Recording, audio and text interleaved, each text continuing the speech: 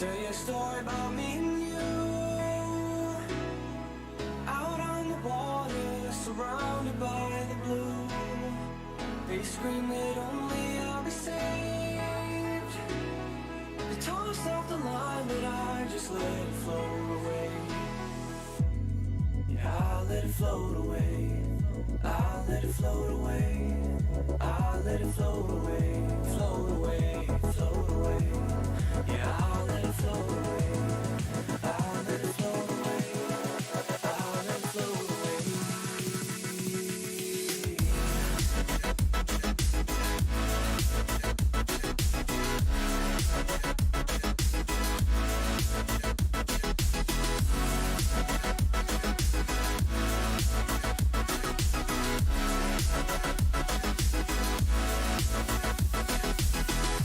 Tell you a story about you and me. Stuck on the water, the waves are getting deep. They scream that only I can breathe. They toss out the mask, but it's a little out of reach.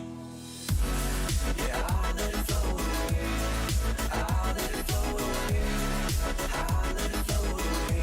Float away, float away. Yeah, I let it float away. I let it float away. I let it float away. There isn't any more to say. If you're not with me, I'd rather not be saved. There's no decision to be made. If you're not with me, I'll just let it float away. I'll let it float away. I'll let it float away. Yeah, I'll let it float away. Float away, float away. Yeah, I'll let it float away. I'll let it float away. I'll let it float away. Yeah, I'll let it float away. I'll let it float away. I'll let it float away. Float away, float away. Yeah, I'll let it float away. I'll let it float away. I'll let it float away. I'll let it float away. I'll let it float away. I'll let it float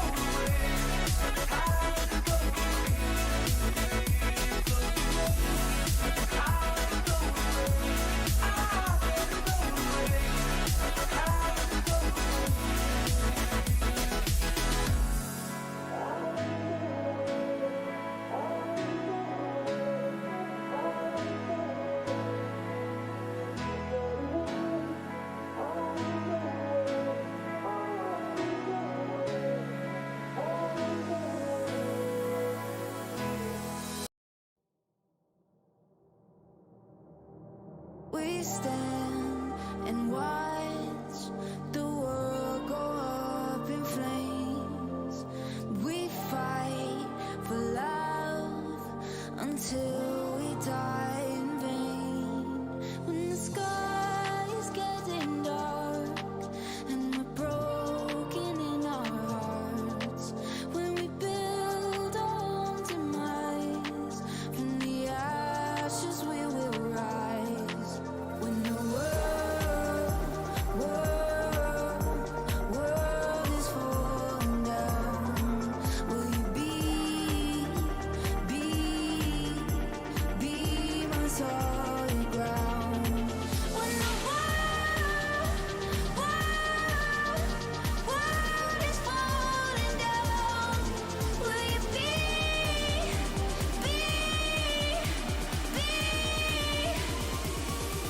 my solid ground?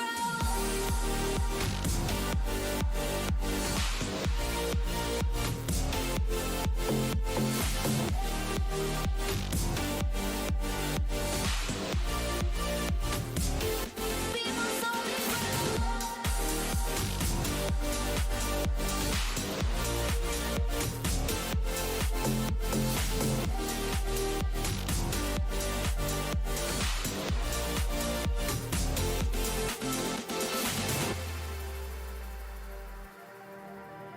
We look off the edge till the waves come crashing in, and we say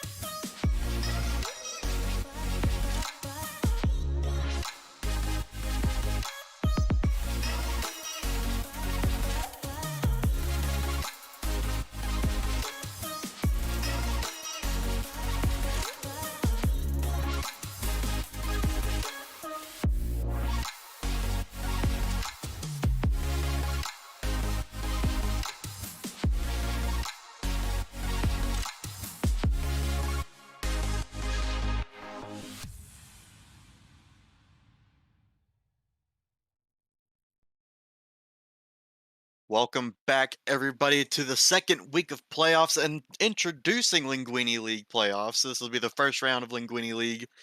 We had our FET, MAC, NCS, and Ramen Bowl last week, but that was during the regular season of Linguini. So now we finally have the Linguini League playoffs formatted just a little bit differently. We've just got the top four teams from each conference. So we'll have the number one East-seeded team, Jersey Jackals, taking on the fourth seed Detroit Wolfpack. I'm Mixta. Joined with me tonight is Wolf Alone. Wolf, how are you doing tonight? I'm doing quite well and excited here for a long night of games. We've got plenty of action here, and like you mentioned, Jersey, the one seed, 10-1 on the season, finishing at 38 points, whereas Detroit was 6-5, finishing at 21. So quite the gap there, Mixta. And while we don't have the predictions from any for PR or from our power rankings committee, do you have any predictions here for this one? I feel like, despite us missing predictions from that Linguini section of PR, I think it's a safe bet to say that Jersey can take this one pretty handedly. Detroit would kind of need a mechanical miracle, I would say, or I'd like to call it. I mean, the last time they squared off was Week 8, so pretty recently, and Jersey swept them. So it was a 3-0 clean finish, a pretty good goal differential as well. So Jersey stacked on a lot of stats for that. But we're not going to wait any longer. It will be a best of 7. No more 3-0 sweeps. So maybe Detroit will have a little bit more room to breathe, a little bit more time to bounce back in this series. But time will tell as we await the players to join the pitch. Going to be Jersey in the purple, Detroit in their black kits. It seems like we're having just a little bit of a delay with the players joining. Just one more. All right, there they go. All right, cool. Starting off the kickoff here, we'll go neutral. It'll be Twinkie and BW fighting for that one, but it'll roll off the ceiling. Zaytime already up for this one, but gets denied by McNair. He's going to have to do battle into the corner. Won by Zaz, but straight into J Diddles. Detroit mounting an assault right here. Right out into the midfield. Going to be a quick shot. It will find the back of the net, and Detroit, off a quick 1-2 off the backboard, will open up scoring here in this best of 7. Yeah, and good pressure here in the corner coming out from Detroit. Jersey just not being able to respond really, and 2-1 into that corner, no one made contact. So a great centering pass and a great follow-up there to start off Detroit, getting the 1-0 lead 16 seconds in. Looks like they could have another, but a good clear here from Twinkie. He gets sent down the line. A big miss there from BW is going to open up Jersey to continue this assault down the line. And it's there from Zaytime, allows Detroit to break out in transition, but gets denied by Twinkie God. Long clears here from either team, but now Jersey seems to have a foothold here with an extended stay. Zaytime does not find contact again on that ball. Will be cleared out into Zaz, who tries to face off two defenders from the Detroit corner. Winds up going neutral. Now Jersey, quick shots here. Gets cleared away by Detroit yet again. J Doodles back out into Twinkie God. He puts a shot, but it's just wide off to the post. Now Jersey gonna keep this ball into the half. It could find off the post and out. It will. Twinkie God trying to find something off the backboard. He read the backboard on his own earlier, but cannot find the one on the offensive end. Two players combined from Detroit to get this one cleared out, and Detroit in a very odd predicament right now. And thankfully there, J Diddles being able to pick up some mid boost. Detroit was very low in that defensive exchange, just trying to get the ball cleared because they didn't really have boost, but one mid boost grabbed and they've got themselves a clear, and 90 seconds in, still leading here in just game 1. But the pressure we saw from Jersey, if that's signs of things to come, it could be very dangerous if Detroit is not able to try and get the ball clear. Speaking of pressure, here comes Detroit. Swing and a miss there from BW. I don't think he expected everybody else on the goal line to miss that ball. But Jersey will get away with one there. Scoreline still 1-0. Zaz a little awkward off his own backboard. Will be bailed out by Twinkie God. J Doodles trying to keep this one in. Will be kept in by BW. But now, miss there from McNair. It's going to be a 2-on-1 counter attack. But Zaz can't make contact. It's going to be Twinkie God stealing that corner boost. J Doodles trying to find a clear here, but has no boost. It was stolen by Twinkie. I think the high flick. That's BW and Twinkie doing battle. Twinkie wins that exchange into the corner. McNair trying to get a flick. Zaytime can't find it. Zaz has to bail him out on that touch. We'll steal this one away. Gets challenged. Now the ball hanging up in the air. Twinkie trying to find a shot. Gets denied by BW. And now a transition here for Detroit. Awkward save for Zaz, but finally cleared off into that corner. And Jersey just seemed to cannot get rid of this Wolfpack. Yeah, the Wolfpack doing a great job just keeping their defensive rotations clean. But right now for Jersey, what they need to do is just be able to find that final touch. They have the passes. It's just getting that one shot to bring out that last defender or just even put it right on by. That's plaguing them right now as that's an unfortunate defensive touch there coming out from McNair. And I wanted to touch on this earlier. I mean, speaking of pressure, Jersey has a positive 54 goal differential throughout this season, a positive 104 shot differential throughout the season. So they are nothing new to locking play or locking teams in their half, you know, piling on shots and then converting most of those, at least 50% of them. But seems like here in game one, they have struggled to find that offense. Seems like Detroit has just come out swinging as the better team in game number one. But we will see here, still plenty of time left. Minute and a half just under. Will be Zay time. Trying to find a little pot shot back out into the mid, cleared away by Jay Diddles.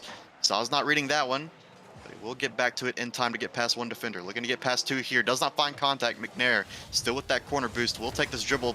Tries to get 50 by Zay time, but BW will help him out with that. Cleared off the long way into the other corner.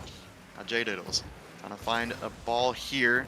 Does get denied by Zaytime, and now Jersey's starting to lock Detroit into this midfield. Detroit's starting to find a comeback here. It seems like it's just an even exchange of this midfield until it gets cleared away into this corner right here. Two players have to go, and it sends it off down the line.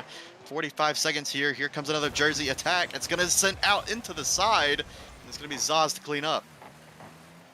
And Jersey building the pressure up, but they need to get more than just get a pressure. They need to put more shots on target. Challenge the Detroit defense, and with 30 seconds left, they could have a chance here. Zaz gets the centering pass, but a great read there off the backboard. Seems like a little bit of game one nerves coming out from Jersey. They're just not positioned right where they need to be just yet. A little bit of a double commit from either side. Seems to be costing Jersey more. It's an open net opportunity from a bump from Twinkie. He will clear the lane for Zaz. Zaz gets past the other one, and it's a 1-1 game after Detroit held this lead for almost 4.5 minutes. Yeah, and a great just bump there coming out from Twinkie. Just locks up BW before that ball, before he can get back and defend. So just like that, Detroit had the lead, almost got punished for it, and that was a missed kickoff there by Jersey. Could have been terrible. But final 10 seconds are on the board. Detroit going for some bumps of their own. They have to be careful of this counterattack. Here comes Jersey having to jump back on their goal line. This will get cleared. No, I thought it hit the ground, but it's still an opportunity. Probably last chance for Detroit to try to seal this one away in regulation, but it will get cleared back down the line. Yet again, Detroit is not happy with letting that hit the ground. They will try to keep it up, but we do have overtime here in game one. My goodness, off that kickoff from that goal from Jersey. Twinkie's been playing such a good game already. I would hate for him to lose that first game just by him missing that kickoff, but it did wind up going okay for either team. So we have a 1-1 overtime here in game number one. Quick shot from Detroit will not find the mark, just a little bit wide. Two players go. It's going to be Zaz to make contact. Now Twinkie, just a slight tap over one. Going to be BW to try to put this one back mid. No Detroit player there to help him finish that shot. Jay Doodle's rotated back to his goal line. Will be Jersey on the counterattack here in the overtime.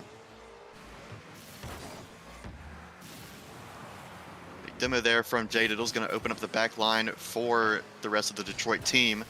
A good clear there from Zaytime, trying to find Twinkie. He couldn't make contact, couldn't find the contact himself. Now Zaz a little bit too close. It's an open net. Jay Diddles just has to go. He does. He finds the back of the net, and game one goes to the Wolfpack. Yeah, and very unfortunate there for Jersey. Just all three players not expecting one or the other to get a touch, and then just not finding it. And J Doodles, he will take advantage of that, and they'll claim game number one in favor here of Detroit. And it just seemed like Detroit was just firing on all cylinders faster. I mean, it may not be all cylinders. They still had a lot of the double commits and some awkward plays, awkward saves. But it did take a very good demo play or bump play from Twinkie and a good shot to finish from Zaz to get that one Jersey goal. And it just seemed like some Jersey mistakes cost them the goals that Detroit got and the opportunities that Detroit got. Just Detroit seemed to not be as nervous as Jersey. So we will see here in game number two if Jersey can overcome those nerves, kind of start positioning a little bit better, getting around to their shots a little quicker. It just seemed like there was so many plays that could have been great, but they were just a hair behind. So we'll see here in game number two if that can be fixed. Definitely. And it, like you said, could just be a little bit of game one jitters. You're in the playoffs, panic a little bit, but you get yourself a goal, just focus up. You held it out to overtime and or brought it back to get it into overtime. But for now, here we go to Neo Tokyo here for game number 2, and we're gonna try and be able to see how Jersey can recover. Game number 2 being on Neo Tokyo will be Detroit taking the Manfield Knight game 1. It's a little bit of a map change here. Neo Tokyo game 2. See if both these teams can fix their mistakes they had in game 1. It seems like the game 1 always feels like a feeler game. Both teams not really super anxious to throw the house at everybody else. But that one felt like an even exchange for the majority. Just felt like a couple things could have swung either way, but as this one gets cleared off into the corner, now it's going to be Zaz with this mid boost. Looking for something off the backboard, finds the touch from the clear, but it just goes straight back out into the mid. Now Detroit with a counterattack. McNair trying to do something here, does not find his second touch. Gonna get cleaned up by BW.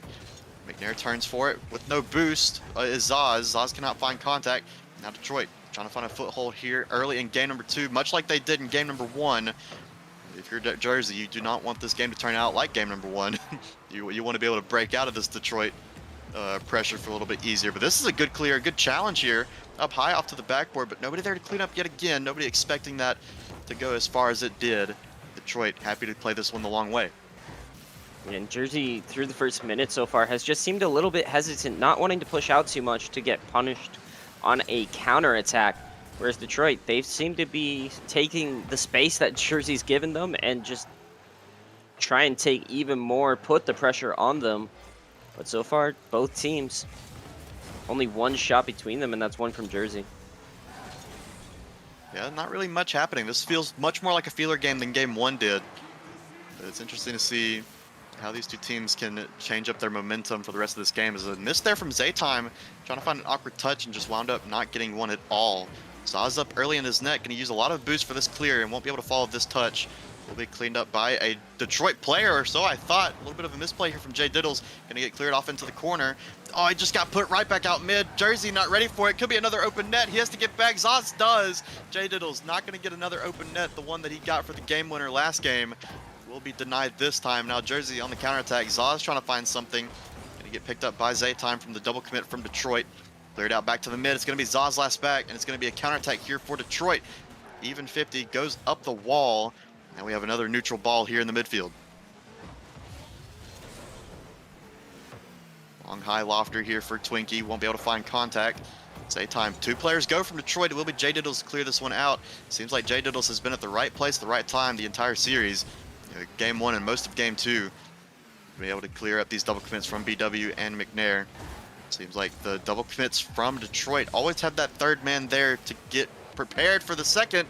But my goodness, an awkward play there for Detroit to try to finish, and finally they convert. I just said his name, that he was in the right spot at the right time. He does it again. We'll get the first goal yet again for Detroit here in game number 2.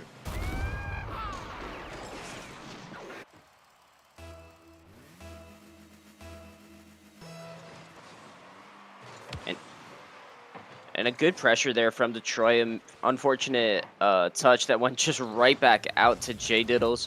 But for them, it's going to be on how are they going to recover from this, 10-1 on the season, so they're not really used to losing as much or being down. Like you mentioned, a 54 goal differential in their favor. So, don't panic, just take a breath.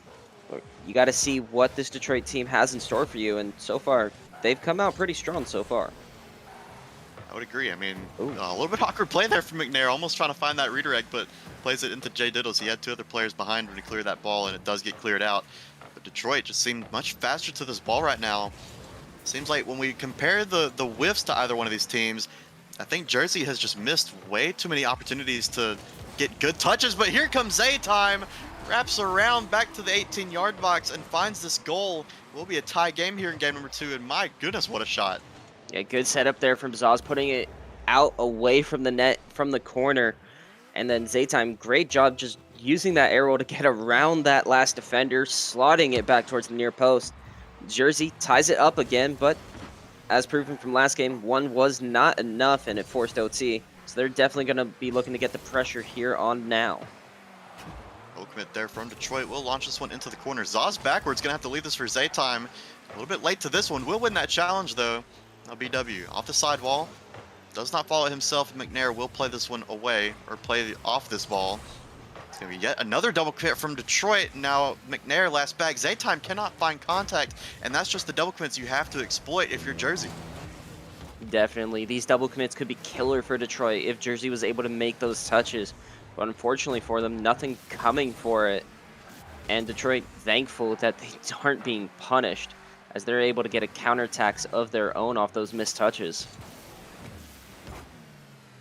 Good touch there from Twinkie. He's got a man middle. Won't be able to get to that ball in time. Another double commit from Detroit, but it will be evened out by a BW demo onto Zaytime. McNair trying to play this one high. A good pre-jump from Zaytime will be put off into that corner. Now Twinkie trying to play this one down the line, but gets beat by J Diddles. This one rolls off into the corner, back out into a clear. That's going to be Zaytime and McNair doing battle here. McNair wins that exchange and the next. Now it's Twinkie last back. Going to have to face J Diddles here on the clear. Good touch there from either player, but it goes straight back into the Detroit half. 10 seconds left now in game number 2. We saw Detroit try to finish it off and over in regulation last game. Will they try to do it yet again here in game number 2? J Diddles. High lob into the midfield. It's going to get pre-jumped by both players, but Twinkie will get that one first, and it will hit the ground here. Game number 2, we have yet another overtime, Wolf. Yeah, and shot totals through regulation tied up even. Jersey picking up a couple more saves, but here it doesn't matter. They're not going to go long. Zaz on the cheat, going to be able to find a goal 4 seconds into OT. Jersey ties the series.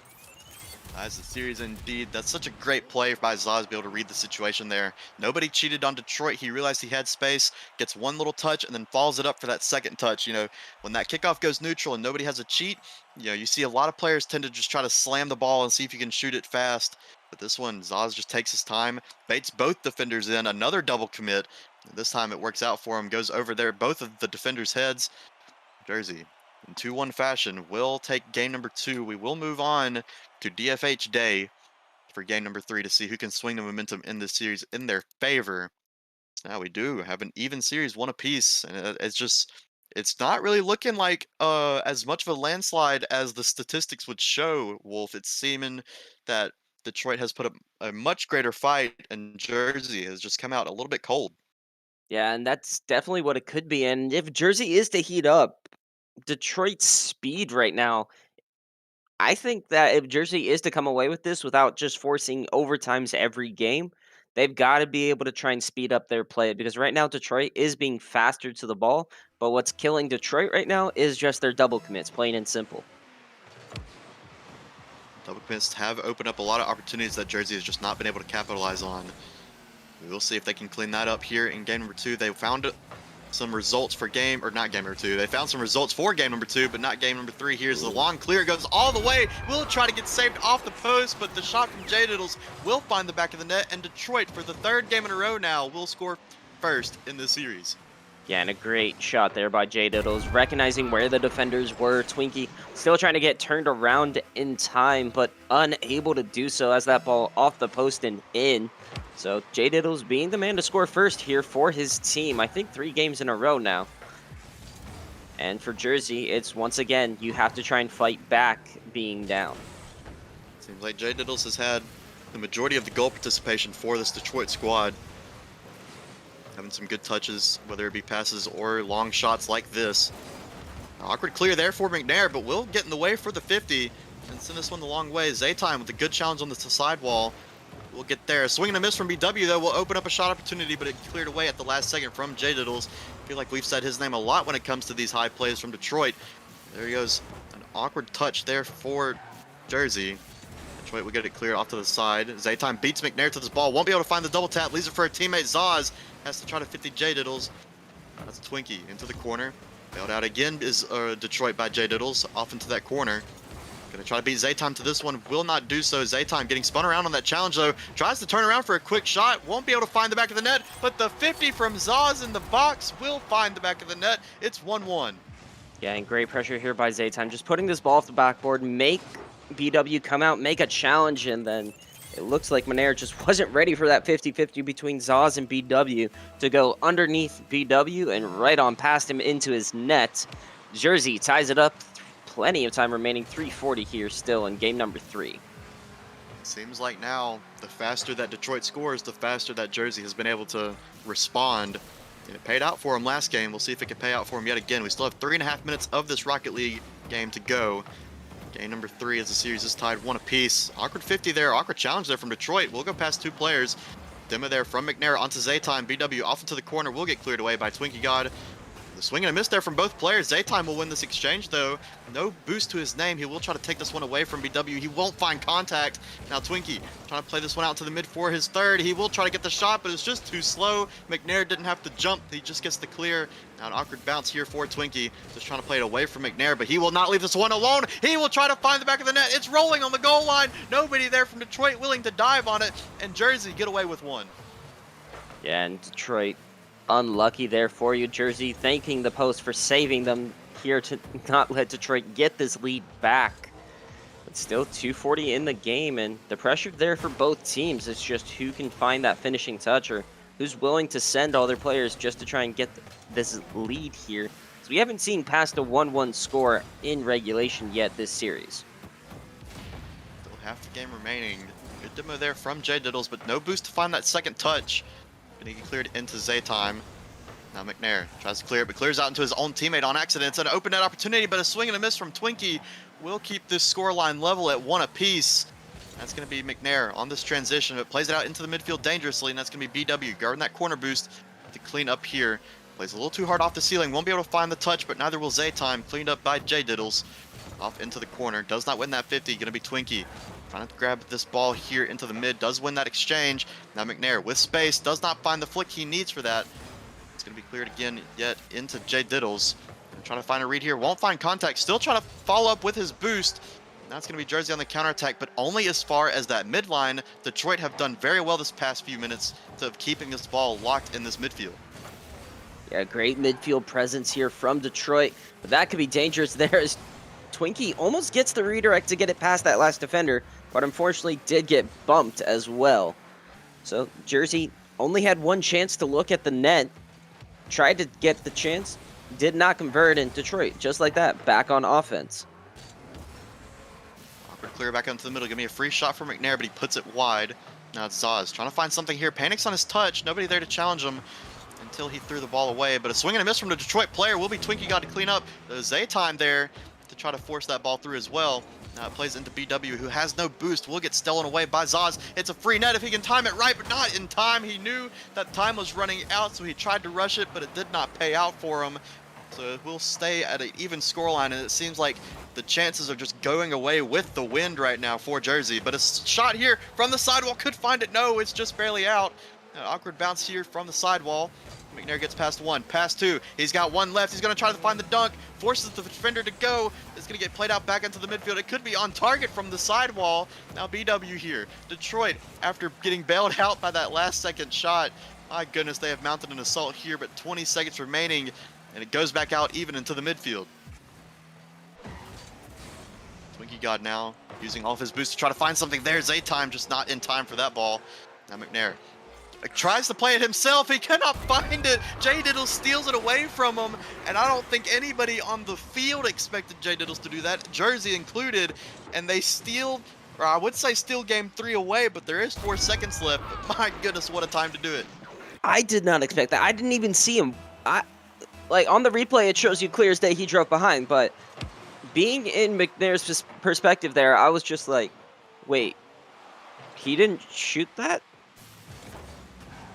It was very confusing, but that ball will hit the ground. I was watching McNair's perspective as well. I saw him go for an air carry play earlier before and wound up getting past 2 defenders and forcing that third man to go back out into the midfield. I thought he was setting up for it yet again, and he was, but J Diddles said, I'd rather just shoot this ball on target and catch everybody and the spectators at home off guard. And that he does. He will find the shot, and yet his second goal in this game. Probably more goals in this series, as he's, like I said earlier, he's had a lot of involvement in Detroit scoring this series. But Detroit in yet another 2-1 fashion. This one avoiding overtime, but another 2-1 fashion will take the lead in this series 2-1 and possibly the momentum. Yeah, that was a huge blow to Jersey. Just getting that last second goal scored on you. Not probably what you wanted to see, especially after you had so many chances the prior 30 seconds.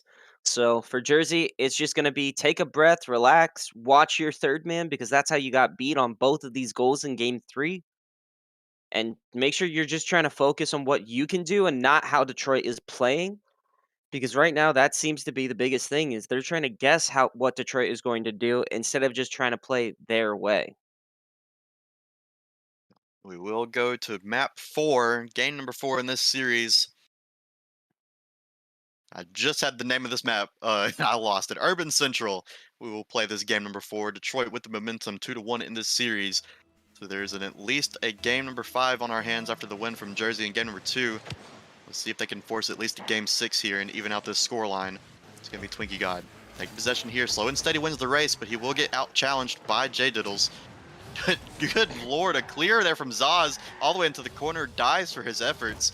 Now BW trying to find a clear here into the sidewall, but Zaytime willing to keep this one in. One by Twinkie God. It's off the post and out, and Zaz not there to clean it up. He'll stay back on the third. We'll put the shot on here. Nobody's home for the defense, and Jersey, for the first time in the series, will score first. Yeah, and great pressure here from Jersey, and an excellent bump there by Twinkie God, bumping that third man all the way back out to midfield, and just leaving the net wide open here for his teammate in Zaz, who finds the back of the net. Like you said, Jersey takes the lead first. Let's see how they're going to do with it, and more importantly, let's see how Detroit is going to play now that they are down a goal. This is the first lead that Jersey has had this entire series as they stack on a second one, and now we've already seen I guess the most goals we've seen, the second most. They had 2 in game number 2 from that overtime, but Jersey has not led a game for a second in the series. They got that game win in game number 2, but it was won in overtime after that tying goal late in that game.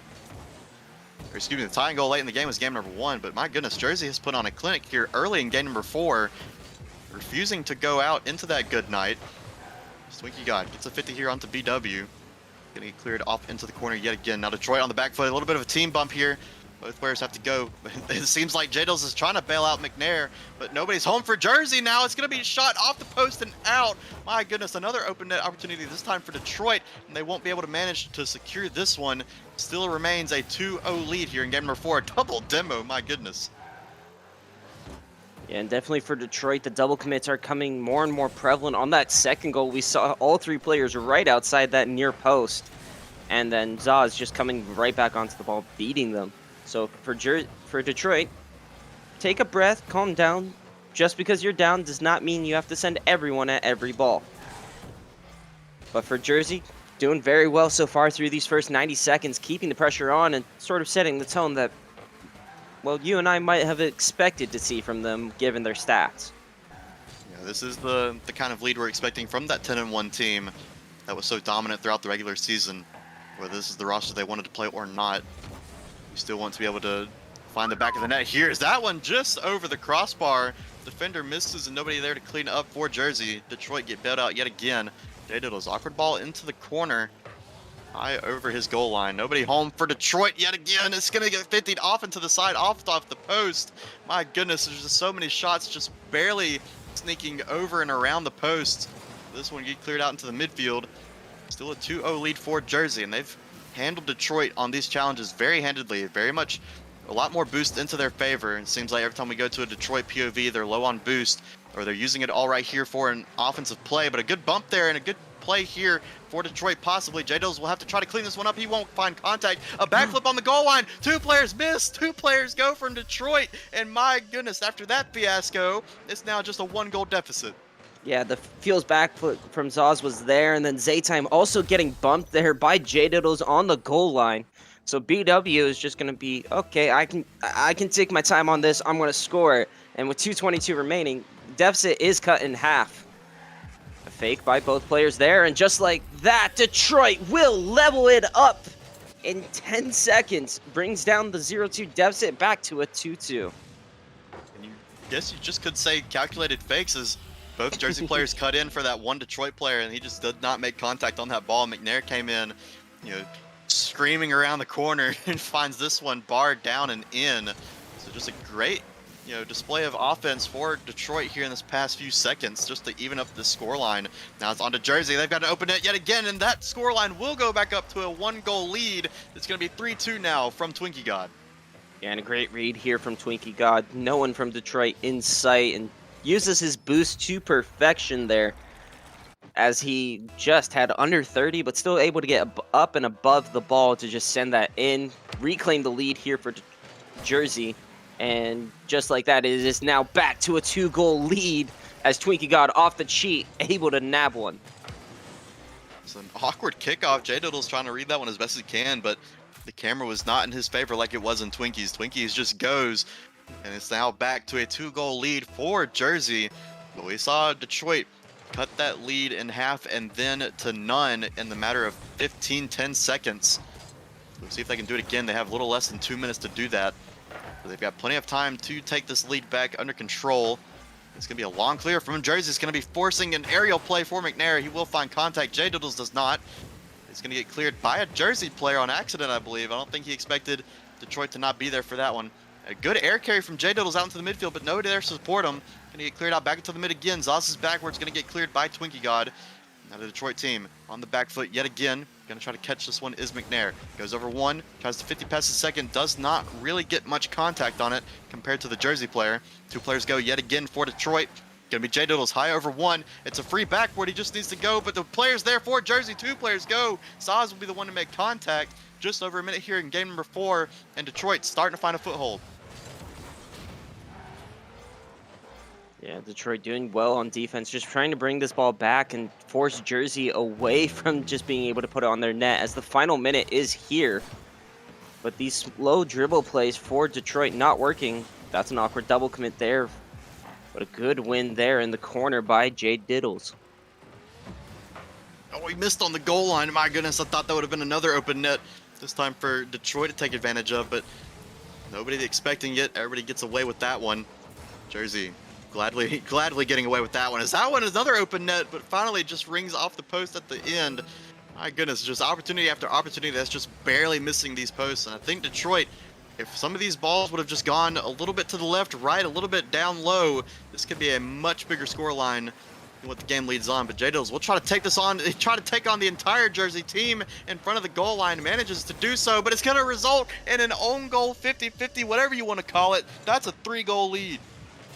Yeah, Zaytime does a good job to get back around this ball as BW tries to pass it out center, and McNair coming out what looked like to be the squishy save, falls down and just helps the ball into his own net. That will definitely put a dagger here in game number 4 as Jersey up 5-2 here with 4 seconds left. They'll add another just for good measure as Zaytime picks up a hat trick, and it is going to be series all tied up once more, 2-2. Will indeed. I've seen a goal at 1 second, but I've never seen 4 in a row, so that'd be interesting to see. But this will go to Jersey here in game number 4. They take Urban Central.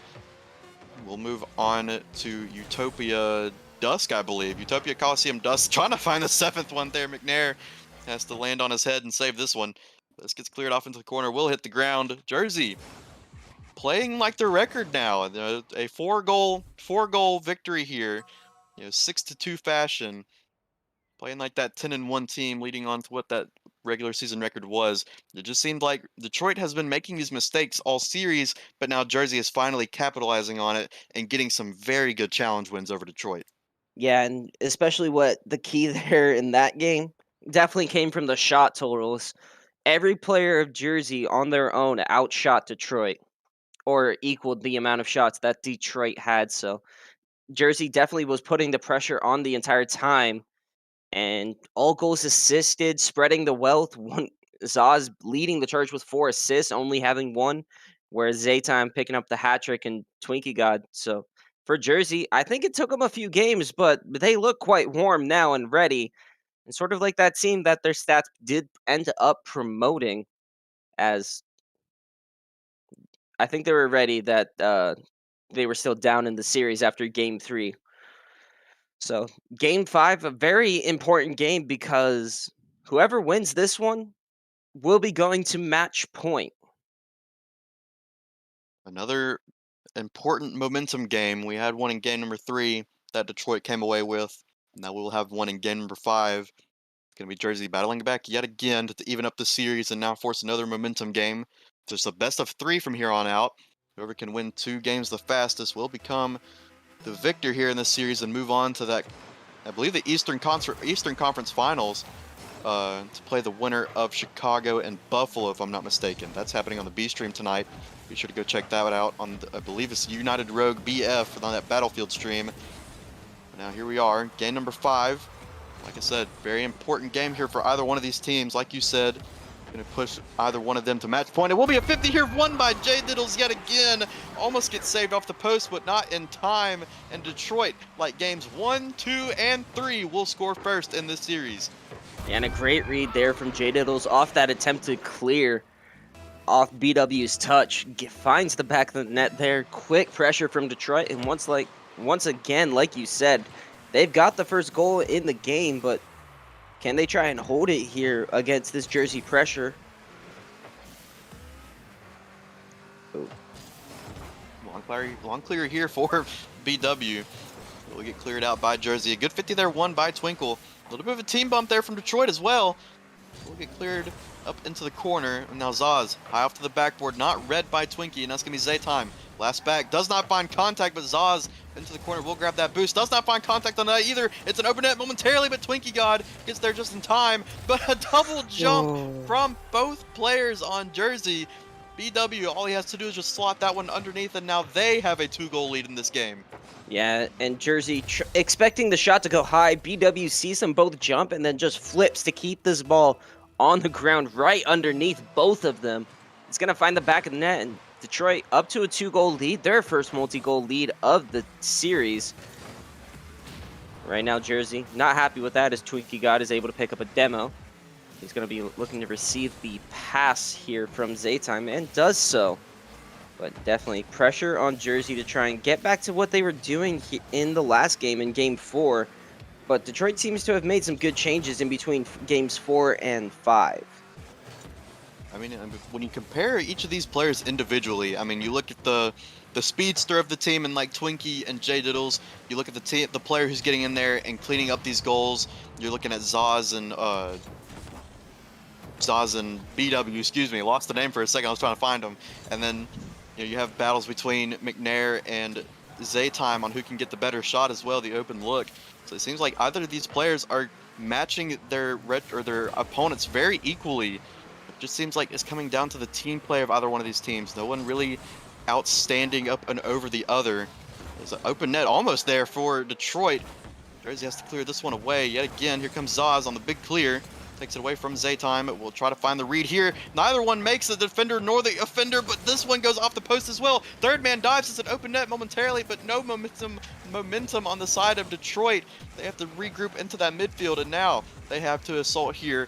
It'll be Zaytime off the sidewall, back out into Twinkie. Gets the shot, but the shot goes left of the net. It'll be here Jay Diddles to take this one over. Gonna get cleaned up by Zaz. Good demo there from Twinkie. He's looking for another one. Zaz just has to finish this one away, and he does. It's a 2-1 lead with 2:22 left in game number 5. And this is the third time we've seen this in the series where Twinkie just goes up and clears out that back line for Detroit, making them uncomfortable. And Zaz just being able to just take his time, take patience. No one was going to challenge him. And Detroit's lead is now cut in half. Still 2:15 left here in game number 5. Just a reminder for you all, ladies and gentlemen, the winner of this game will be on match point. It is a best of 7, so still plenty of action here, at least a game 6 so far. But Jersey trying to be here on defense as Jay Diddles does a great job with the air carry to get that ball back center, but no one from Detroit pushed up on it. Clear here yet again seems to be the name of the game for either one of these teams. Just trying to get the ball out. That's a good fake there from BW. An awkward clear there, or awkward touch there from McNair. Jay Diddles will have to get back and save this one away from Twinkie, but Twinkie's not leaving him alone, trying to find some more demos that opened up the goal for the last time. Now McNair, plenty of time here in the corner. Gonna lob this one high. Plenty more boost. He can go up again if he wants to, but it's gonna be Twinkie using all of his to get this one cleared away. Now BW, good long clear straight down the middle. Goes past one, but not past Zaw. It's going to be cleaned up by McNair. Awkward touch off the ball, and it will not be cleared up by the Jersey defender. I believe it was Twinkie. Just not reading the wall touch right here for McNair, and Detroit bounce on it. Yeah, Twinkie pushed out into the corner just a little bit too early and gets punished for it. He only had 14 boosts to his name. The ball went right by and could not recover in time, and Detroit will punish for that. Now it's McNair being able to get this ball clear, but Detroit in a good position heading into the final minute. Up 2 goals, looking to try and make it 3, but a good save by Twinkie. That's a good read by BW too. That one just waterfalls down straight onto the hood of his car. I called him the cleanup man earlier, and now he's just living up to the name. 4-1 now for Detroit here in this game number 5. Yeah, and great pressure there from Detroit. One was up with Twinkie trying to get a bump. So it seems that Detroit favors the odd games, whereas Jersey seems to try and come back in the even ones. As that's a good fake there by J-Diddles. BW will have time. But Jersey, they need to be able to try and attack quickly and make the touches that they're going for, as 2 miss and 1 gets demoed. In these best of series, you don't want to be the team that's only winning the even games. You want to be able to take that odd game, take it away from the other team. If this goes to 7, it will be won by Detroit if that's the case. But hardly any series has ever won like that, so it will be on Detroit to try to close this one out here in game number 5. Not try to give up any last-second goals. This one the long way, and that clear right there should be able to do it. Detroit will move on to match point. 10 seconds remaining. They will move on to match point. We have at least a game 6 on our hands, and we will move to that game 6 after this ball hits the ground at 0 seconds. But Jersey just was caught so off guard in this game. I think Detroit finally cleaned up all their mistakes that they've had the entire series, and this is what they can. If this is their potential, then I'm all for it.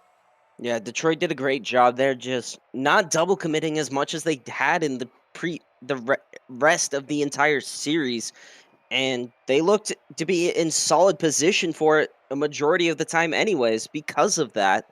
Whereas for Jersey, just looked like they were boost starved a lot of the time, or they sent 2 or 3 to try and be able to get the ball and just didn't get the touch on it. And Detroit punished them for that, keeping it in their half, boost stealing from them, just being able to cause chaos on them. Whereas Jersey's lone goal did come from that demo, so that could be something they could try and look to for game number 6. However, the way that they did play in game number 4 was very exceptional. We'll move on to game number 6 here on Forbidden Temple. That will be match point for Detroit, but like you've said, it seems to be that whenever Jersey goes down, they fight to get that series back level. So a game 7 is definitely very much in the question here. But now that Detroit looks at match point and says, "All right, we can close this out here," the ball is in their court to try to close this one out and say, "All right, just do what we did last game, finish this one out here in 6, go home and play the winner of Chicago and Buffalo next week, and then move on from there." But Jersey, ball is in your court now as well. You've got to be able to clean up the mistakes that you've been making compared to the Detroit team that's already cleaned up those mistakes, or at least the majority of them. It's going to be a battle here in game number 6. I'm very excited for it because we've seen both these teams kind of blow out one another, and then super close games on either side as well. But this one will find all the way shot from the other side of the midline. Zaz will open up scoring here, and my goodness, it's already looking in Jersey's favor.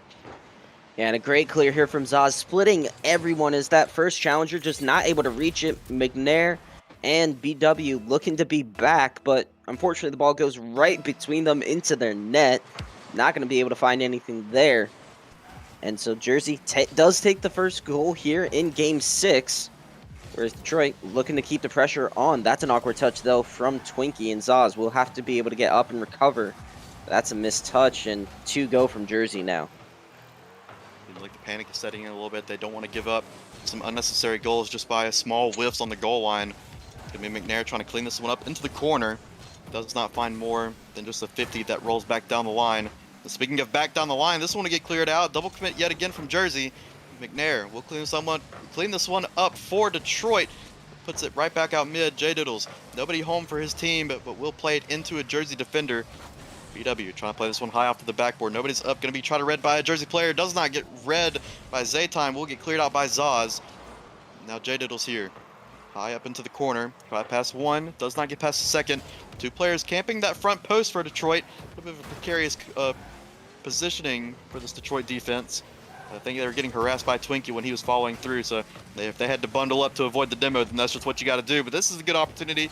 Gets cleared away by the Jersey team. Now 3.5 minutes here in game number 5. Jersey still up a goal, looking for a second one here as this one floats over, but cleared away by BW. Now J Diddles. Good clear there, but gets 50'd by Zaz. Taken away by BW. Does not get read by the Jersey player. It's a 2v1 right now, but it's just J Diddles with the boost. He's going to try to find past one. Does not find it. Twinkie stands strong, and it's still a 1-goal lead. Yeah, and great defensive effort there from Twinkie. Last man back in the 2-on-1 situation. You don't know how much boost either has. You just have to be patient, and great job to do so there. Whereas now, it's just going to be Detroit putting the pressure on here just as we approach halftime. And Jersey looking to just try and get this ball out of their half. Seems like Detroit has had the possession of this game at what's felt like the entire game, or at least the past minute and a half, whereas Jersey just got that one long clear that found the back of the net, just an over-rotation from Detroit. But here could be another one as the demo comes out from Zaz, but a good beat there from J Diddles. We'll get to this ball first. Tries to play past one, could not play it around him. Zaz will stand strong on that goal line. Now he plays it out into the wall, using all of his boost though, none to follow up. Now it's Detroit, locked into that midfield with boost. And he cleared off into the sidewall. Taken away by J Diddles, going to lob this one up. 2 players go, but it's going to be Twinkie to get possession here. Lobs it out into the corner, not read by Zaytime. That's going to be Zaz trying to beat McNair to the ball. He gets a neutral 50 off to the sidewall. Swinging a miss there from Zaytime, but Twinkie clears it underneath him. Now Twinkie, yet again. Seems like Jersey is using all of their boost just to try to get this ball out. They don't have any left over to capitalize on the offensive end. But speaking of capitalizing, here comes Jersey. No miss there from Zaz. It got cleared away at the last second from Detroit. But speaking of miss, J Diddles couldn't find contact there. I was about to say, is that another open net? But Zaz just all the way back. We'll get this one cleared away, and a good read there for McNair. Minute and a half here in game number 5, and Jersey finally has some momentum here on the offensive end. Yeah, has the momentum, but they need to be careful to not try and overextend themselves as Detroit looks to get a clear. That Zaz is awkward there. McNair will find it past him, and just like that, Detroit will tie it up. That ball, just McNair clears it up high up into the air, and Zaz just didn't have faith in himself to go up for that one. Looked like an awkward scenario for him to jump for anyways. Tries the half flip to get back, does not make the greatest landing, and just does not land appropriately to try to get in the way of that ball. McNair takes full advantage of the mistake from Jersey. A little bit of an overcommit as well. Now we're back level 1-1 into the series. Detroit still looking at match point. Trying to close this series out in 6. Swing and a miss there. We cleared off to the side. It's going to be BW onto the side here. Got plenty of boost to try to make a play, but he's going to bail this one out and go for the mid boost instead. Now Twinkie God, we've seen him make great plays off from that corner. But this one will not result to anything as it just gets cleared off into the mid yet again. Now Zaz, 40 boost, waiting on BW's touch. It's a little bit of a drop down. Going to roll back into that corner, and a good stand from Detroit will open up another opportunity. It's going to be J Diddles trying to find the shot, cleared away by Zaytime, but all 3 Jersey members are in that corner. It just needs one big clear, and they will have nobody home behind them. Detroit is aware of this fact. They will try to rush this ball back into the corner. McNair, another quick turn, another quick 50, and it will find the back of the net. 24 seconds left, and they just need to hold on for that amount of time to secure this series. Yeah, great pressure there from McNair. Just gets the 50 with Zaytime and then puts it right back underneath with that second touch. And just like that, Detroit up in the lead. 24 seconds left here on Jersey's season. If they can't score, both players went for the kickoff. Both missed, and Detroit has the pressure. Less than 20 seconds remain here. It's going to be Zaz. Another long clear. Oh, May no. find the back of the net. It will yet again. Zaz, just the sniper from his own end, will find the gap in the Detroit team. And yet again, we'll tie this game up. And now, 15 seconds remaining. We're back level 2 apiece. Yeah, Detroit got a little bit greedy there. They went for a high aerial play. One player pre-jumping. The third man just not ready to defend and got punished for it here. 10 seconds now before we are going to go into our third overtime of the series. unless one team can figure something out here as Twinkie God does play this ball downfield. Not going to be able to find the touch off the corner. We have overtime. If Jersey wins, we go to Game 7. If Detroit wins, the series is over, and Detroit will move on to the Eastern Conference Finals. One goal will decide the fate of both of these teams. That's a good fake from McNair. As we start off this overtime here in game number 6. Detroit still leading 1 in the series, like you said, if they can get what it's here. But that's a great demo from Twinkie and a great read from Zaytime. Forget what the stats show, but look at the even and odd games in this series. We're going to 7. Yeah, and a great demo there from Twinkie God, but an even better read there from Zaytime. Beat out that Detroit defender and ends up just pushing it through towards that back post. Jersey does take game number 6. Now it's on Jersey. Can you break the streak? You've only won even games, but this is probably the most important odd game of the series. Can you win to secure it, or will Detroit just continue their trend of picking up the odd ones? Yeah, if you're Jersey, now's the time to break the curse. You will have to shut this one out. You will have to contain Detroit on this odd game. But I doubt that that's been much of a influence on either one of these teams. But it is a fun stat to look at. But Jersey, you have to win 2 in a row here. Neither one of these teams winning 2 games in a row. Has just been an even exchange back and forth. So if history repeats itself, it will be Detroit doing a much better into this game. But we will not wait any longer. We go to Champions Field for the first series of tonight.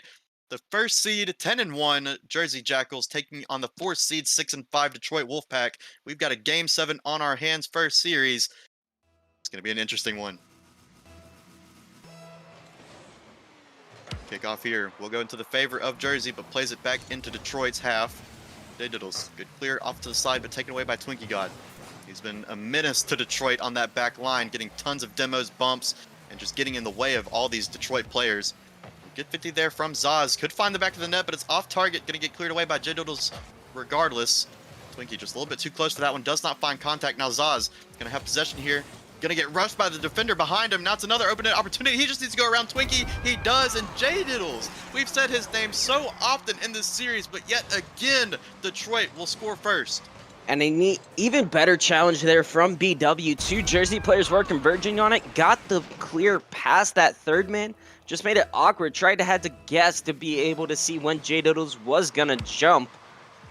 Just not able to find it. Detroit will take that first goal here in game number 7. They'll pick up a demo here as well as they try and put the pressure on. And right now it's just going to be Jersey looking to try and even it up. That could be on target. Jay Diddles pops it up. But an even better clear there off to the sidewall. A bit of panic there from Detroit as Jay Diddles not getting the best touch that he wanted, but able to use his speed to his advantage and get to that ball faster, and then having to get to the next touch as well as both of his teammates behind him went for that corner boost onto the right side. It's going to be Jersey still here with this extended stay. They have not really left too often. They know that they have to win this game. That is, their season is on the line. They do not want to have their second loss of the season be the first round of playoffs. We'll be stuck here into the Detroit half. McNair doing a good job of keeping this one high. Will be read by BW. He's going to try to get the corner bounce here. Over 1. It's going to be 50 by Twinkie down the line.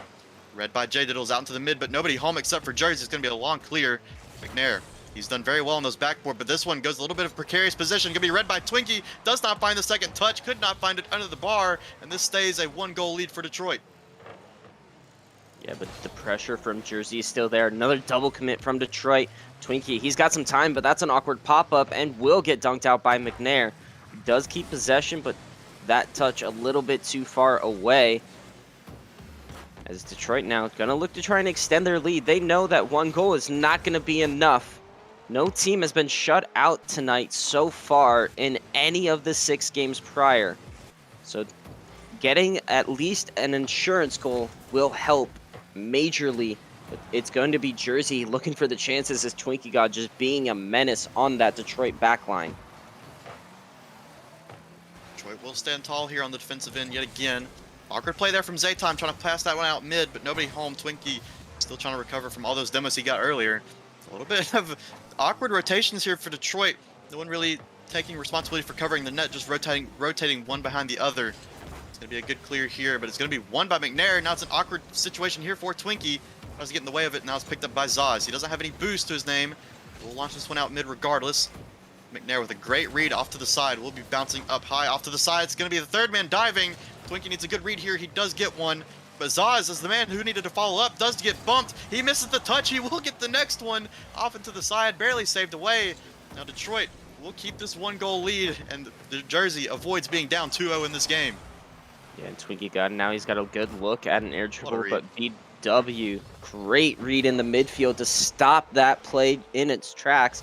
That's a double commit by Detroit, and another one right there. It's McNair having to do it all, but J Diddle does bail him out there with just 90 seconds left. Detroit still up by 1, and Jersey on the offense. Detroit looking very nervous on these touches right now, just willing to dive at the ball like this right here, but J Diddles does get the save off to the side. Detroit playing very scrappy right now, just trying to get as many touches as they can away from Jersey, but they're playing it away from their own teammates as well. They need to settle down if they want to hope to contain this Jersey offense, at least for the moment. They only have a minute left into this game. Jersey still need one here before that minute runs out to force at least an overtime and keep their season hopes alive. Detroit has done good of keeping this ball out of the net, but it's only a matter of how long can they hold this Jersey team away. As a good 50 there is one. It's going to be Zay time. Not a lot of boost. Tries to get a touch here. It's going to be taken away by Twinkie, who gets the corner boost, but not the ball. McNair just fumbling, stumbling, just trying to push this ball downfield. Does not find it. A good infield. Going to be Twinkie up into the corner. Saved at the last second off the post and out from J Diddles. They survive yet again.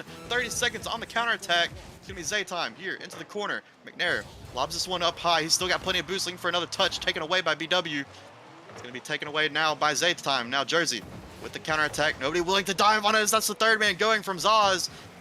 But nobody there from Detroit to capitalize. 10 seconds remain here now in game number 7. That could have been the dagger right there from McNair, but the ball will keep being in this Jersey half. A swing and a miss from Twinkie. Played away by J Diddles. It's a time game now. But this gets launched out back into the mid. It will hit the ceiling and hit the ground. And in game number 7, an even exchange all throughout this series, we find our first shutout, and it was on match point. Yeah, and a great showing there from Detroit. They got the goal and sort of turtled up a little bit. It did get dicey at times, especially with that J Diddle save off the crossbar in a way with about 40 seconds remaining. But well done here to Detroit, upsetting Jersey here in game number 7. And here it's going to be just an outstanding win there here for Detroit. And ladies and gentlemen, that was just our first series of the night. We still have plenty more action. We have, in fact, 3 more series. And here for this next game, it is going to be the Las Vegas Ancients, or the Las Vegas Tyrants go. here against the Phoenix Thunder. Yeah, it was a great series all around. I mean, an even exchange all throughout it, but this one will go to Detroit. That definitely stings if you're Jersey, you know, having your second loss on the season be the first round of playoffs. It happens. You just got to pick your chin up and keep on moving forward. But Detroit, speaking of moving forward, will move forward to that next round of playoffs, face that winner of Chicago and Buffalo that's playing on that B stream. Be sure to check that out, United Rogue BF. That will be our B stream that's going on. Not any casting going on, but the gameplay is still there, trust me, and it's still worth the watch. But I'm Mixed Up. This has been Wolf Alone. We'll see you in just a few minutes.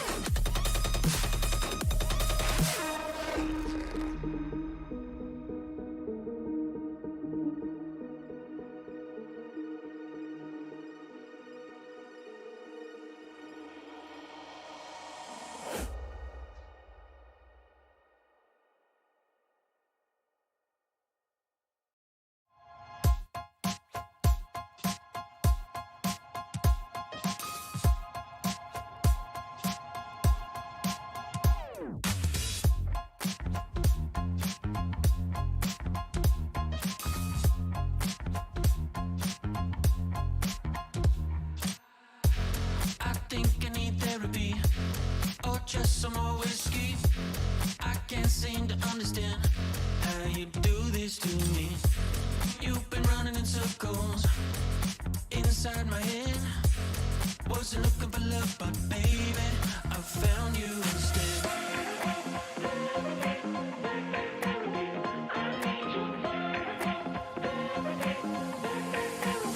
I didn't know I was a casualty until you stopped my heart and you made me see I need love.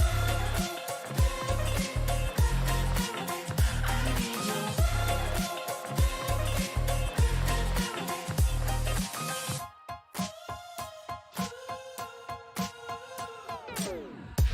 I think I need to confess. Saw you in that red dress. I can't seem to understand how you got all that finesse. Still been running in circles inside my head. Wasn't looking for love, but baby, I found you instead.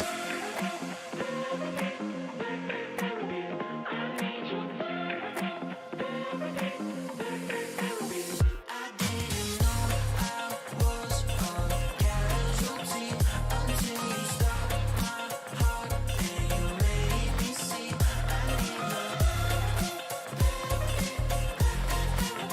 I need love. I didn't know I was a casualty, but when you're gone, can't find no remedy. I need your therapy, therapy, therapy.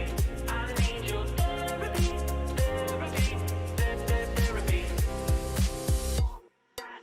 I didn't know I was a casualty until you stopped my heart and you made me see I need love. I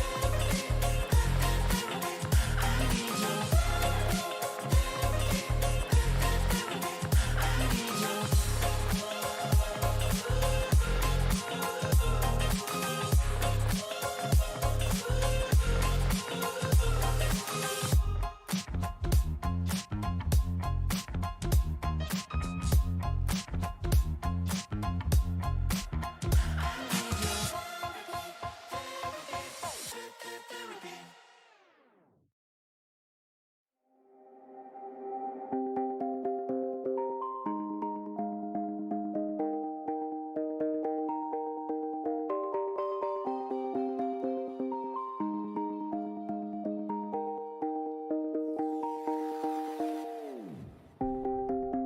I've been painting every fence I know, every color pleasing to the same. 'Cause before you go and walk away, yeah, you better know where you're going. Hey, yeah, you're a wanderer just like me. Hey, yeah, you better know where you're going. Yeah, you better know where you're going.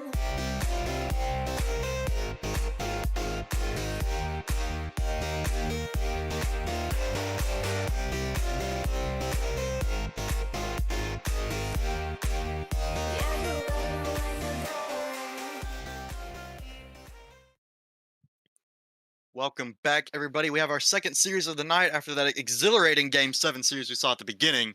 But I'm still mixed. This is still Wolf. We've got the Phoenix Thunder taking on the Las Vegas Tyrants. A little bit more of an even matchup as far as, records and points goes. But Wolf, how are you doing after that last series?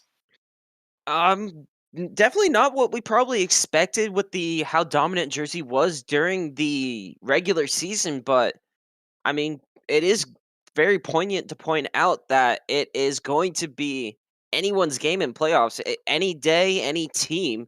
That's really what we saw from Detroit there in the last series. Whereas for this series, we do have Phoenix and Las Vegas, who have both done pretty well for themselves, securing themselves the 2 and 3 seeds, respectively. Yeah, Phoenix coming in as this 3 seed. Gonna be that 7-4 record, 25 points, undefeated in Game 5, 3-0. Whereas Las Vegas coming in at 9-2, the second best record in Linguini. Not to mention that first one was the Jersey team that we just saw get taken down by a 6-5 Detroit squad. So High Records has not played in or played too well when it comes to getting the series said and done with so far. So Las Vegas on that 9-2 record, 32 points, 4-1 in Game 5. Both these teams have done pretty well when the series has gone the distance. Going to be a matter of how they can do now.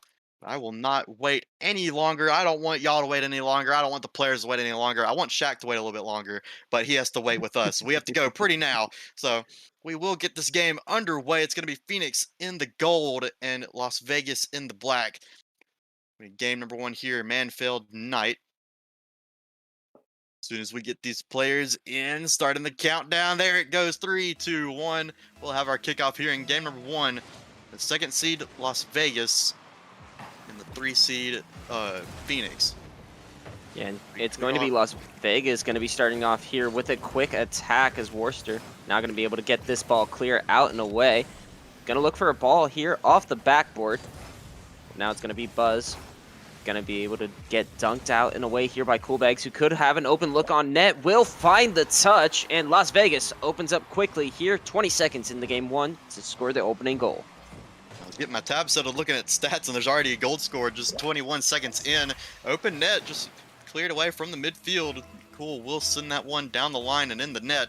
The quick little finish there for Las Vegas as they secure the first goal of this series, first lead of this series. Game number 1, still 4.5 minutes remain. Gonna be Leg trying to win that challenge there. Now Cool launches this one down the long way, down the mid line. Dyer with a little bit of a pre-jump there, gets past, or has to go around Buzz, and now this long clear will go past Buzz down the backboard and trying to drop down. Here comes a 50.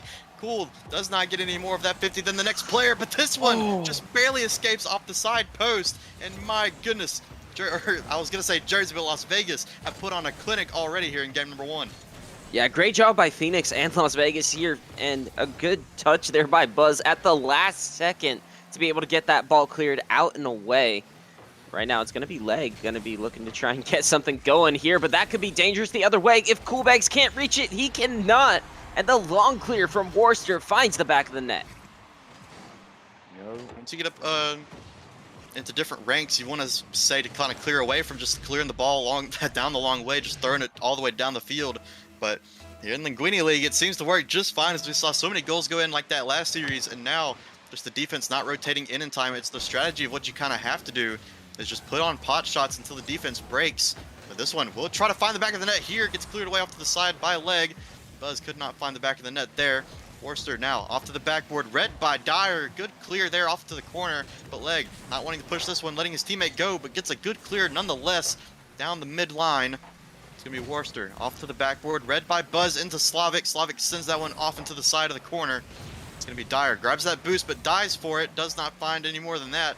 Slavic has to use his boost and get out of there. Buzz now with plenty of that corner. We'll send this one down the line yet again. These long clears have been proven useful, in this series and the last so far, resulting in goals of either team. It's going to be Leg here on the clear. Coolback steals that mid boost. It's going to have to crash onto the mid. It's going to be passed into Dyer, who puts a perfect shot, upper 90. And my goodness, try to save that one. They can't.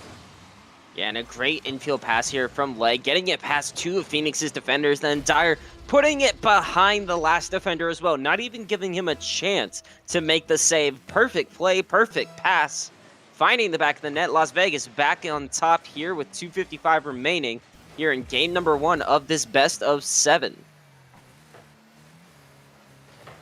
2-1 lead here, game number 1. It's going to be Buzz trying to take possession of this one. Has to leave and wait for it. We'll find contact here. Leg gets a clear off to the side. Won by Dyer Pants here. It's 50 for his efforts, though, as Worcester gets a good contact on the ball. Leg swinging a miss up in the air, but gets bailed out by Cool. Now Slavic trying to find a shot of his own. A little bit low and to the side. Buzz can't find contact. Now Leg off the transition. It's an open net. He gets the read first, and it will be the 3rd goal for Las Vegas. Yeah, and Leg does a good job to get this ball cleared out and away, and then just keeping himself composed there on the sidewall, finds the midfield shot, and Phoenix not ready in rotation for that. And Las Vegas going to go up 3-1, 2:22 still on the clock, so plenty of time for Phoenix. But they need to be careful of these long clears that Las Vegas are bringing out, especially with Leg going for an air dribble. That's past the last man, but Slavic recovers just in time. Worcester got a little greedy with that pre-jump, trying to just get in the way of it. Does not find contact, but luckily He had Slavic behind him to get that touch. Now Buzz plays it past one into Slavic, and now here comes Worcester. Gonna fire this one off to the corner. Look for a second touch. He finds it off to the side. Leg's not prepared for it, but neither is the offense of Vegas, or excuse me, Phoenix. This one gets sent all the way down the field yet again. Leg does not get the long clear he's been looking for this entire time to find the back of the net yet again. It's going to be crashed here by Buzz, but Dyer wins that 50 exchange. Still won by Slavic. Back out into the shot. It seems like anything that Las Vegas does this past at least 30 seconds has been met by Phoenix. Slavic here. A swing and a miss from both players. It's an open net. Coolback sends it off the post. It does not find the mark, but Dyer is there to read the play, and that is a 4-1 lead for Vegas. And Vegas coming out here to just completely set the tone for the series. Up 4-1 here, 90 seconds remaining. A great passing play between Coolbag and Dyer, as all players sharing the stats around, sharing the love. And quite frankly, Vegas off to a hot start. Leg almost trying to get that redirect on net, but just wide. But here's Dyer Pans from the left side, slots it into the top right, and that earns himself a hat trick. Hat-trick indeed. That is a 5th goal here for Vegas here in this game number 1. Everybody participating in their own way. 3 goals, no assists for Dyer, an assist and a goal for Cool, and 2 assists, 1 goal for Leg.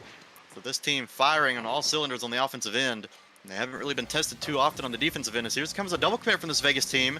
Still bailed out by a Leg on that good challenge. Now Leg trying to do his best to get some physical plays to open up some lanes for his teammates, but that's an awkward team bump. Gonna get cleared down the line regardless. Now Buzz off to the sidewall. Awkward play yet again. It's gonna be an open net. No, there's a player back. Gets a good 50 to Slavic. That's gonna send it off into the corner, but double commit here from Vegas. Starting to play a little bit too aggressive. They're comfortable with this 5-1 lead, and they're showing it. Buzz gonna launch this one down the line. He's gonna have to go by himself. Looking for a double tap here. If he finds it, oh my goodness, he just barely misses it. And Slavic gets his 50 cent off to the side. Worcester off to the ceiling. It's an open net opportunity if he just gets there first, but no, Buzz is there first over Leg. Now Coolbags, last man back, 30 seconds remain here. Looking for a double tap yet again. Another backboard read here. Here comes Worcester, try to finish. He does, he buries it, and that's some more momentum for Phoenix. And a great setup here coming out. Slavic realizing he was going to get dunked if he tried to shoot it right on target. Pops it up perfectly. Vegas not set on defense, looked a little bit off. And Worcester going to be able to come in, slide that back into the net. And it's going to be 2-5. They're still down by 3. So still chances for Phoenix, but those chances very much subside as Vegas almost makes a 6th there on the goal line. So second round down here in game number 1. It will be Vegas taking this one pretty convincingly. Phoenix has some good looks, but just too many open nets and too many good plays on the offensive end from Vegas will be the name of the game here in game number 1. Could be looking for a 6th one here. No, it hit the ground. We'll finish off with a 5-2 scoreline. Tyrants putting on a great showing on the offensive end. And like I said earlier, they weren't really tested too often on their back half. I mean, they put up, if I can do that math correctly, it's 14 shots to 4 in Phoenix. So they were only tested 4 times and only needed to make 2 saves. That's 2 saves and 2 goals off those 4 shots from Phoenix. So Phoenix putting them on target at least. That's a good thing that's some good momentum for next game. But Vegas, when it's a little bit of a matter of quantity over quality right now.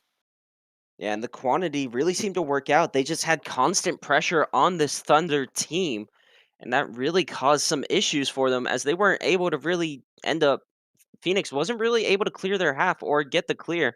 And Las Vegas, even while double committing, were still in a better position at times because of the touch that happened. So definitely for Phoenix, see if you can try and exploit those double commits. But as far as for Las Vegas, you seem to do pretty well in game 1. Keep it up here for game 2. Game number 2, we will battle it out on Neo Tokyo. Vegas having a very commanding game number 1. See if Phoenix can clean up those defensive mistakes.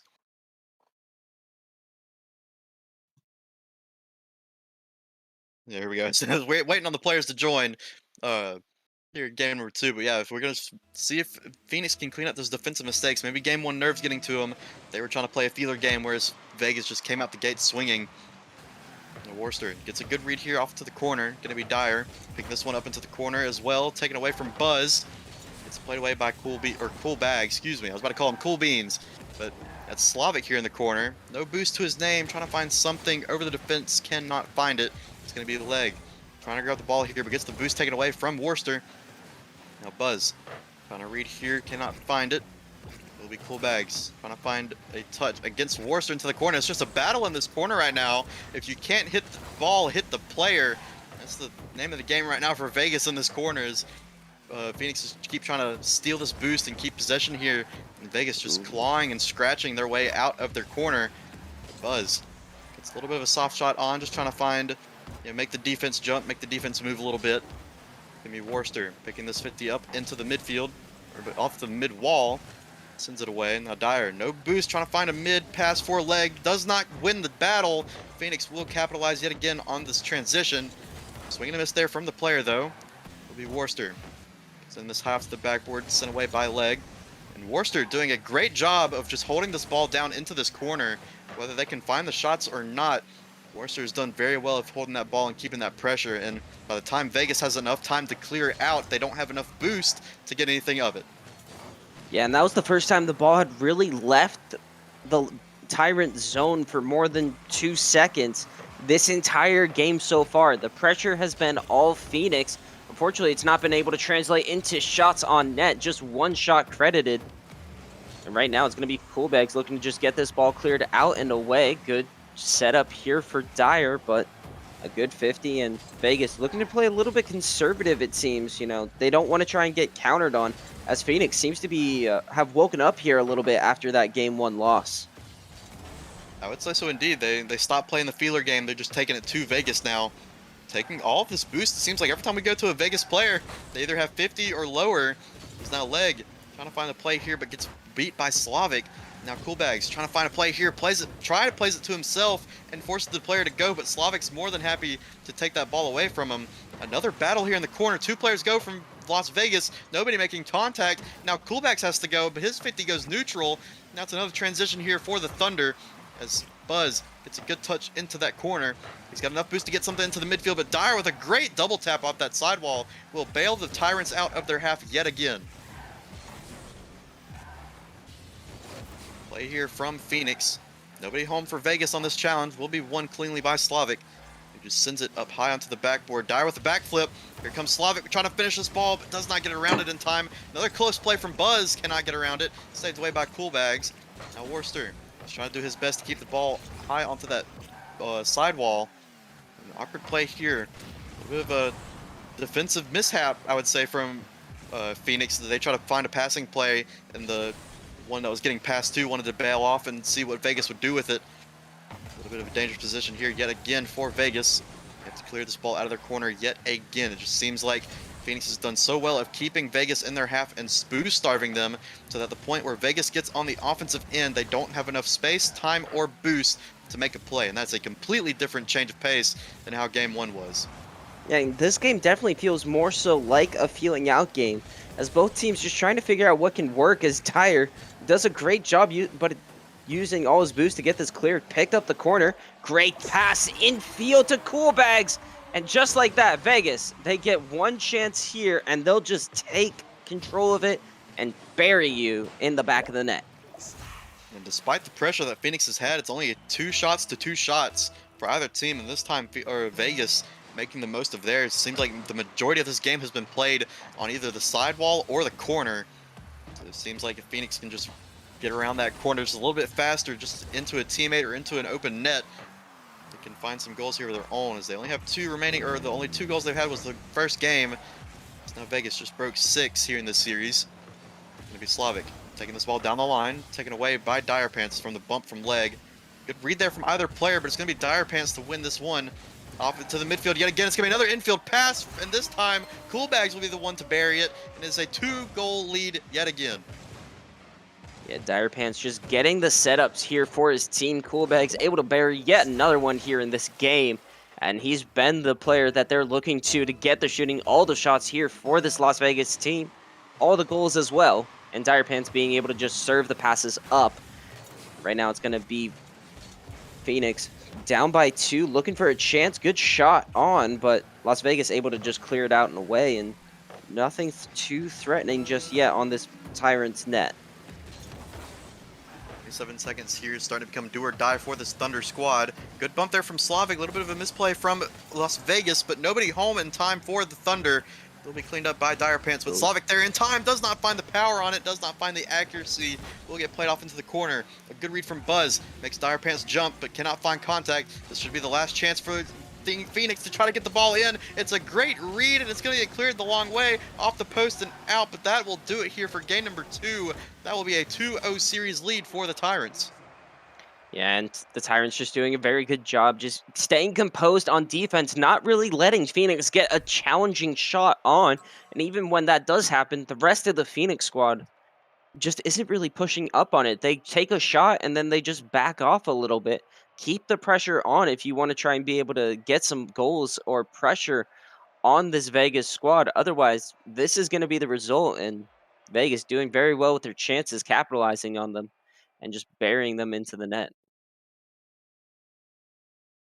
I mean, that was a good step forward for Phoenix. Let's see if they can put an even another foot forward for game number 3.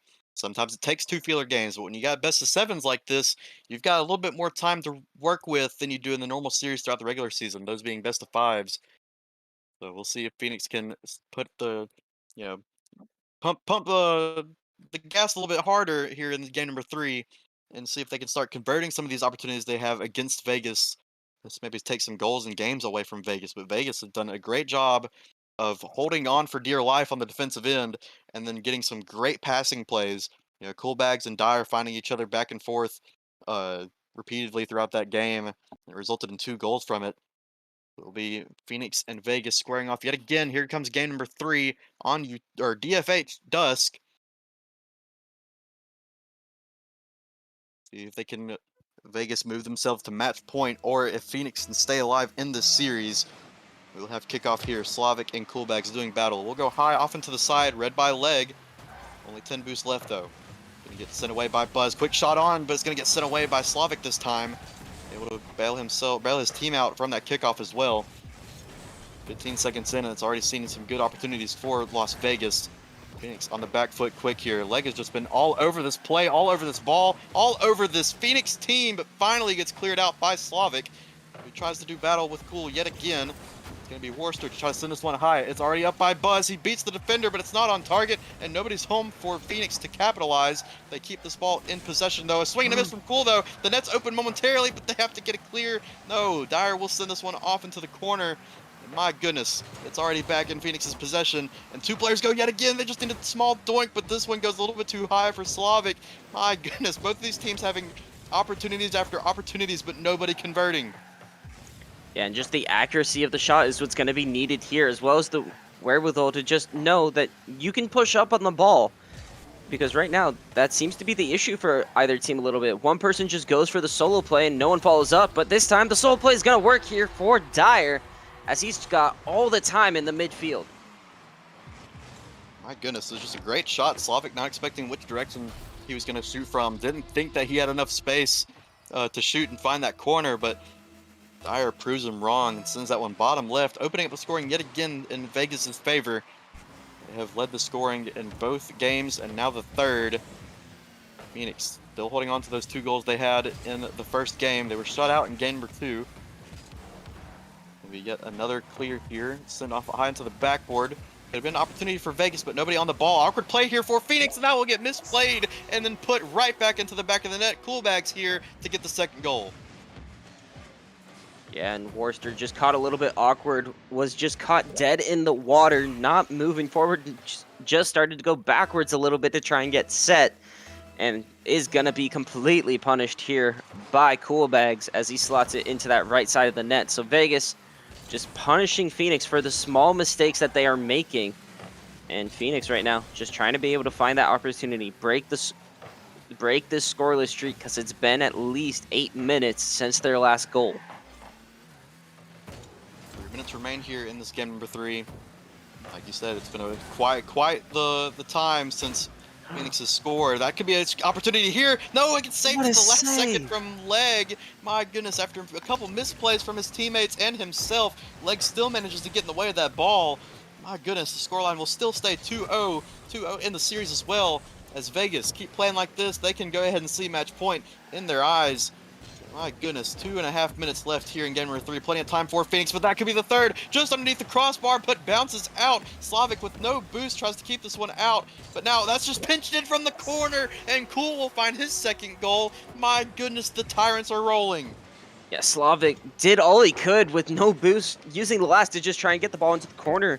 But Coolbags comes in, steals the boost, and then just pops that perfectly off that corner to just find that tight angle and gets it in. Vegas up 3-0 here as we just cross over halftime. Phoenix, they need to be able to put some pressure on this Vegas team. Otherwise, everything's just going to keep going. And there's the chance, but what a save off the crossbar there by Lag. That's number 4 here for this game. And Vegas just rolling off the defensive triumphs that they've had so far and just turning it into offense. Phoenix still shut out here in this game and in the last one. You know, with the mechanics that Leg has, you would think that he would be kind of the star player up front, like more on the offensive end. But with Cool and Dyer just doing so well on the offensive end together, like look, another infield pass here could find the back of the net. It will as soon as I say it. They have been connecting all series. You don't need Leg up with the offense. You need Leg to make those crazy saves that he has been this game. And my goodness, they extend to 4. Yeah, and great chemistry here that is on display between Dyer and Cool, just finding the passes. And then the third man, Leg, he doesn't have a goal, but he's still on top of the scoreboard for his team. Just barely, but still on top of the scoreboard. And that just shows the chemistry that these three have, and they're not kidding around here. They're completely putting all pressure here on this Phoenix Thunder team, as Worcester just missing a touch, and here's another offensive chance as Leg tries to get it back out center. 4-0 still here in favor of the Tyrants. They still get clears after clears. Worcester a little bit too close there to read that one. Still nobody going on the Tyrants end, but that cleared away by Slavic. Worcester may have had time to stay that one or stay on that ball, but if you're Slavic, you have your back turned to the entire team, so you can't see what Vegas is doing. You didn't see that Vegas was just bailing on that ball completely, just kind of daring get Phoenix to shoot. Now Leg holding his own on the defensive end again, getting a kill, and now it's taking this corner boost and the ball. Gets 50'd off into the opposite corner though. Goal back, so the awkward 50 there is going to have to clear it away and saved again by Leg. If that wasn't touched by Cool, that would have been probably his 3rd or 4th save. Would have been his 5th save, excuse me, as he has already have his savior medal, already had the 4th one attached to him, and now just holding down the fort on his own against this Phoenix offense. When it comes to the Vegas offense, it's been completely run by Dyer and Coolbags. Yeah, and 30 seconds remaining. Phoenix, just for morale's sake, needs a goal in this game. Otherwise, they'll have gone 2 games straight scoreless, with Vegas hitting match point. No, What a no, double. Okay, Leg no. says he doesn't need Dyer or Cool. He can do it himself, and hits an absolutely insane double tap, finding the net. What a goal coming out from Leg. You can tell Vegas is feeling a little bit confident here now. 5-0, that is definitely a dagger into Phoenix, as they're still pushing. They want more with 10 seconds remaining, and they're going to be looking to go, and will be going, to match point here, looking for the sweep. Whereas Phoenix, they'll have to, if they want to try and advance in the playoffs, they'll have to find the reverse sweep, as Dyer almost puts one in, touching it off the post and the crossbar, while also hitting his car a couple times. Oh my goodness, I can physically hear the pings in mod mail going off about Leg and his playing right now. My goodness, he is putting on a clinic offense and defense.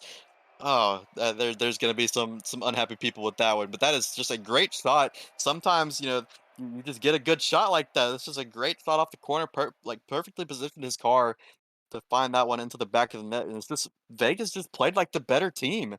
They've just played as a team, I would say. Phoenix has really not had too many opportunities to pass the ball, more so than they just kind of throw it off the corner and see what happens. But Vegas, with how well they're playing defense, the corner plays just are not working. It's just seeming like more physical plays and just waiting to jump on these double commits from them would be a much more beneficial solution for Phoenix. But easier said than done, as it's just an absolute shooting clinic from Dyer and Coolbags. And when Leg is making saves like that, it's very hard to try to get some momentum. Yeah, and definitely for this uh, Phoenix team, it's just going to come down to you need to stop letting Vegas take your boost because a lot of these goals and opportunities have happened just because Vegas was able to take your corner boost, your boost starve, and now you're panicking. So being able to just try and shut that down, get your boost, give them the hold on the mid boost, so that way Vegas can't just drive around and be like, "Ooh, free boost," is gonna make a real game changer here. But right now, Vegas is on match point here in Phoenix.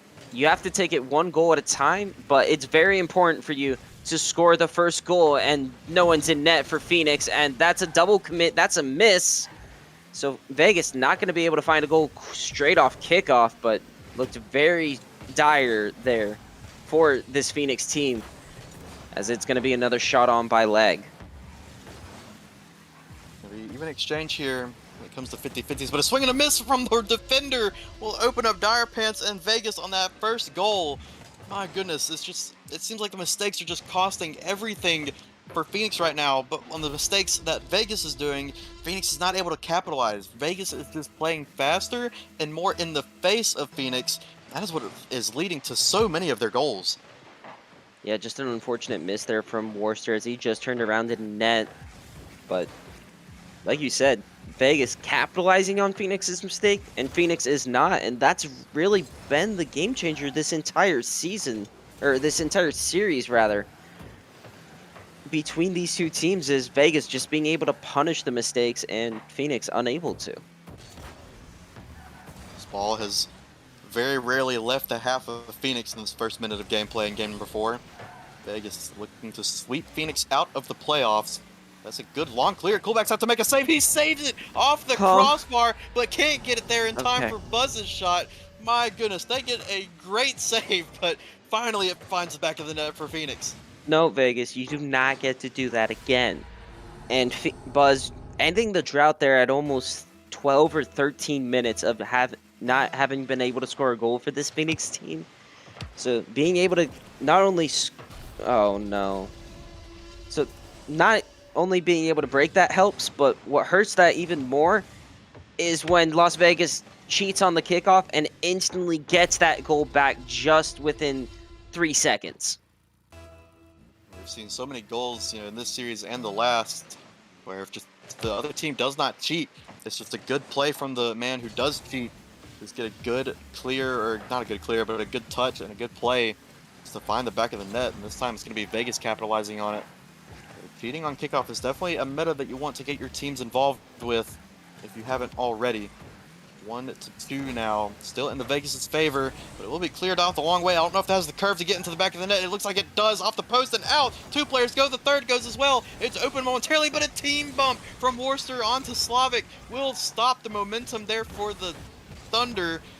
And my goodness, that could have been a good opportunity. I don't know if anybody was there with the boost or with the momentum to carry it anyways, but it does not help when everybody's getting in each other's way, slowing everybody down. That's a swing and a miss from either player. It is pandemonium on that 18-yard box, but finally cleared the long way. Now Phoenix have time to reset. Yeah, Phoenix has some time to reset, but you really don't want to have those team bumps stop your counterattacks, because that could be the key to stopping this Las Vegas team. Is Las Vegas might be feeling a little bit cocky, a little bit confident. It's a 3-on-1 and just leg, but he's not able to make the save this time. And just like that, you see Phoenix punishing Las Vegas there on the overcommits and just leaving leg, the Wonder Man, in goal, yes. But every now and then, a goal has to go in. With the leg's perspective, he didn't have any boost after using it all just to rotate back. And then just try to guess where the shot was coming from with his 0 boost, but could not find contact. That's a great 1-2 play for Phoenix. This could be an opportunity yet again off the kickoff. Try to triple tap it off the post. Does not find the back of the net. Now Phoenix regrouped on their goal line. Worcester will lead the charge out of the net. It's going to be Slavic with the clear. Does not find contact. Now it's going to be Buzz to clean up. Slavic can't find the touch yet again. It's going to be Buzz. He's going to bail and grab the mid boost. Now Worcester up in the air. He beats one defender. Second defender caught a little off guard, but it's post and out. Good touch there from Worcester yet again, but the defender is there in time. The shot is not. My goodness, a pinch all the way across the line, across the field, back onto the backboard. Coolbacks can't get there in time. Leg is going to win that challenge with 0 boost and then grab that corner boost to turn and insta challenge it again. He's going to pinch No. it from the corner. It's posted Oh. out. My goodness. I thought the highlight reel was about to expand. And it will expand. That's another great shot from Dyer. Yeah, and Leg just barely missing that off that, but a great challenge there from Dyer, and then just catching it with the volley, putting it right past Worcester. Feels backflip on the attempted save, and Dyer Pants doing very well here for this Vegas team. 3 goals on 4 shots, so making sure that he is still has that very much contributing role on the Las Vegas offense. But here's another chance. That's a double commit from Vegas, as Coolbag's able to just keep it in, buy some time for his teammates to get reset, as both are just waiting in front of the Thunder net. We're onto the backboard. It's going to be Leg trying to read this one. Cleared away by Worcester, though. It's a great save, a great challenge. Saved off back into the midfield from Coolbag. It's going to be a quick shot high into the backboard. Dyer does not find the read. Now that is the offender on the offensive end from Phoenix. It's going to get cleaned up by Coolbags here. Grabs that corner boost and sends the ball out mid for Dyer. They've been connecting all series. They're looking for another one here. It's sent away by Buzz. 2 players go for Vegas. Leg wanting a little bit more on the offensive end. He's been kind of stuck on that third man. Just trying to keep his team in check. But Buzz with a great read there from Phoenix. And when it seems like when the going gets tough on the Phoenix end, Buzz has done a great job of just being that player to secure that team gets the touch they need. He's bailed out a lot of whiffs and a lot of great touches. But now it's going to be Phoenix on the back foot yet again. Facing match point, facing elimination. Still down a goal. They need a third one here. They cannot find it. Going to be Worcester trying to clean this one up yet again. 30 seconds remain here in game number 4. Phoenix trying to avoid being swept.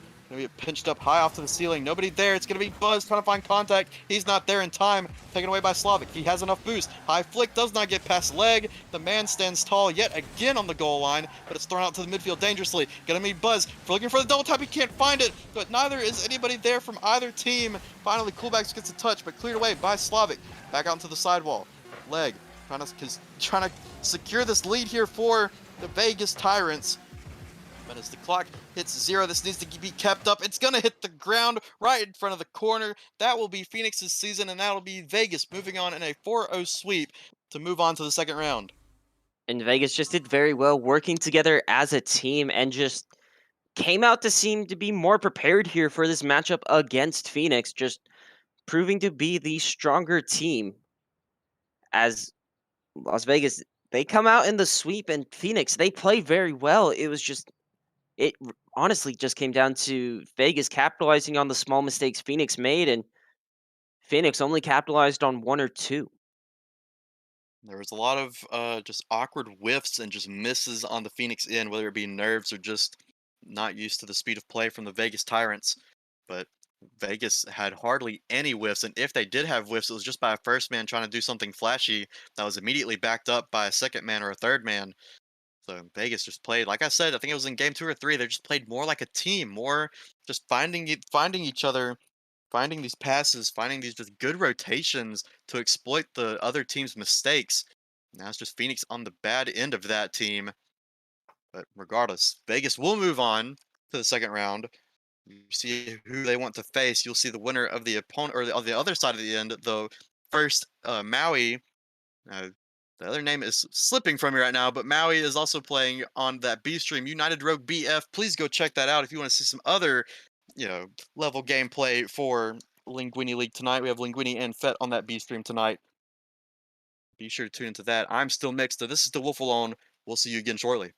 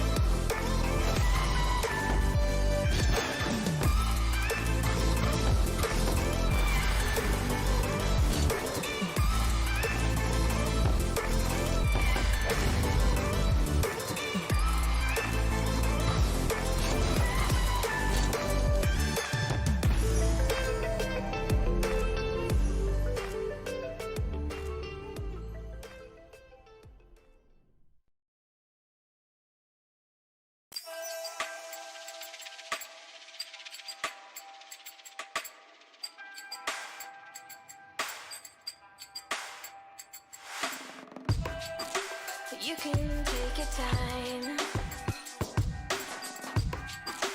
You can choose your words. Let me down real easy. Let me down real easy.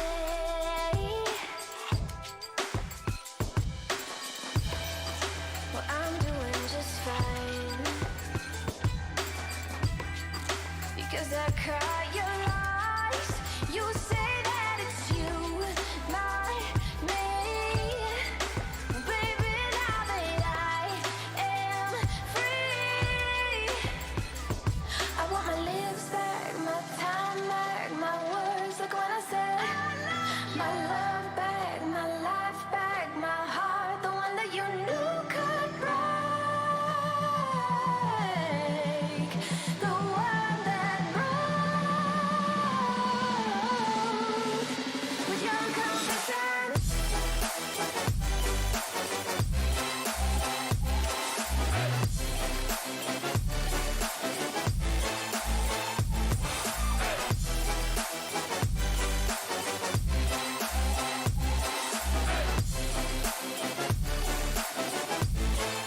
With your confession.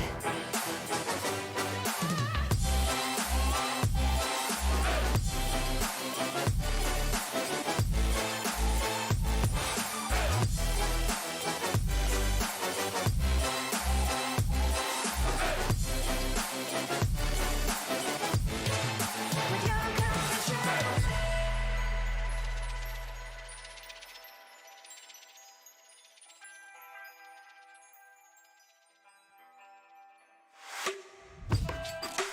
I'ma let you speak. Let my silence reach. Babe, I'm real quiet. Babe, I'm real quiet. I am the calm inside the storm, and I am the peace inside the war.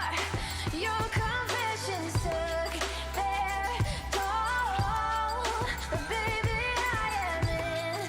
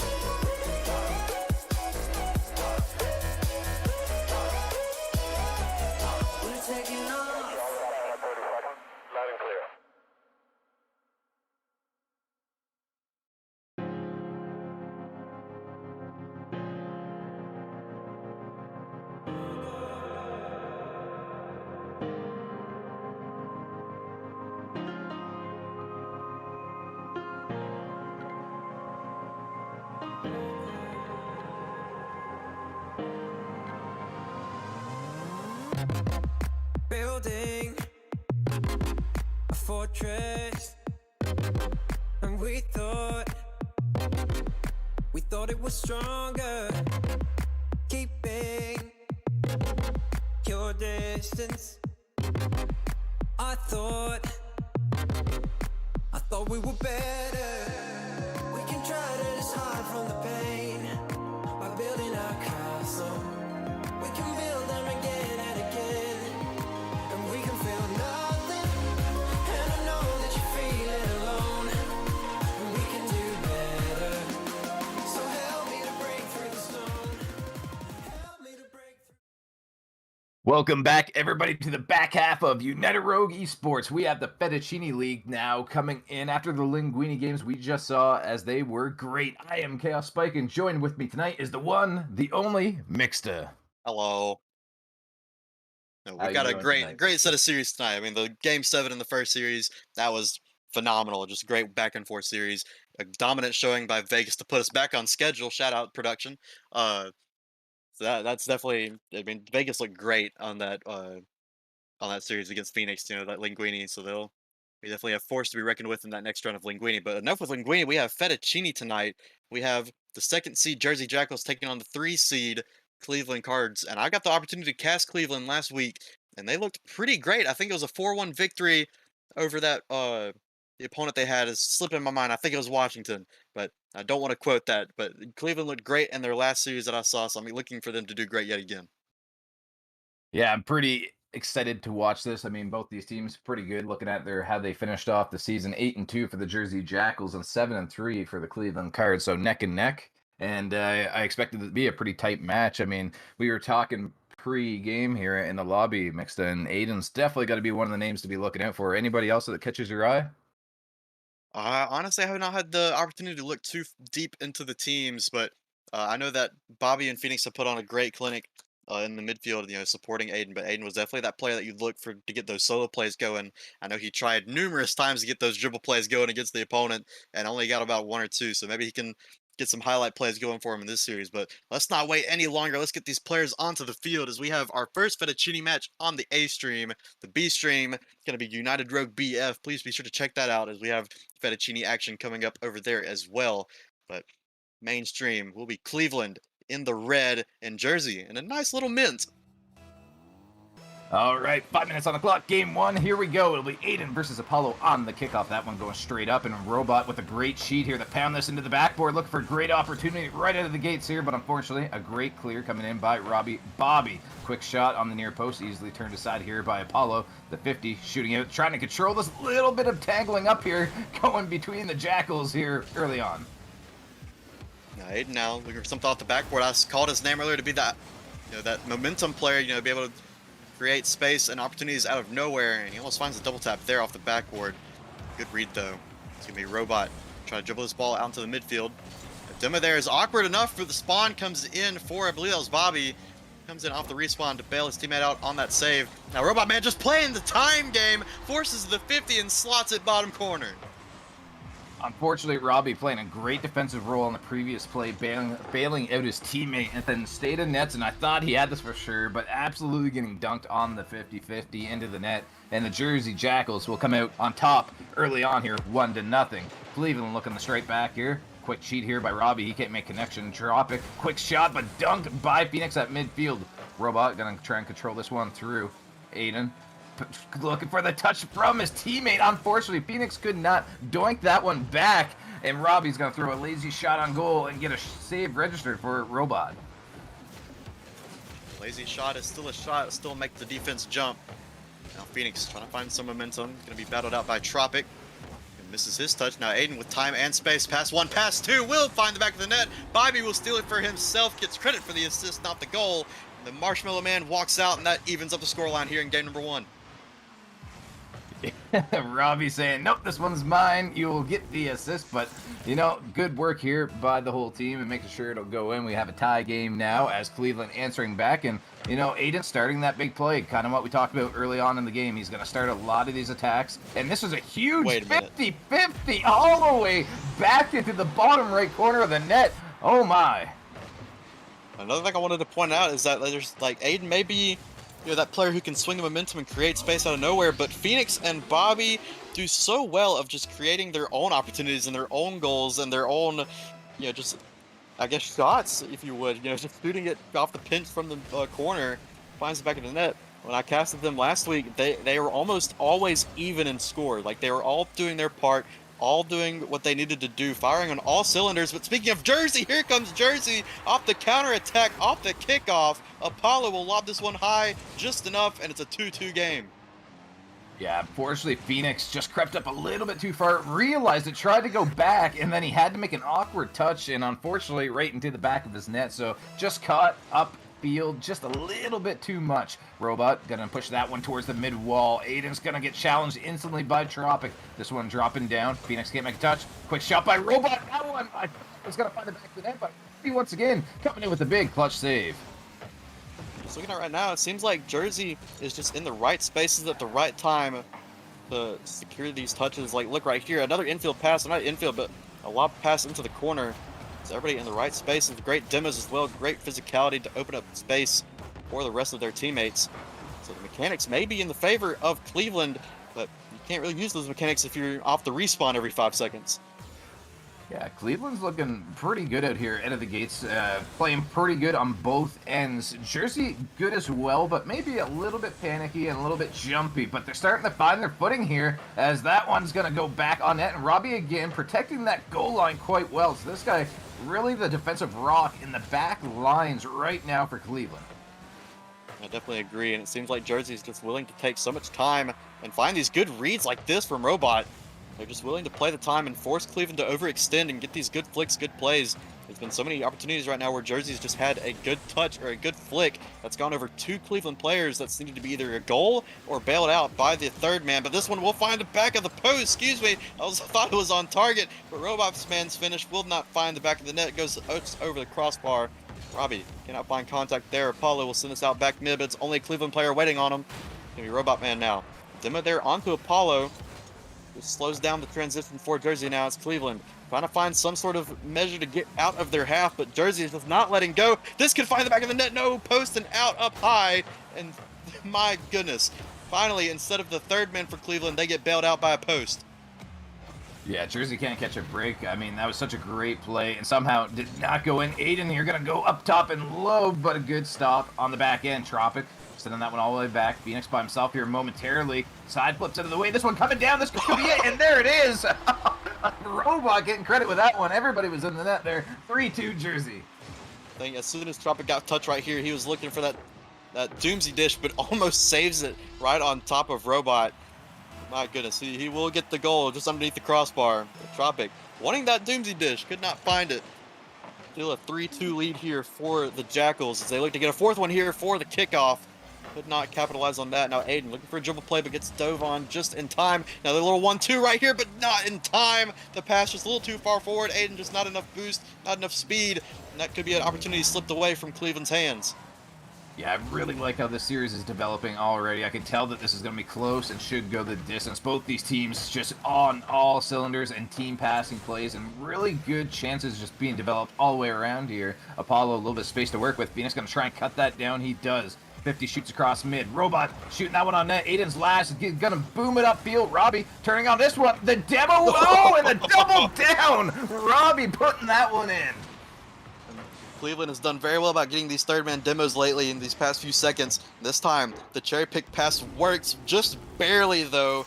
Bobby did not find that first touch for a goal. He has to have it bounce back up into him, and he secures it. 3-3 now. Both these teams level. 30 seconds remain here in game number 1. It's going to be an interesting one to see who can take this deciding game. That's the feeler game, if you would. Yeah, both teams have the exact same amount of shots. They're both pretty even right now. It's just the backfield aggression has really paid off for Cleveland, and they are just getting in the face of the Jackals once again here. Aiden up top meets Robot Man up top as well. They kind of collide. Phoenix going to try to cross this one out. That one does not get out either. They're getting trapped in their zone right now. Robot, again, trying to get a clear out of the zone, but Aiden keeping it in off the sidewall out. No shooter there, unfortunately. Robot going to clear that all the way down, and that will take us to overtime. In one overtime, we saw this happen in the first Linguini series. So, that turned out to go to the distance into game 7. So Like you said, this very well could go the distance as well. Both these teams evenly matched in this game 1. It's going to be a 2-1-1 counterattack. Both Jersey players go. The defender gets there in time. Aiden somehow manages to get that ball in time, but it was a slow enough shot from either player. He had a little bit more time to work with. Now it's going to be Robot Man. High clear up into the sidewall. Phoenix does not find contact. Aiden has to go and get an awkward touch. Has to dodge a demo as well, but gets a good 50 on that second touch. Robot Man trying to throw this one away. Does not have boost to follow it himself, so he tried to give it to a teammate, but nobody there in that spot at that moment. It's going to be Aiden. High up onto the ceiling. Launches it down for a teammate, but now it's just Robbie Bobby back facing the entire Jersey squad. It's going to be Tropic now. Trying to find something off that sidewall. Apollo high and off to the corner. Looking for a demo onto Phoenix, but could not get there in time. Tropic with a great aerial read. Throws this one out back mid. Robot can't find the touch, and now it's just going to be a fast break. No, never mind. Apollo's there in time. 2 players go from Cleveland, and my goodness, it's back and forth in this midfield. Robot Man to finish. He gets denied at the goal line from Aiden. Cleveland stands tall in crunch time, and we still got a game on our hands. Cleveland getting absolutely pelted on the goal line. Aiden standing tall with some clutch saves. The Jackals would really like to have a couple of them chances back, as they were golden opportunities. And here they go once again. Phoenix coming in with a massive midfield demo to try to shut down some of the space and the aggression of the Jackals. Aiden, big clear. This one's actually going to be on net. Tropic has to make a touch to the corner. He will. That was very close, though. Robot gonna try and go low. Control this one. No boost. Get challenged instantly here by Cleveland at the midfield. Jackals just trying to get out of their zone now, as Cleveland's kind of giving them a taste of their own medicine here. Top off the crossbar. The demo by Aiden clears the goal line, but unfortunately, it kind of just clears itself out, and there was no shooter for the rebound. Pushing 2 minutes here into this first overtime of the series. Game number 1 still tied 3 apiece. It's going to be a great read there from Aiden to send this one over 1. But Jersey, like I mentioned early on in this game, they position very well. So whenever one goes past the other, it finds a Jersey player. This one cannot be saved off the demo, and Tropic will close out game number 1 after a 2.25 minute overtime. Saw him going for the bump, and I didn't think it was going to work out because Phoenix had a pretty good line of sight on the ball to control that, but unfortunately he kind of fell off the wall and lost control right down into the empty net after his teammate got demoed. So just really unfortunate. And the physicality ended up being the final factor of that game. I mean, both teams very physical, and I feel like Cleveland was a little bit more physical early on in the game, and then Jersey just kind of gave it right back where it was coming from. So very close, but a very good game. I agree, and with how both of these teams are playing right now, how well they're playing, the quick goals stopped happening after about the first 1 or 2 minutes, 1.5 minutes, and they started resulting to having to demo that third man just because the defense was just so rock solid towards the end of that game. So both these teams getting quick goals off of counterattacks and off of demos, and more importantly, the physical game playing a very big factor in game 1. We'll see if it continues out through the rest of the series. Yeah, the demo meta really has shifted the meta in Rocket League a little bit, and mainly due to the fact that, I mean, we just saw it here. People are so good at defending the net now that it takes a lot of work to put that ball behind a good team, if they are a good team. And when they are, sometimes you got to do everything possible to shake up all your kinds of different plays to get that in the back of the net. And that is exactly what the Jackals ended up having to do in the end there to find the back of the net of the Cleveland Cards. An opportunity here for Cleveland. Defense and offense both missed that ball, but Robot Man somehow gets in the way of Aiden's shot. You couldn't ask for better placement, really, but my goodness, that's just a great, I think it was a pre-jump save from Robot Man.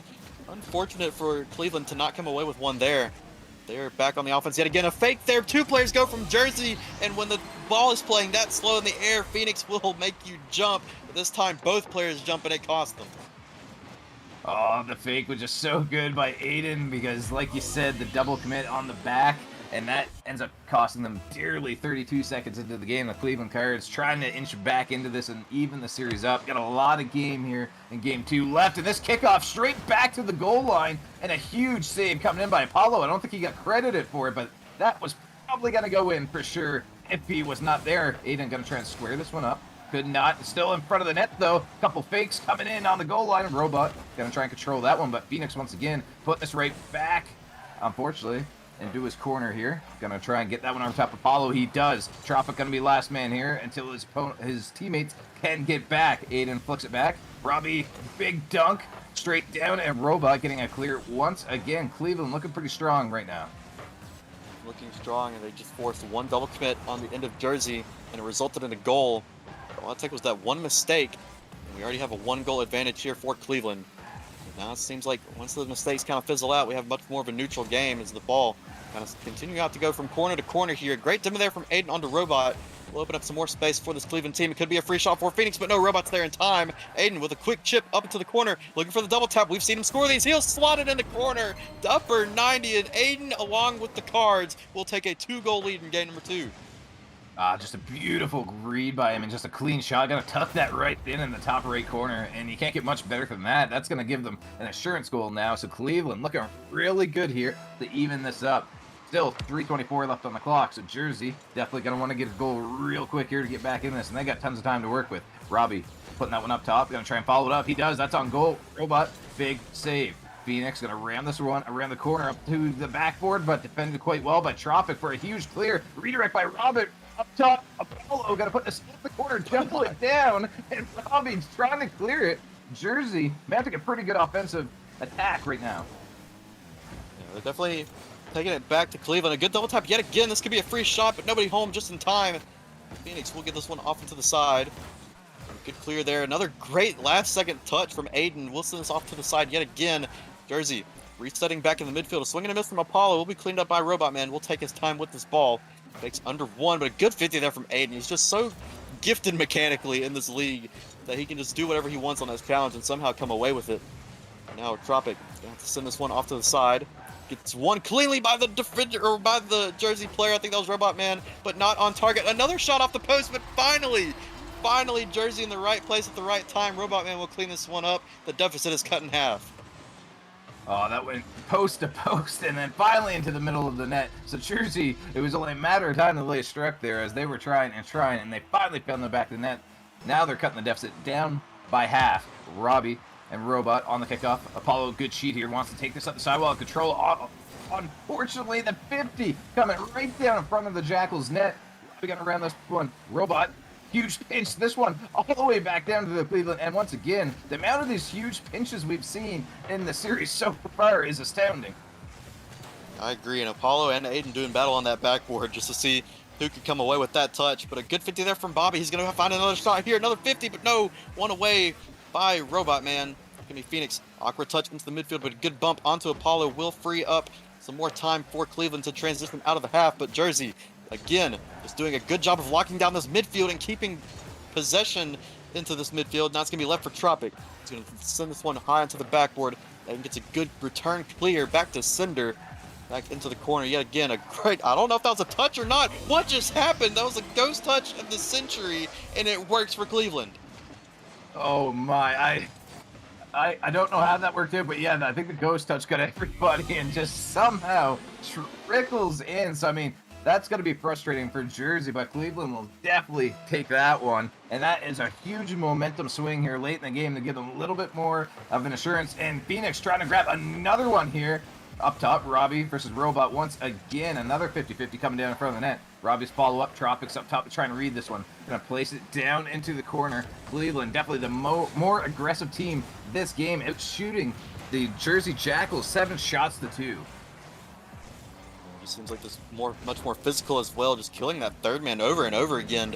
Just freeing up so much space for the rest of the team to open up into that midfield. A long clear here. Gonna be Robot Man trying to find another doink. We saw him get a good one earlier, but didn't really result to much of anything. He's a good pressure keeper, if you would. Now Phoenix does not find contact on that sidewall. Stolen away from Bobby is Aiden. He's gonna get cleared all the way across the field. Now Jersey kind of in crunch time right now. You got around 35 seconds yet to score 2 goals to at least force an overtime. Keep this game 2 alive. Quick shot from Robot Man is saved away by Phoenix. A good little pre-jump from either player. Apollo off the ceiling. Can't find contact. Back into Robot Man. It's cleared all the way down the field. Tropic could not find the right touch he was looking for, but he needed just one touch to get her past everybody else. Could not find that touch there. Now Aiden stalling time, playing it away from everybody into his own teammates. With 10 seconds left here in game number 2. That will be all but over. And this could be a very much tied series. Yeah, game 2 going to go into Cleveland's favor, and even the series out here. And I mean, they played so much better in game 2 and really silencing the Jackals. So a very good transition from the feeler game and seeing how their opponents were. They transitioned and tightened up all the loose ends, and it really showed. I mean, they were on the offensive attack, it felt like, for 80% of the game, and Jersey's going to be looking to figure out what went wrong and counterattack their build a counterattack of their own here in game 3. I definitely agree. Just looking at these stats too from the regular season, 8-2 Jersey Jackals on 31 points, a 7-3 Cleveland Cards team with 29 points. They're very close knit together when it comes to the regular season. But Jersey not going to Game 5 once. They won and lost their series before that Game 5 marker, whereas Cleveland kind of struggled with that Game 5, 2-3 on that season. So when it goes to the distance, doesn't really favor Cleveland, and we don't really have any stats to prove that Jersey can either. When you look into the differential stats, 44 positive goals for Jersey, 31 positive for Cleveland. So both these teams, how this series has gone, pretty much plays into how these stats would show how the series would go. And that's very even. So game 3, Jersey looking to redeem themselves after they let the game 2 slip between their grasps here. So we will see if they bounce back or if Cleveland will just continue the momentum they built from game 1 and start to run away with the series a little bit here. We got 5 minutes on the clock. Game 3 looks like we will have Phoenix versus Apollo on the kickoff. Phoenix putting that one off the sidewall. Followed up great by the Jackals, firing it all the way to the backward. Aiden can't read it, and there it is. Seconds of the game, the Jackals are back in game 1 for them. They've taken the lead. Oh my goodness, that's going to be how the entire series is go. I'm all for it. Just back and forth Rocket League. A great read from Robot Man. 3-2-1 to slot that one in the bottom corner. Like you said, this is just a great offensive attack for Jersey. Quick 6-second goal and a lead here for the Jackals here in game number 3. Yeah, exactly what the doctor ordered. I mean, Rocket League's such a momentum-based game.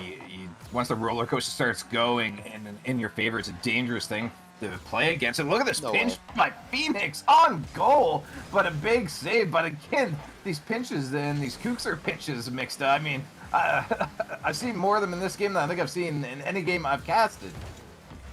I agree. I mean, just everybody's trying to throw out their mechanics right now, especially Cleveland. Like, I credited them for being probably the more mechanical team right now, and they're showing it.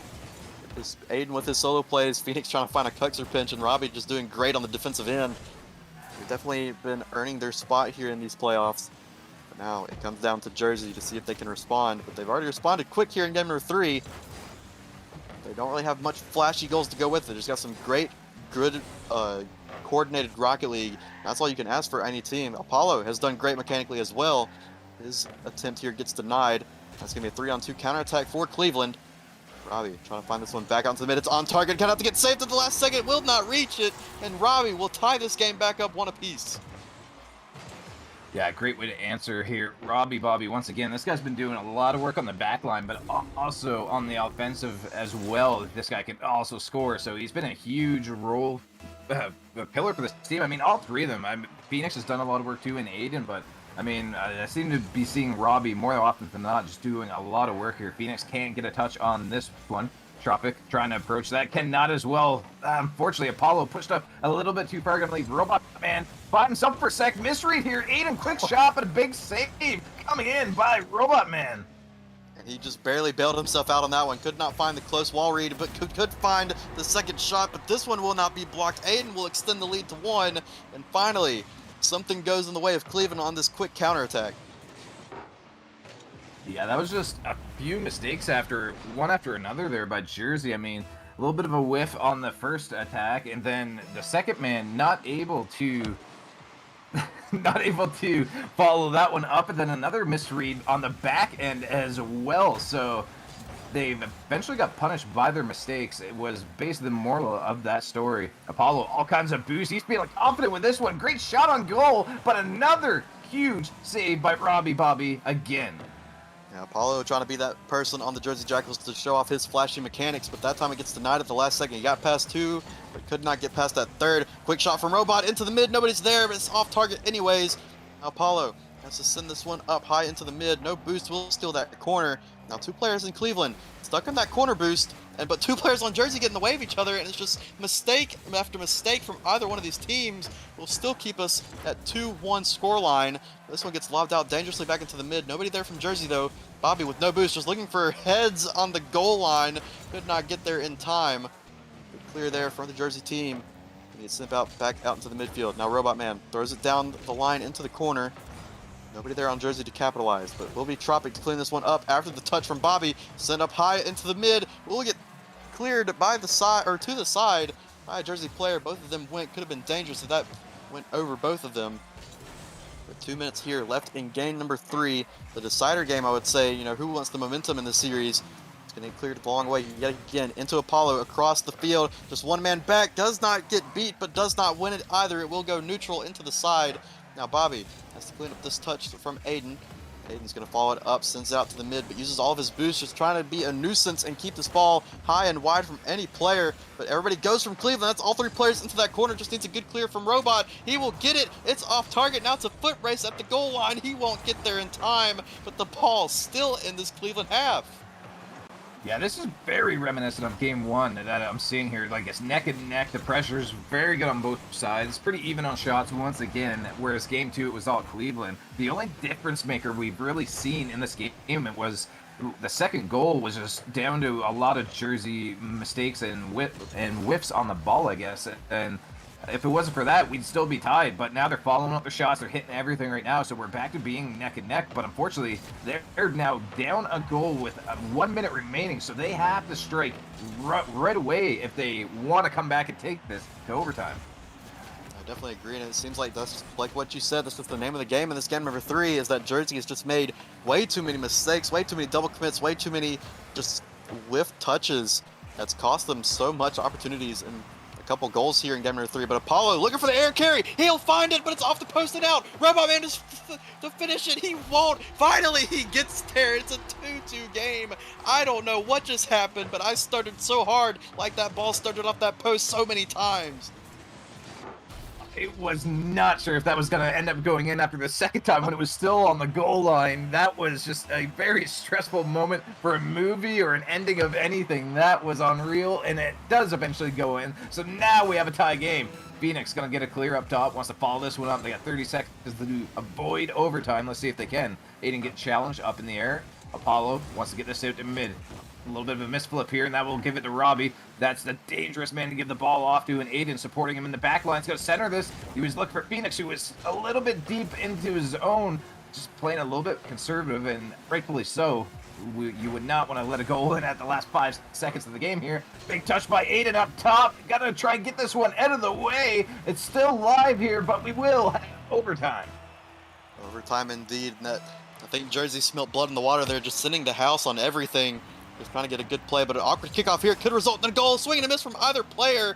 My goodness, I think Robot Man just spun himself out a little too far. And then the attacker who just missed on the shot was trying to read Robot Man's clear. Nobody there in time, and that could have been a very disappointing finish to this game 3. Just an awkward miss, but a long clear could find under the crossbar. The long clear will find under the crossbar, and Tropic and Jersey will steal away game number 3 from the Cards. Can't believe that is how it ends. And, you know, I also did not really like Jersey's positioning in the overtime there. It was at midfield, and both players were rotating to opposite corners, giving all the space in the world to Cleveland, but they did not recognize that, and eventually it led to a goal on a huge clear onto the Cleveland net. So that was highly unfortunate that Cleveland couldn't pounce on the space given, and Jersey actually got rewarded for kind of like a missed rotation. I agree. I mean, it seems like they get rewarded for a missed rotation, but they've also got, penalized for a missed rotation 2 separate occasions on that game. So that time it just works out for them. So they definitely know that the mistakes they're making will not be able to last them too much longer, as Cleveland has shown that they can capitalize on these mistakes, but they've also shown that they can make these same mistakes as well. So it's going to be a battle between these 2 teams. We've already seen a war between these 2 teams. Now we've got at least a game 5 on our hands. We will see Jersey and Cleveland do battle yet again. This time it will be on game 4 at Urban Central. Robot Man, my goodness, he had a great game that series, or not series, but that game. He had a great game 3, just finishing those shots and be able to get those good touches. He had a couple misses on the defensive end, but he was able to capitalize on the offensive end. That's really what counts. Yeah, he's had a great series all along. He seems to be one of the standout players for Jersey. And trying to remember, looking at the sheets right now, that Jersey is playing Tropic. Yeah, he's their E. They're not playing their 125, who's Bat Owl. And it is working really well for them right now. And I mean, there they go again. Apollo gonna put that one in 10 seconds in. And I think last game they scored 6 seconds in. So again, another early start here by Jersey. Very quick start, very just in-your-face team now. They're starting to play with a lot more mechanics, a lot more flash, and a lot more just physicality. Robot Man clearing the line, and Apollo, who's had some great mechanical opportunities like this right here, trying to get over Aiden, cannot do it. Now Aiden transferring into his own air dribble. This could find another crossbar, but no, Robot Man back in time. My goodness, these two teams just so evenly matched, I would think, that they just go back and forth. But this time, Robbie, 25 seconds into the game, after going down a goal, will equalize here for the Cards. Yeah, beautiful follow and just a massive spike down to the ground for Robbie, just coming in with a clutch goal after Aiden's completely robbed of a goal, because I thought for sure that was going to go into the back of the net, and then a massive save came on the crossbar of the goal line. And here they go again, and this could be a huge opportunity. Aiden could not sneak it by, unfortunately, did not have the space between the post and the defender. Robot Man gonna scoop this one up, try to hand this one off to a teammate, but unfortunately, Phoenix is cutting that one off and tries to put a shot on goal. Aiden up top once again. The Cleveland Cards putting everything on the net, and eventually they are rewarded for it. 2-1 Cleveland. I saw Robot's Man perspective there. He got a pad and then a second pad and then tried to go up for that ball, and I just knew that was going to be a dangerous spot for him to go for. And Robbie, another drop-down shot will extend this lead for Cleveland. Will get them back up to 2-1, much like they did last game. Now the ball's back in Jersey's court to see if they can fix these mistakes and get back rolling on the offensive end. They score so fast, but then Cleveland just finds multiple answers for these problems. Now we're looking for a third goal here from Cleveland. So they send this one the long way into the corner. Cleared off, back out into the midfield. Now it's Robot Man to do the clear. It's going to be right back into Bobby. It's an open net. He tries to steal it, but could not find it. Robbie will get his hat trick 1 minute and 8 seconds into this game. Yeah, Robbie absolutely peaking right now. This guy's been on the zone and is just firing off, and it's pretty good because Phoenix is still playing really good, but I think he's quieted down a lot the last game and this one in particular, and Robbie's just picked it up so much. I haven't even, it's hard to notice that Phoenix has been a little bit more quiet, but in games 1 and 2, I think Phoenix was a lot more of a factor, and now Robbie's really picking up the pace. Transition here for Cleveland. Gets past one, past the second, trying to get past the third. They do, but Robot Man back in time. Gonna get bullied out of the net. Does not get bullied at all, just tanks the bumps from Aiden. Now Robbie over Apollo as well. Gonna have to get here first, but Aiden's there as well. Gonna steal that corner boost as well. High off into that sidewall. Tropic, no boost, almost getting in the way of Apollo, but he'll clean it up for this team. Gets a demo, gets a flick. Third man clears it up to the ceiling. Does not make contact as either team. Awkward play back here that rolls out back into the corner. Now Tropic, last back. Gonna have to survive this defense. He's gonna have to survive this bump play from Aiden. He's gonna get it as well past the past the bump, past the flick. Jersey will survive just a little bit longer. Gotta try and dribble this one across the midfield. Huge 50-50 on that one. Jersey really wanting to get something going here as they are slowly letting this game slip away from them from their early start they had, as Cleveland's just been dominating ever since that 10-second goal. Massively hurt by Robot. Apollo gonna try and close the gap here up top, touching it down. Phoenix is there, putting this one right back towards Tropic. Unfortunately, a little bit of a misread here as Robot firing it back in. They are trapping Cleveland in their end, but not really generating many chances out of it though. Seems like Jersey's back in the ways of making too many mistakes. Just a lot of whiffs, a lot of awkward touches, and just having to be bailed out at the last second. Is right here. 2 players go yet again in this corner. They will be launched out into the mid from Robbie Bobby. We Tropic now to try to clean this up. Awkward touch back into the mid. Robot Man gets past him. Now Apollo's set to clean up. Launches it into the corner. Into Aiden, who's waiting on him. He's going to try to look for a flip here to try to get a shot. Could not find it.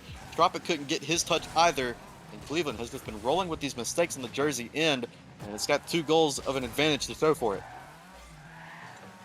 Oh, good chance here. Robot slows it down, tries to go low, but a massive save coming out by Phoenix. And now that I'm looking at the stats here, Cleveland is out shooting Jersey 8 shots to 2. So Jersey just not, like I said earlier, they were in the zone so long against Cleveland, but were just totally unable to generate any offense from staying in the zone that long. Tropic, once again, putting this one into the Cleveland end. Let's see if they can get a little bit of offense going out of it. And there's a shot, rebound, huge save by Phoenix on the follow-up. Now the counterattack drops it off his 2 wheels down. Followed up by Robbie once again. 4-1 Cleveland. 4-1 Cleveland. That's the 4th goal for Bobby. That one just gets dropped just underneath the crossbar for Phoenix. Just sets it up beautifully for Robbie and his 4th goal of this match. Or the 4th goal of this game, not the match. He's had more of this match. So that's a 4-1 lead now for Cleveland. A commanding lead off the Jersey mistakes. Here comes Robot Man. Trying to find that. I wanted to go back to that Robot Man, that slow play he tried to do. Here comes a quick shot from Jersey, though. It will not find the back of the net. 2 players combined, and now they'll finally get a clear. This could be the 5th goal. No, Tropic gets back just in the nick of time. Now set off into the backboard. Robot Man down the line from Apollo. Will be set to clean us up. But I wanted to talk on that slow play that Robot Man had. I think he expected the defense to be more set than they were. So he tried to slow play it, forced them to jump. But when in reality, when he was getting up close to that ball, a player was falling off the post and another player was backwards on the goal line. That somehow gets saved off of a player and then the post. But if Robot Man just would have just shot that ball immediately, that could have been a game changer for them and this team. But unfortunately, it just was the stars were not aligned, as the stars not aligned on that clear either. That's a 5-1 lead now for Cleveland, looking to tie up this series 2 apiece. Aiden, beautiful touch there, and Tropic just not able to make the touch needed, unfortunately. And this game is definitely going into Cleveland's favor and going to even the series out in Game 4. So we will basically be on reset once again on the series. Robbie going to try and grab another one off for the road, perhaps. No boost to follow it up. Big save coming in by Tropic. Rebound by Aiden. Shot on goal. Big stop by Apollo. Clear by Tropic right to Robbie. Luckily bumping him to slow him down as they just want to stem the bleeding here and not let another one go in at the dying seconds of this game. But Cleveland will definitely be taking Game 4. They'll take Game 4 and they'll move on with the script here. Both these teams trading games. We'll move on to another momentum swinging game in game number 5 on Utopia Dusk. We will see if Jersey can battle back like they did last time after Cleveland took a game from them. But it really will come down to a matter of who can win 2 games first and who can win 2 games back to back. Because if these 2 teams keep trading games like this, the odds are not in Cleveland's favor. But as soon as that momentum can swing into Cleveland's favor, Jersey was on the ropes this entire game, but not on the series yet. The series is still just tied. So if Cleveland can come out swinging yet again and force these mistakes from Jersey and capitalize on said mistakes, this could be a very quick series.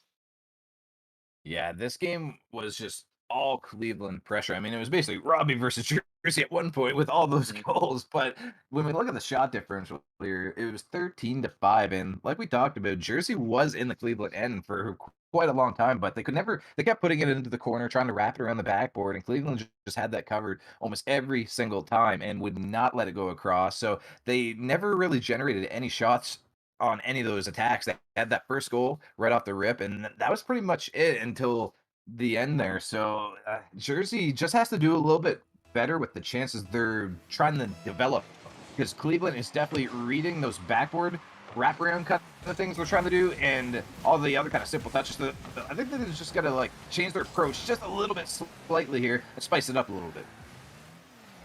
I agree. It's going to be Robot Man getting challenged by Phoenix. Now Tropic with a long clear into the corner. Aiden messes up his half flip, but has enough boost to get there in time. He does. That's going to be Apollo beating Phoenix onto this ball. Probably not with a lot of boost, but we'll send this off into Phoenix, but cleared away by Robot Man. It's stolen. A high lofter here. 2 players go from Cleveland. Robbie and Aiden both in an awkward position, but finally gets bailed out by Phoenix, I believe. He got in the way of that one. Sent off to the side. Jersey unable to come away with one there, but Cleveland was definitely on the ropes. Now Aiden on the air carry yet again. Gets past one, not past the second. Tropic being that E player, but still coming in clutch. Huge right now. Gets another 50 in the way of Robbie. That's going to be Robot Man trying to get past the defender yet again. Aiden now 1v1 versus Tropic. Going to try to dodge this 50. He manages to get it cleared just in time. Now Apollo sends this one straight down into the Cleveland player. Seems like it's been back and forth, but Cleveland just had a few better looks. It's to set up shots, but here comes another look for Jersey. Gets cleared away at the second. And now this ball will stall out into this corner.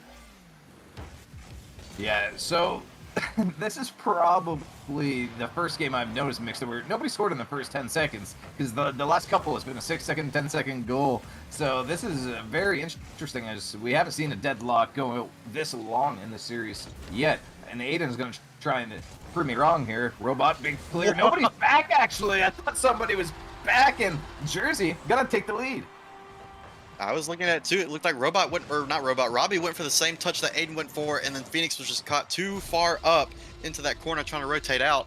Jersey do a good job of realizing that mistake and capitalize on the open net, and it's just a battle of who makes more mistakes right now because both these teams are so good at capitalizing. Yeah, Jersey has scored the first goal, I believe, the last 3 games in a row. At least the last 2 for sure. I'm pretty sure 3. So, unfortunately, they haven't been able to keep that lead all the time. So we will see if they can try and build on this because 1 goal has not been enough for them at all in this series. Phoenix going to put off the sidewall. Great follow-up all the way down. Apollo, massive clear, back to where it came from. Aiden, awkward touch, and all the Cleveland Cards in the same corner. A little bit risky. Phoenix going to alleviate that and space everybody out a little bit better as this one bounces back. Aiden can't go for that one, and I think we got a Rule 1 going on. They broke it in the back corner, actually, but they were locked up. They were locked up front to back, so it wasn't kind of a Rule 1. So in playoffs too, if you break it, you break it. You can't always have 2 Rule 1s and then a Rule 1 back to back. You know what I'm talking about. But that one will find the back of the net just off the over rotation from Jersey, and yet another mistake capitalized on. I think that Rule 1 wannabe definitely played a part into that missed rotation from Jersey. Yeah, and I believe in United Road history, there's only been 1 team that I know that did 2 Rule 1s in the playoffs, and I think we both know who that was as well. Yeah, we don't have to talk about that game. That turned into a 3s match to a 2s, and then it was all of a sudden a 1v1. But a big clear here on net, and a great read. That was a beautiful touch by Apollo. Robot, again, now they're picking up the pace here and making these very good touches that they've been, a little bit hit or miss sometimes in the games. So Jersey really starting to hit their stride here and really focusing up this clear upfield. Tropic going to try and bump Robbie out of the way. Great play, but Robbie saw it coming and got a great touch. Apollo tried to go up for that ball and just got clobbered on that rotation from a Cleveland player. Just sent his car straight down. But speaking of straight down, this ball could bounce down. Apollo here, going to look to clean this one up. Gets in the way of it just in time as Phoenix, I believe, cleared off into the side. It could be a long clear for Robbie. He's got Aiden upfield. Aiden looking for a touch, but it will just drop down for waterfall off of the backboard. Robbie with not a lot of boost. He is gonna steal this corner, but the transition from Jersey is too strong. Already in a 1v2 is Aiden. Survives long enough to get his teammates back. That's an awkward touch from Robot Man. Now it's gonna be Cleveland onto the transition. Gonna be Phoenix trying to find a touch here. Aiden still on the ball, gets feted away by Apollo. And when it comes to these 50-50s, Apollo and Aiden have done battle so far this series. And right now, Apollo will come out victorious. Good demo there from Apollo onto Aiden, just as I say that. Now Cleveland trying to find some sort of foothold here into the midfield. Will not find it. Now Aiden has to rush back against Tropic. Dies for his efforts, and the other player's low boost. My camera's not moving. I'm stuck on director. There it goes. Now Apollo stuck here. Going to try to get back.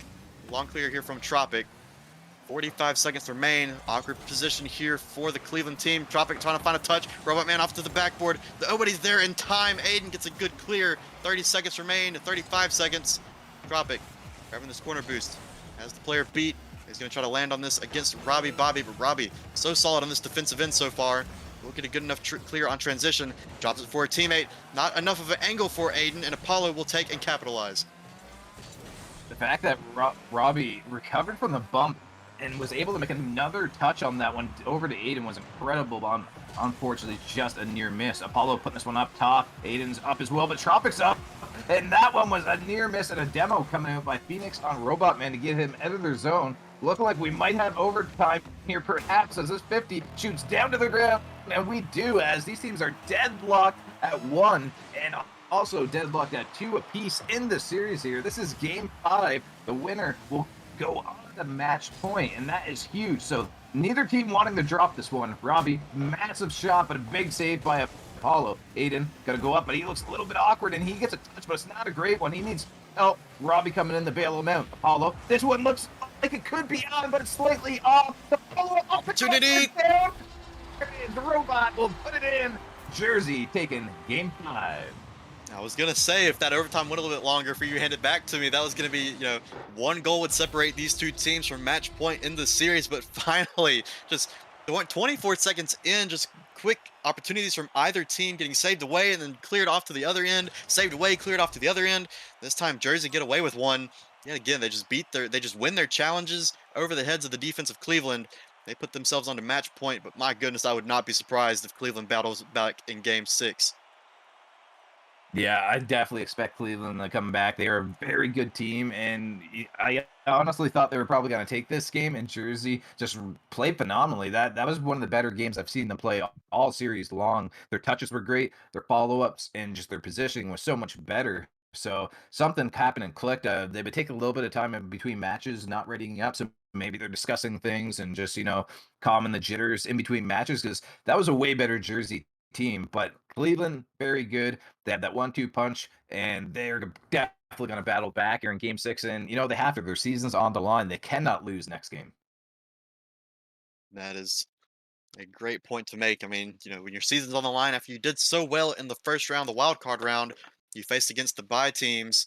This one being the second seed Jersey is I believe the first and fifth seed Detroit and Chicago are playing on the B stream right now. United Road BF. If you're interested in going to tune in and look at that series too, to see which two of these 4 teams will face each other in the conference finals next weekend. We still have to decide a winner here. It's going to be Jersey on match point on Forbidden Temple. I love this map. Let's see if I love this gameplay. It's going to be Cleveland into the corner. Phoenix trying to find some transition back out into the midfield, but nobody home off that hard clear except Apollo. Apollo has had a great challenge game this entire series, just using his mechanics to the best of his ability. This is a hard read for Robbie. Will be left for Phoenix. A little bit of a slow roller. Will be saved by Robot, and a high shot from Aiden. Don't know if he meant to shoot it that high or if he meant to leave it for a teammate, but he was the third man in transition, so it's not going to be too useful regardless. Now, a transition here, trying to get one for Cleveland. Just lobs it back out smoothly for Jersey. It's going to be Apollo taking this one. Hits it straight back into a defender who hits it straight back into Tropic, but Tropic does not make contact. Now, Robot Man just trying to make himself as wide as possible to get into the way of that ball. He does, and Apollo's back in time. My goodness, a quick gameplay from either team. We're still deadlocked at 0-0. Yeah, this is another game where there hasn't been any goal really early on. And, because the last game, how that started, we had a very close one. So I expect this one now, the way it's developing, to be pretty similar to Game 5. And one thing we haven't really talked about is the power ranking predictions here. This was a series that was unanimously decided in favor of Jersey. Everybody choosing it, not one person predicting Cleveland to take the game, and that kind of surprises me. I figured it'd be a little bit more split, or at least somebody choosing Cleveland, but I guess they're the underdogs in this, and Jersey kind of trying to prove why they are so favored in this, because if they win this, everyone's going to be right, but Cleveland, you definitely want to prove the power ranking committee wrong, so let's see what you got. Those power rankings, whether it was all 4 in favor of Jersey, there still were some close calls in that one, 4-3, 4-2. Right now, it could be set up for a 4-2 finish as Tropic just needs to make contact here and put it on target. I think that's off the post and out, but an awkward save will put it back off the post and out yet again. Now a transition here for Cleveland, but just puts it straight back into a Jersey player. And Jersey has just played with so much confidence and just smoothness this game that it's so hard for Cleveland to break out. As another 50 goes high off into the ceiling, Phoenix with no boost has to play this off away, but it's taken away by Apollo. Now Bobby to clean up, sends it to Aiden, who puts it off the backboard, looking for the third man, but nobody's home. Phoenix has to get back and get boost. Now in a 1v1 versus Tropic. Goes over 1, goes over 2. He'll nail it underneath the crossbar, and Jersey score first yet again, and this time on match point. Yeah, that is a massive goal right there, and Cleveland definitely going to start getting a little bit nervous here as we're approaching the halfway mark, and for Jersey to start to get the first one, that is huge.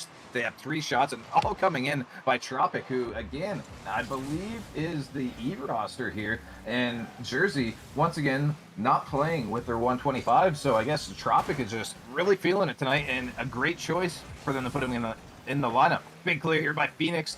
Robot getting an awkward touch. Is going to go further back. Phoenix look for Aiden. Gets demoed. Couldn't get the pass off. This one up top, and Robbie's up. Quick shot on goal. Robot, everybody kind of slightly going for that one to clear all the way back. Phoenix, one touch. Has to be careful here. A little bit of space. quick pinch, but followed up by Tropic. This one's going mid. Apollo looking for it, but Robbie a little bit quicker here. Cleveland trying to push towards the goal line here. They needed a goal. Cleveland still here, locked on this offensive end. Two players go from Jersey. It's going to be a double commit, but bounced off into Robbie's car, taken away by Phoenix now. And Jersey just sending the house on these touches, just not wanting Cleveland to get any foothold in this half, and they've got a good job of keeping the boost away from them as well. So physical play comes out yet again. This one gets saved off and out.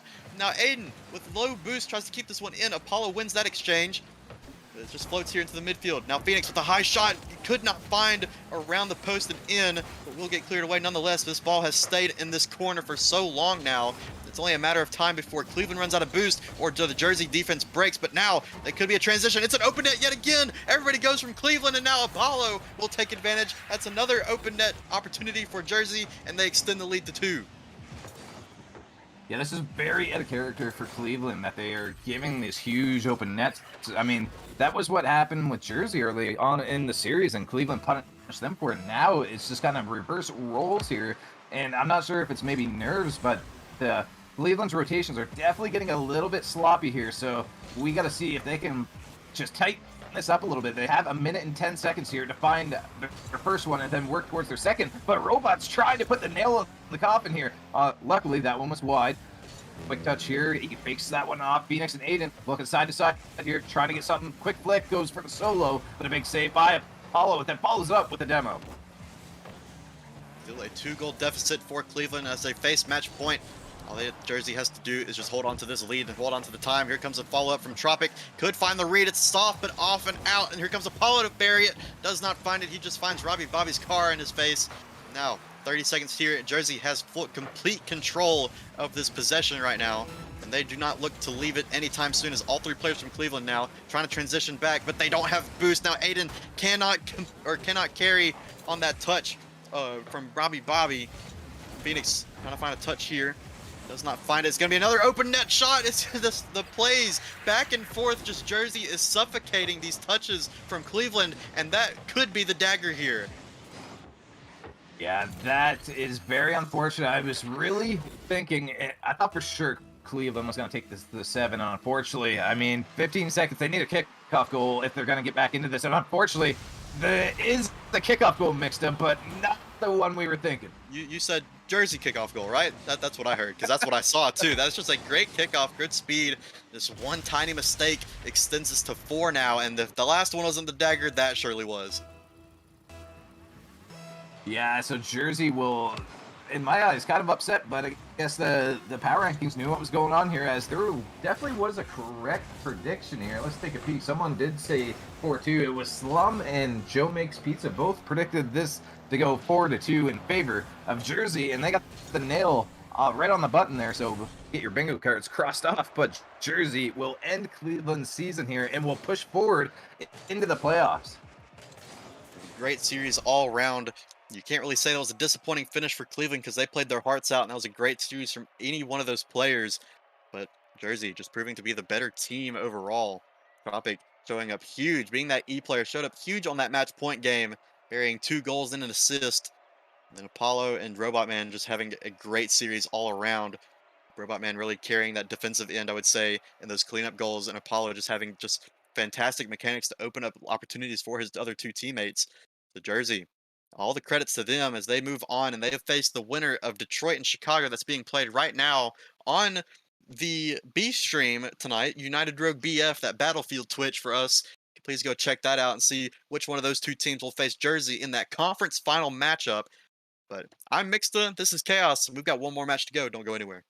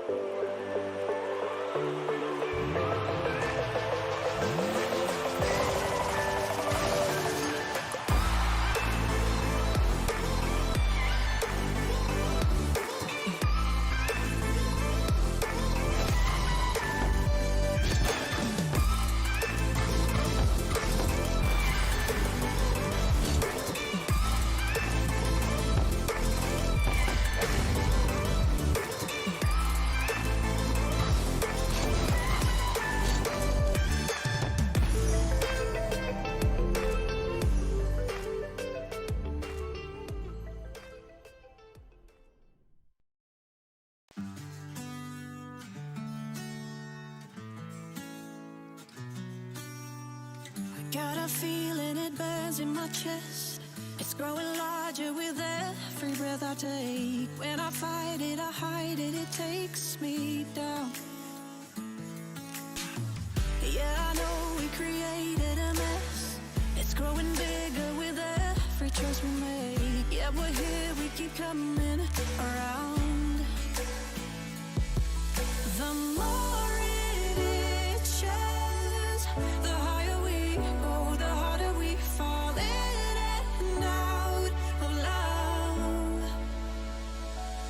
We should burn those bridges, never look back, but in the end we lose ourselves again.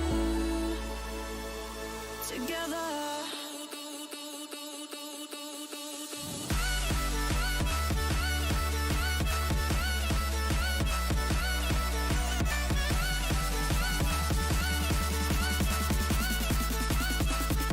Together.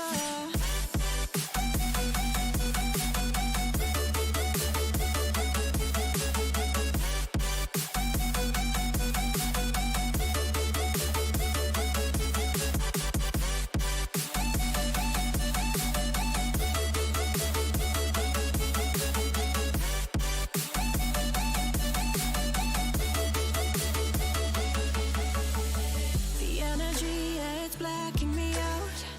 Being so close to you, I'm paralyzed. So I'm breathing it in, everything. Oh, the more it itches, the higher we go, the harder we fall in and out of love. We should burn those bridges and never look back, but in the end we lose ourselves again. Together.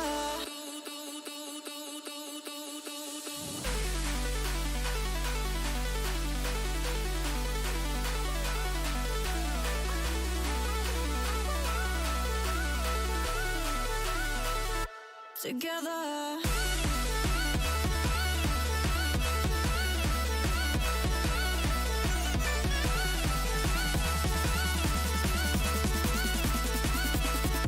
Together.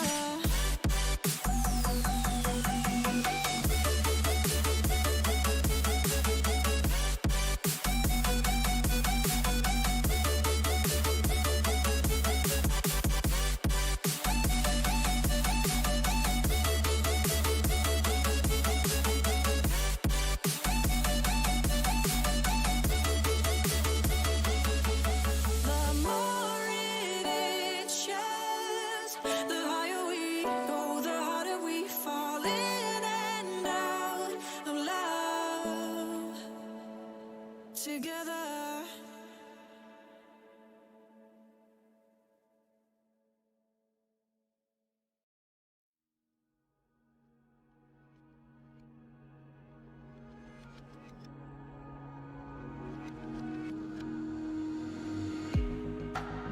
I had a feeling that you'd be with me when I took the fall. But I won't stop fighting. We'll take it higher till we hit the stars. We'll take it to the galaxy. We ain't never coming down. Take another look at me. Yeah. We're in the starlight now.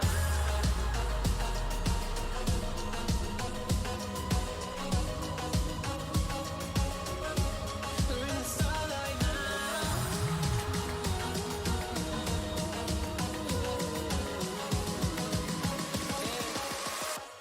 We're in the starlight now.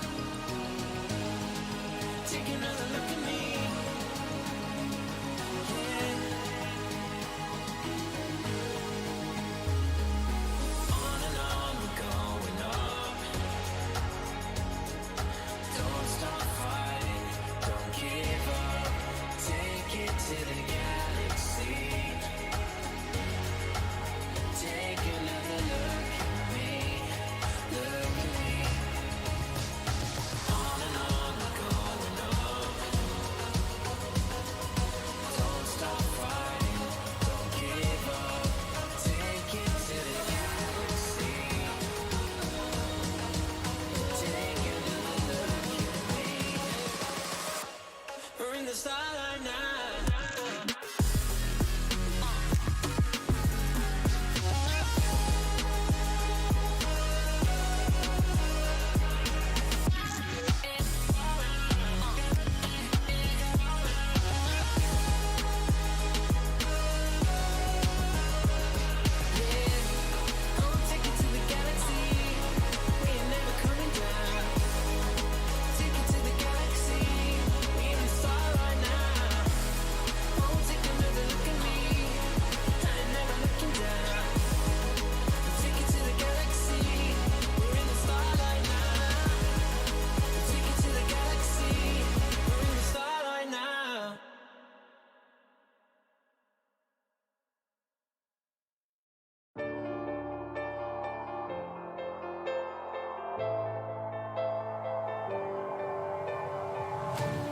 Cambridge to Boston, lives in a world she's lost in. Welcome back, everybody, to the last game of the night here in, I guess we're in MAC League now, Mixta, and this is going to be a great one. New Orleans Curse versus the Denver Scream. What do you know about these two teams, Mixta?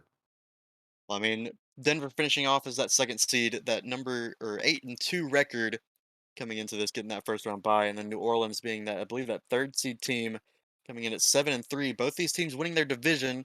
Both these teams within 4 points of each other. Both these teams having really close Game 5 records. And the statistics, other than that, I mean, New Orleans has had pushing double the amount of goals per, like, for them, as they have 38 on a goal difference, positive 38 goal differential compared to Denver's 21. The offense of New Orleans has proved themselves throughout the regular season, so we'll see if they can prove it during playoffs, which, I mean, we had the opportunity to cast them last week while they had that substitution, the Fet League player coming in for Pubi, who was, I think, their top salary player coming in that series, and they still managed to take that series, I believe, in 5 games. So the fact that they can put up that much offense with a substitute and now be able to play their top roster, it's going to be an interesting series to see how much offense they can produce. All right, let's get him on the field, but let's see if Knock will regret not having their fettuccine secret weapon in here. They got their full 145 on the field tonight, so let's see how he does and what we were missing from the previous week. So we have Pubi, Koala, Rorschach versus iTrots, Mint, and LSM. iTrots going to try and start this up, firing it upfield. LSM will follow it up, round in the corner. Koala can't make the touch. This one's down in front. No one's there to follow it up for Denver. Rorschach trying to shadow that one off a little bit. Big clear by Koala all the way down. LSM crossing that one and is going to pay the ultimate price for it as iTrots and gets a touch forward. And this one, a big return actually off the crossbar and a great save by LSM. Rorschach not in his dingo that he was wearing last week.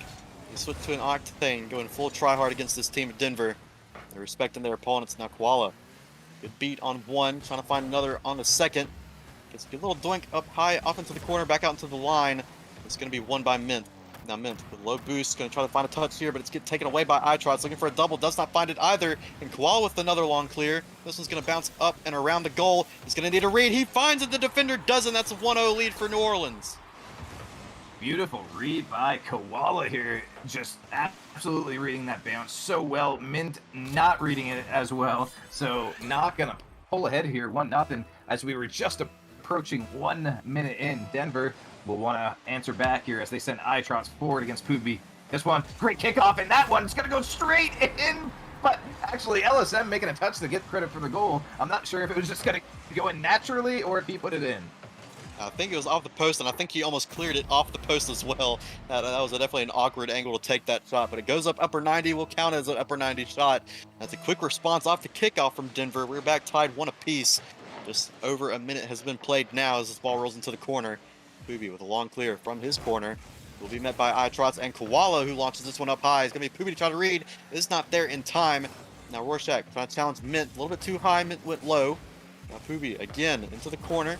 Going to be taken by LSM. A little bit of a stalled play here. This Koala just using his speeds. We saw him be so fast against his opponents last week, and I'm trying to remember the name of it was San Diego.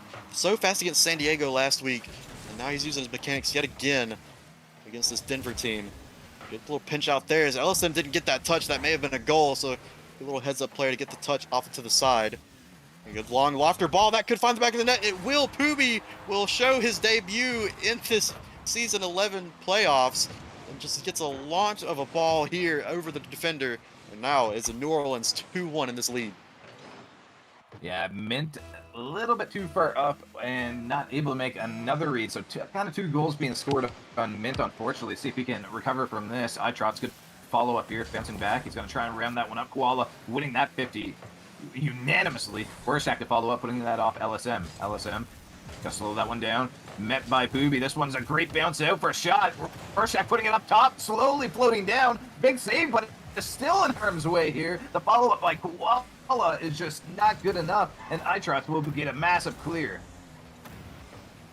Rorschach trying to win the challenge here, but Koala is luckily behind him. That ball went over his head, but an awkward clear out back into the midfield. Now Denver looking to find one another yet again.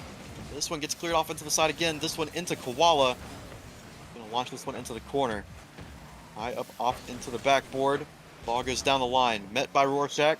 It's gonna be cleared by Mint. Straight back onto the midfield. Met by Pooby, but beaten by Itrots. Now Rorschach sends it high up into the sidewall, looking for a follow-up by himself. Does not find it, but Koala, the third man yet again on that goal line, will find it. Now Rorschach trying to find Pooby in the midfield. Does not find him. It's a little bit too soft of a touch, but the defender, the LSM, clears that one on accident away from his teammates. Now another awkward ball bouncing from the corner, met by Rorschach. It's going to be cleared off into the mid yet again. Now nobody there for New Orleans, but as still a dangerous situation for Denver. Now Koala trying to find something here to hold off the offense, but plays it too far away from himself, sets up his defender in a bad position, and Denver will capitalize yet again. Yeah, Denver going to even that one up, and just a great follow there by Itrots. We are looking at 6 shots for Knock and 5 for Denver, so we're pretty even on the shots here. And 1 minute 55 seconds left. LSM takes to the air against Koala. This one all the way back. Booby scooping that one up. It's going to be challenged by Mint here. Kind of goes nowhere. Another 50-50, and Itrot's moving in. Booby just winning 50 after 50 on the Denver team. Ball goes neutral into this midfield. Swing and a miss on that player there. But Rorschach will lob this one high up to Koala. Koala with no boost. Rorschach with the finish puts it high as well. Itrot's kind of flailing around that backboard, trying to find a touch. It's going to be the third man in Mint. Clear this one up into the midfield. LSM launches it downfield. Taken by Rorschach. Going to look for a double off the ceiling. We'll find it. It will be met into the midfield. Now Pooby now. I don't know if it's on target or not, but will make the defender jump.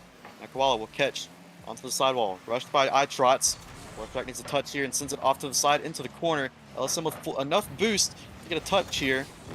The next player in line does get beaten by Pooby. LSM trying to use what's remaining of his boost to find a shot there, but it will not matter. It fakes out the defense enough. Itrots will capitalize and score the third goal here for Denver. Yeah, Denver starting to pull away here as we just approach passing 1 minute mark here. And, you know, Knock is... they are favored to win this by 3 of the picks here from power rankings. Only one person picking Denver to win this. So Denver trying to show that one person that he chose right. Itrot's big clear up field. Koala gonna touch that one down. Mint firing right back. We're just transitioning back and forth from goal line to midfield. All the way down here. And LSM gonna find an empty net for the effort up top. And now the insurance goal with 40 seconds left is very good for Denver. Don't want to jinx either team here, but I'm going to do it. So far, all 3 series tonight, whoever has won game 1 has went on to win the series. You know, the Detroit team in 7 early on, or the first series tonight, won game 1. That Jersey team that we just saw recently won game 1 as well. Vegas Linguini won game 1 as well. So all 3 teams that have won series tonight have won game number 1. So if Denver wants to write themselves in the history books as well, they'll need to hold off here, but Rorschach will refuse to lose. He will score the 3rd goal for New Orleans and put them back within 1. That is a feels backflip moment there for Itrots as he was right there, and unfortunately the axle just snapped in half. Now 26 seconds left, and Knock needs to find 1 goal. Can they do it? Koala versus LSM on the kickoff. That one goes back to the midfield wall. LSM following that one up. Booby can't get the touch. This could be dangerous. Rorschach having to take a 50 in front of his net. A follow up here by Mint. That's up top. It looks good. But Booby making a great save. Unfortunately, they need goals, not saves right now. And that is a great clear. And that is on net. Mint making a great touch. The dying seconds. Koala demoing that one off the ceiling down. LSM making a touch. That would have been very dangerous to come down on top of their net. Koala getting bumped. Rorschach has to keep this up. It's actually going to be Poobie, but unfortunately, if he keeps that up, that means nobody's back, and that is it. Denver takes game 1. Take game 1, and if this series goes like how tonight's gone, that's the series for them. But this New Orleans team has put up such a fight, especially early on in this game. It just came down to Denver forcing mistakes and New Orleans not being able to get back in time for those mistakes. So Denver doing a good job of playing to New Orleans' weaknesses on some of these misreads and some of these misplays. But New Orleans also playing to the weaknesses of Denver, having some awkward touches and some awkward bounces go their way, and great reads as well from the corners, and just some Denver missed touches as well, resulting in New Orleans goals. So this game, not really convincing in either fashion. It just came out that Denver had some good goals back to back that got them that series lead in game number 1. So now we will battle it out on game number 2 on Neo Tokyo. New Orleans still in the purple and Denver in their bright yellows. Yeah, bananas versus grapes here. Game 2, 5 minutes on the clock. It's a Fruit of the Loom ad. Let's see if iTrot and LSM will keep the offense up. And, I was looking at the stats, and those two guys did put up almost all the goals all season long. I mean, they were definitely the two firepowers for them. And here they're trying to connect with a little bit of a free jump passing play. Unfortunately, when you do those things, you're going to leave the last man in a bad spot. Luckily, they get away with that one, perhaps, as it's still up, so they might not have yet. We're backward down to Koala. Big save by LSM. And this is turning into a very dangerous situation, just resulting from a very aggressive play by Denver. Poobie got to put that one up the sidewall and rotate back. And that's going to free up a little bit of space. Rorschach putting it down. Rebound by Koala off the crossbar. Again up top. Near misses all around for New Orleans. New Orleans was swarming them just then, but just could not find it underneath the crossbar. Now they have to combine for a save here. Poobie already up in the air, but doesn't find contact. Going to need him to find contact on that one to put Denver back on their back foot yet again, but a double commit here for Denver will open up opportunity. Saved away by Koala into the corner. It's going to be a free touch for him to transition as Denver has backed off entirely into this midfield. Now Mint picks up that mid boost as well and gets a good challenge, but it's taken away by Poobie, who gets a decent enough 50. Now Rorschach just needs to beat the defender. He does. Now it's off the backboard. A demo onto the last back. It's open momentarily, but everybody's scrambling in front of that ball. Koala just could not risk diving on that ball. Did not know that demo was going to come out. But now, even more swarming offense for this cursed team. Maybe two players combining for a 50 there. Another demo opening up the goal line. Now Koala launches this one high, uses that backboard to his advantage. Nobody was up, but great read from Mint will relieve that pressure. Now Rorschach in an awkward position, launches it over his net. It will be red, it will be scored. That is another mistake capitalized on by the screen. Not able to catch a break here. I mean, the amount of pressure they've had in the other end, and they just come out empty-handed. Denver on the attack back, putting it in. That's got to feel bad. So Denver with a lead here to work with. Let's see if they can hold it. Rorschach going to get that over top the cheater. Mint and LSM get a little bit tangled up. This could cost them, and that's off the post once again. Koala will put it in finally. I was going to say, Mix, they literally cannot catch a break. It is 7 shots to the 1 goal for New Orleans, and 4 of them being from Poobie himself. So he gets credit for the assist there. I don't think he had much of an angle or much momentum to wrap around that ball to score it, but it was worth a shot anyways. But the shot goes off the post and out. Koala's there just in time. But that's the one thing about this New Orleans team, is that no matter what, if they've missed these shots, they're usually positioned pretty well, or at least well enough to get a next shot on target. And now Poobie clean beats the last back, and now LSM has to get back to get this touch. Sends it off to the side, plays it for the boost. Launches this one, using all of his boosting fall of his ball though. An awkward clear from Poobie will send us back into the Denver player. Player's already up for a shot, will not find enough power, but it's an awkward save again off the ceiling, but just Denver catches New Orleans slipping yet again. New Orleans cannot catch a break yet again anyways. Yeah, Denver just capitalizing on all these little chances, and they are working. Knock, on the other hand, they got to put at least 7 shots on and hit post crossbars, just get robbed over and over before they get one. And, Denver might find another one here. Mint, unfortunately, could not dunk Rorschach there. Big touch into the corner. Poobie to follow this one up. This one going towards New Orleans net. They got to be careful. Koala trying to follow this one up. Pitching it down in huge stuff here. Got to fire us up. Koala, he tried to go for perhaps the touch or the bump, but could not get there in time. Boost in favor of Denver now, as everybody in the midfield has to kind of rotate back from New Orleans to get that corner boost. pick up some pads. Now they have a little bit of an extended stay here, but this ball gets left for LSM. He's going to read that. 2 players go from New Orleans. Now it's just Poobie back. He has to win the challenge, and he does. Wins the next one, does he not? He goes off into the backboard. Sends it high off into the sidewall now. Koala waiting on iTrots. He's going to launch it mid. Now Poobie up over iTrots. LSM now to clean up. We'll send this off high into the corner. He's going to get another clear met by Rorschach. Gets the ball past him as well. It's an exchange of possession now from either one of these teams. That's an awkward play from LSM. 2 players go, 2 players do not find good contact from New Orleans. Now Rorschach and another 1v1. iTrot's there. Gonna force the defender to make a move. But a good clear here from Koala could open up time and space for this New Orleans team. But he gets demoed for his efforts, and that's just even more time gone off the clock for this cursed team. Mint tries to tuck it underneath there, and unfortunately going into the corner. Big bump by iTrots up top. LSM followed up off the crossbar down. Koala, massive clear here. iTrots rotating back to far post, and LSM just trying to get Koala and could not get the demo to connect. Big clear, iTrots all the way over. LSM to follow this one up. Bouncing that one in front. Shots are pretty even now, so that means Knock has been very silent for Denver to square up at 7. Poobie, he's up early, gonna touch this one down. LSM, good touch, but now we have 2 members up once again, so no one's gonna be able to follow that one up, and that's been a pretty big tail of common trade here. Mixes Knox been very double committee, I guess. Everything they've been doing here, just a lot of panics, a lot of double commits, and just leaving the back lines kind of off defend by themselves.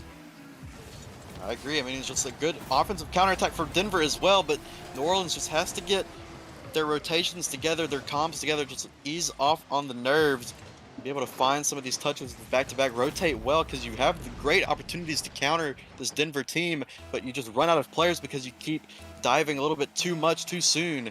But Denver is using these long clears and these long solo plays as well to counterattack and get goals against you. You just got to be able to slow down, especially that third or second man. How it goes, but best of sevens. We've said this before plenty of times. Best of sevens, you have plenty more time to recuperate from these mistakes and come back into the series. So despite being down 2-0 into the series, you still have got plenty of time ahead of you, because Denver needs 2 more game wins before they can call this series theirs.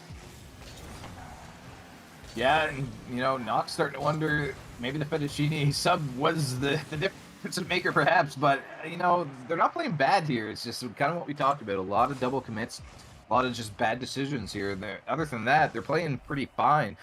If they didn't double commit with a lot of those plays they had, they definitely would have scooped up a goal, because when they both went up, they beat the defenders, but just nobody was there to put it into the empty net, unfortunately. So, I mean, just cleaning up the double commits, I think, is going to put this series a lot more close than it is, because Denver's just really punishing Knock on every single mistake they make.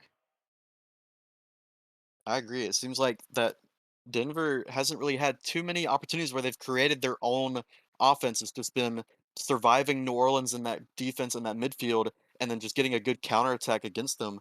Um, that seems to be the name of the game, is just counterattacks, just open nets opportunities, and they've done well about just having their defense hold and then transition quickly into the offense and force New Orleans to make a mistake and then get a goal out of it. So it'll be on New Orleans to see if they can continue to hold Denver on that offensive end and see if they can keep or quit giving up these small mistakes that are just costing them so much. Yeah, big clear here by LSM. iTrot's going to try and follow that one up. I'm touching back to him. Cannot get that. And this one going to be pinched all the way back to the Denver backboard. Weak touch here, and a little bit of a double commit by Denver, but it's not too bad as the ball goes forward. Rorschach tries to scoop that up, wins the 50, just really big all the way down. iTrots can't follow it up either, in a backflip by Shaq. But he is luckily there. That was pretty unfortunate. And this is just a mistake that you don't expect to see the number 3 and 2 seeds make in this, this series.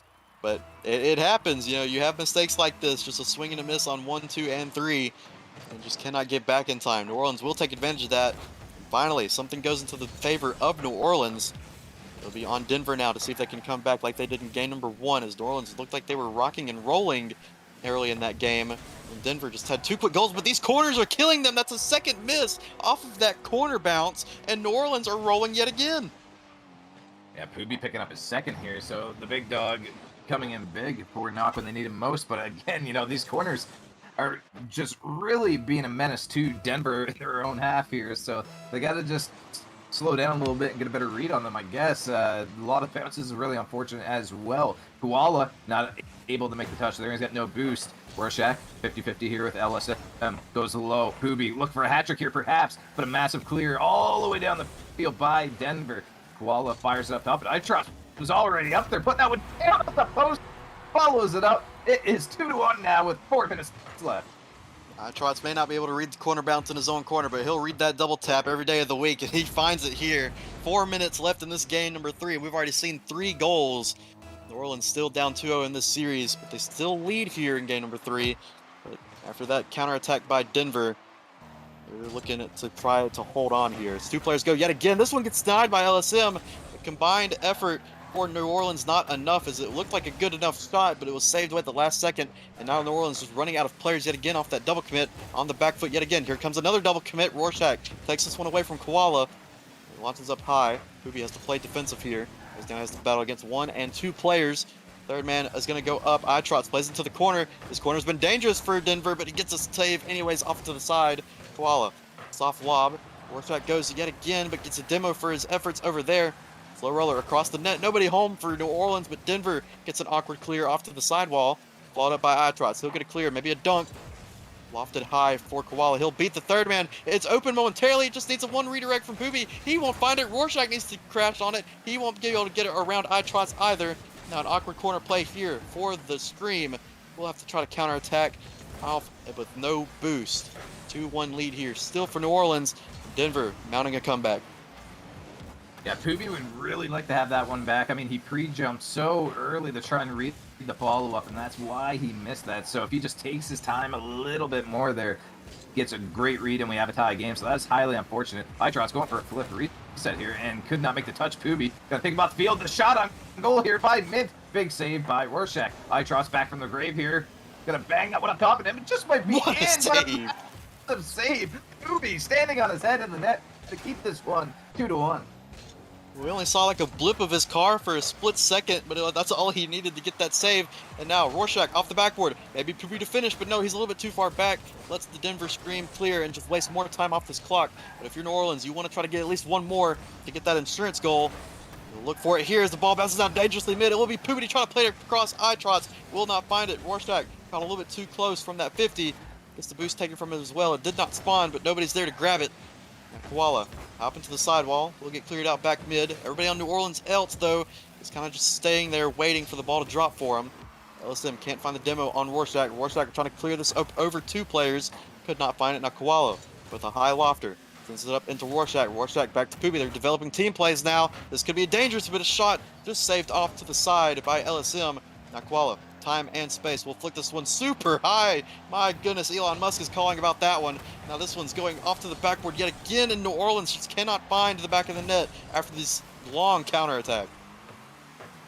Yeah, this has just been kind of I mean, the shots are 7-4 right now in favor of Knock, but the double commits are still there, and iTrots and LSM really mounting so much of the pressure here, and Mint just trying to fill in the gaps. And yeah, big 50s coming in the corner. Shot on goal. Koala making a good touch. Trying to follow this one up. That is an unfortunate touch by Mint as it goes all the way back to the corner. But again, Poobie just being a little bit too close to Koala there. And Knock spacing just not super good. And they haven't really fixed it too much. But they still have the lead here. LSM. One touch here. The Koala's last man. Big save as that was very risky. And that could have cost the lead. Big touch into the corner. LSM. Shot low. Another big save. Knock standing on their heads right now defensively. The speed of Koala right now, which Koalas aren't known for their speed, but my goodness, Koala is such a fast player that he's able to just have the ball thrown off the sidewall and just use his speed to get back and forth across that goal line. And this one will sneak in from Koala. I don't know if the defender missed because he didn't think it was in, but that sneaks post and in, and now it is a 3-1 lead for New Orleans and possibly to get the dagger here in game number 3. That's their insurance goal they needed. Yeah, they absolutely needed to win this game and not go up on match point, so this is crucial and very good that Knock just put the nail in there, unless Denver answers right now, and then they have about 10 seconds to work with, but it's not looking good for them here as Rorschach's going to waste some time and get an attack started. The 50 shooting all the way back here. Can they follow this one? LSM going for the boost, couldn't go for the ball, and he's going to make a save here, unfortunately, for Knock. And I think at this point they realize it's over, so they're just going to reset and transition into game 4. New Orleans had, much more offensive opportunities in this game. Not a whole lot of double commits compared to their first 2 games, but there's still a lot of double commits. But they managed to turn the tides here. I think they got, the first 2 goals were just missed on the corner bounces, and the third goal being just an awkward backflip from the defender on that post. So they've earned the opportunities to get to these goals, but as far as earning said goals, it's definitely on Denver's mistakes right now, and it's hard to argue that uh, based on what we saw on that defensive end with the 2 straight misses off that corner bounce, whether it be a miscommunication or just a misread.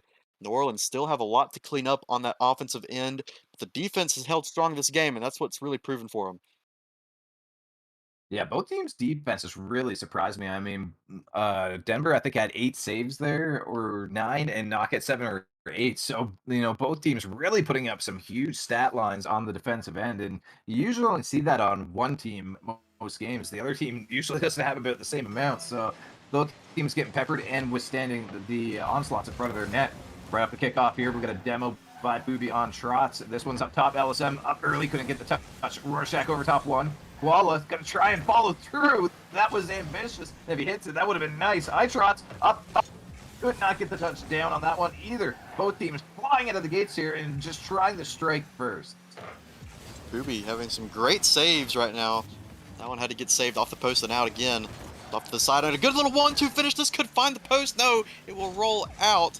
This Booby almost connects with another player on his team. I believe it was Koala. It's a good center touch here. Looking for a double. He finds the double. Only 1 player left for Denver, but it's Trots. He'll get that clear. Now he's going to send it off the wall. Does not find contact, though. Now it's going to be Rorschach doing battle with Mint. Easily goes over Mint. And now LSM with an awkward touch. Plays it back out Mint. It's an open net. New Orleans pick up where they left off in game number 3, and it's a 1-0 lead. Yeah, perfect start here for Knock to go ahead. I mean, they want to win this and even this up, because again, if they lose this one, match point that they face down for a couple games. You want to even this up and try and get ahead, and that is the way you do it. You put one in the back of the net and punish Denver on a mistake here. So kind of the shoes on the other foot. Trots running into midfield. This is going to cause a little bit of chaos midfield. Trots touching that one up, tries to follow it up, and Rorschach beats him that one. LSM tries to slow it down, but Booby attacking that one quick. Knock really speeding up their play and their aggression a little bit and are just in the face of Denver constantly. Oh my goodness, and Koala almost getting the second goal there. Has to drop that one straight onto the nose of the defender, but everybody back for Denver now. Rorschach, trying to find some plays. He's done a lot of good with his challenges recently. And that's going to be Booby launching this one. Past 1, past 2. He's going to find the third. No, third gets back in time. Now Booby has to transition back. It's going to be Denver on the offensive end. But the boost stolen away from Denver. They'll have the offensive pressure, but with not for long with how much boost they have in the tank. Now it's New Orleans on the counter. Booby looking for somebody in the mid. Nobody's home. The Denver defense on the corners has not shown anything as Koala will bury it, and that is a second goal for New Orleans. Denver needs to clean up these corners. Yeah, this has kind of been the story all night that you've been pointing out. Every time the ball goes to the corner, Denver has struggled to read the bounce, the touch, whatever it has to be, and it's resulted in goals so often that you just cannot keep doing that if you want to pull ahead and finish the series off, because now it's really starting to cost them. And No this way. was down and just touched out. But as we talk about it, what happens again? Now Booby last back has to dodge the demo. He won't get there in time. Trots quick on the counterattack, and that's what I was mentioning in game number 1, early in game number 2 as well, is that Denver may not have extended stays, but once they break out, they've got a man up there somewhere that could just finish that ball whenever, or just gets these quick counterattack goals. And that's the second shot for Denver compared to New Orleans 6. No, excuse me, 7. It's New Orleans 7 goals, or oh my goodness, 7 shots, but the double tap denied by Rorschach. Booby back now. This quick counterattacks for Denver is what's led to so many goals, and New Orleans, the overextensions getting beat on their plays, and now overextension from Denver as 2 players go. Now it's just Mint last back. LSM will get that corner boost on the opposite side to bail him out if need be, but Mint with a good touch, but launches it straight into Booby, who gets a good 50 off into the side. Now New Orleans trying to set up shop here in the midfield. Nobody really making contact here, but the ball still stagnant here in the midfield. Gonna be Rorschach. Clean beat. It's off the backboard. Is there a follow-up? There is not. It will be doinked away by a Denver player. Now, back on the defense again is New Orleans. They have to battle back here, try to secure something in the midfield to try to lock this Denver team again. You've seen this situation before, 2-1. It will be buried again by iTrots. They find each other yet again. Beautiful play here. I trust staying upfield, waiting for LSM's touch to him, and just banging that one behind Koala and Poobie, who was just getting back. So that is the tie right there at 2:05. Denver has been on their back foot most of this game. They have 4 saves, not only having one, whereas last game both teams had 7 or 8 each. So this is not really good that Denver's had that many saves, because they've been so awkward in their corners in front of their net that you really don't want to be taking that many shots on your goal line. So let's see if they can withstand the rest of this attack and try and pull ahead and get a game. 2-1 series lead for the Scream over New Orleans. New Orleans trying to battle back and secure at least a tie in the series, maybe force at least a game 6. But Denver not wanting that to happen. iTrots needs to go to bed. He wants to get the series over as quick as possible. But New Orleans will not want to do that. They're going to keep this ball into the Denver half, taken away by LSM. He's got boost, he's got time. He will play, and he's going to get bailed out by a teammate as well. Now Poobie has to make a save. He will. Off into the midfield, taken away by a Denver player. Now Denver trying to set up shop for what seems like the first time this game. They've had 2 quick counterattack goals, but now they have to struggle to get back on the defensive end.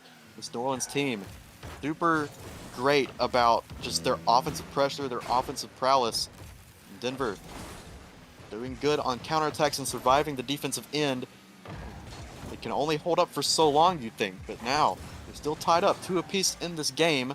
New Orleans desperately need this game to secure at least a game 6, tie up this series, put yourself back into it. This momentum could be everything for you. But now, off into the midfield, could be into Rorschach. Gonna get cleared up. 30 seconds remain here, and Denver looking to set up shot yet again. Here comes a shot. No, it's gonna get taken away, slowed down. iTrots to finish. No, it gets saved away. And as this clears into the corner, there's only 20 seconds remaining. Yeah, 20 seconds remain, and it feels like the pace of the game has slowed down quite a bit here.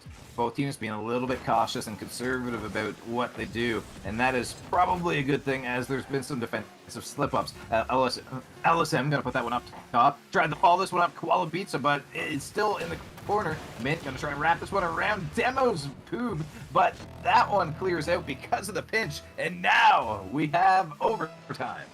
Overtime, and I believe the first overtime of the series in this game number 4 on Urban Central. Denver looking to push themselves onto match point. New Orleans is looking to stay alive and force a game 6. Rorschach sends this out into the mid. Nobody home except Denver. Now Mint up earlier. It seems like the aggression of Denver is playing into the strong suits right now, because New Orleans had so much pressure, but now, like you said, everybody playing a little bit more defensive because they don't want to make mistakes. It's cost them more goals throughout the series, but my goodness, that could have been dangerous right there if that pass connected. But New Orleans not really being able to match the aggression that Denver has had on these challenges, especially out into the midfield like this. It's like Denver is one of the first times we've seen them hold offensive pressure for longer than a few attempts. But iTrots now, this is gonna loft, this is gonna find the back of the net. No, just barely touched off the crossbar. I don't know if Koala made contact or not, but it does not go in. Now Poobie sends a long haul down the field, will not find a connection there. Rorschach will clean it up for the Curse, and my goodness, they got away with one there. Yeah, just a complete near miss in an overtime. You just want to capitalize on those. Poobie touch here towards the near post. iTrots getting beat to it. Rorschach had a chance here to bury it by Mint. He does, but LSM bailing him out and moving upfield for the bump. Koala, last man can't get there. Oh no! And iTrots will get credit for that one. And Denver will pull ahead 3-1.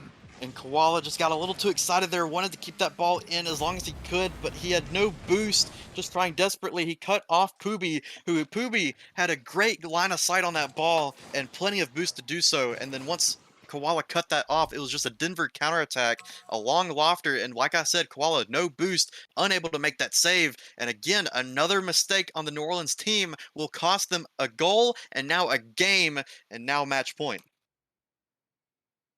Yeah, Knock has their backs to the wall now, with Denver being up 3-1. They're going to have to battle back and win 3 games if they want to take this series. Unfortunately, they can't drop one more from this point on. So Denver, feeling pretty comfortable here, has themselves in a good spot. they're playing a pretty good game. They just got to really tighten up their positioning and their just reads on the corners, which we've talked about. They've been punished that. Knox should be picking up on that. Maybe just slinging a whole bunch around the corner and just see if he could get something to go through, because more often than not, it caused a lot of problems in front of the Denver net. So let's see if Knox can, pinpoint and just punish some of these weaknesses that we've seen. Kickoff one by the screen. Going to be a quick shot in 3 seconds in. It will be Itrots to clean up that kickoff. And Denver on match point, looking to close the series out even faster. Yeah, that's going to be one of the worst feeling things in Rocket League. When you're the cheater and it goes up and hits the ceiling directly behind you, and, there's just nothing you can do. And it's one of the most awful feelings in the world. Ubi tries to follow that one up. Big save by Etros. Followed by Koala. Could be high, bouncing down for another chance, but right back to where it came from. Bouncing up the backboard constantly, and they cannot convert on that play. Itrots tries to take a low 50. He does, and this one pitches out in front. LSM shoots that one just wide. Denver really starting to look very dangerous here on the attack. Itrots now, no boost to his name, but just being such a nuisance in that corner, just keeping New Orleans guessing about what they're going to do next. Koala now. A little bit of boost, gonna try to look for a mid here. It's gonna be Rorschach. Rorschach there first, but gets denied. It's gonna be Poobity trying to finish. It's bar down and out. Heartbreak for New Orleans as that's the second shot to just go just a little bit too high. And now swing and a miss from everybody on the field. Even more swings and misses, and Rorschach will finally. Oh my goodness, what is happening? I don't know what happened in front of that net. It was like an invisible hand was smacking the cars away from the ball, as it was just absolute chaos in front of the Denver net. And unfortunately, that is how you get scored on, when everybody just can't read the ball and it sits in front of your net for a good, 3 to 4 seconds. So, getting a little bit of a break there, and, a goal just falls into their laps. Here's a wraparound from the corner. LSM reads that one, so Denver, picking it up a little bit on their touches and reads on those corner bounces. Mint fires this one. It's kind of a change up on net. Koala making a touch, but it's just going to send it mid for Denver. The read, and unfortunately, they send 2 attackers on it, and they can't touch it. The third will follow it up, and Itrots moves in to put it in, and they have a 1-goal lead once again. And this time it's just Poobie not jumping on this corner touch. Everybody goes from Denver, the closest man being in the corner of New Orleans, or the closest man to their goal line being in the New Orleans corner. And just New Orleans not wanting to jump on that ball. They don't expect the hyper aggression from Denver, which, I mean, with the quick counterattacks that Denver has had, you kind of have to expect that they're going to send the house on at least 1 or 2 shots, try to get a goal and a lead here in game number 5, which they have now. But Poobie off into the side, gets enough of that ball to keep it into the Denver corner. Koala up high, off to the corner, off to the backboard. It's finally read, this time by Itrots. It's going to get cleared off into the side, but intercepted by Poobie yet again. Now Koala to take this. Gonna have to beat LSM. He does, gets a pad while he does it. Tries to use his flip, cannot make contact, but Rorschach back out into the mid. It could be an opportunity, but Itrots yet again stands tall on that goal line and will clear this off to the side. And now Denver having to battle back yet again. Mint's awkward. He's gonna have to save it off the backboard, and my goodness, whatever New Orleans has thrown at Denver keeps getting saved away. Oh man, the amount of double and triple commits by Denver, and it's working, but Knox just cannot punish them on this, unfortunately. LSM getting a touch here around the backboard. He gets bumped off their Itrots, sending some backup up top. Gonna try and follow this one up, but Poobie putting it right back. Knox just constantly attacking here on the net, and there it is. Koala putting that one in, and it was just a matter of time. Knox had been in their end for so long, something had to break. Honestly, I mean, I thought Poobie had that shot figured out, just that negative angle with the flip, but it just sends off the post and out. I don't think the defender saw that read quite in time, but Koala there in time to crash it. Then this New Orleans team not wanting to give up in 5 games. They want to extend this to 6 to get that second game win under their belts and try to put some more pressure onto Denver. But now, pressure onto the New Orleans half as LSM wins this challenge cleanly. Itrots playing bully ball in that corner of the goal line. It finally will get cleared out. A good pinch there from Poobie. We'll send this one all the way across the field. Now Rorschach trying to find somebody to get in the way of, but does not get there in time. Poobie, no boost, sends this into Mint, who launches it all the way into the corner. Now Koala, awkward touch, got a little bit too far away from him. Sends it straight into a Denver player. Now Denver finding more extended stays throughout the series. It seems like they've had more sort of a counterattack play style in the first few games, but now that they have confidence and able to take it back to New Orleans, they seem to be extending having so much more extended stays in the series. But now, up in the air, Poobie has to beat LSM, and he does. My goodness, this thing is going back and forth and back and forth. This could be an open net opportunity. It will be. Rorschach will finally put New Orleans up, and that is a 3-2 lead. I was about to say Mint's done a good job at playing around his teammates because he never can push up because iTrots and LSM are just so aggressive that he's been third man, I think, for at least 3 minutes plus in this game. But the second I was just about to say that he pushed up just a hair too far and they banged it over top of him. So not pulling ahead late in the game, which is crucial right now. Let's see if they can get maybe an assurance goal. Perhaps Koala can't read that one, though. That's going to be a problem. Then he falls down and dunks an iTrots backflipping as he can't read that one. And oh my, that one's staying out somehow, but the follow-up goes in. But that first one, oh my. That is insanely close. I don't even think the Denver player touched it. It was just an awkward save from Rorschach, and that's just perfectly placed. Poobie was not positioned for that back corner post shot, but I mean, how could you? I mean, it was just such a weird angle to take that shot, but iTrots finds it. Back to a 3-3 game now. Just over a minute and a quarter left here to play in game number 5. Denver still on match point. New Orleans not wanting to be done just yet. Koala gets a good 50 pass too. It's going to be LSM to clean. Now Poobie, last back on the backboard. We'll get a clear here. Long clear down the wayside off to the corner. Now Koala to clean up. It's going to look past 1, past 2. It's going to be an awkward bounce off the double from the defender. But it still gets cleared away into the corner. But New Orleans not done yet. It's going to be Rorschach now. Getting control of his car. Could not find the dunk on the player. Now Mint going to log this one high into the corner. 40 seconds remain here. And New Orleans season still on the line. Yeah, this one going into the Knox corner, and like you said, their season is on the line here. iTrot's 6 shots right now, and the hat trick.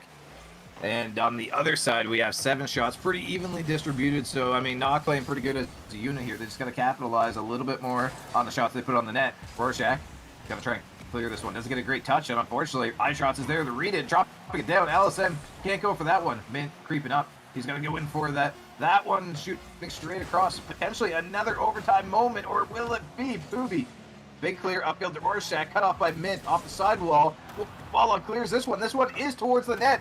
LSM making the save. And Rorschach, a shot again turned aside by Denver. And the ball is still not dropped. It is up with everybody in the area. But there it is. We have overtime.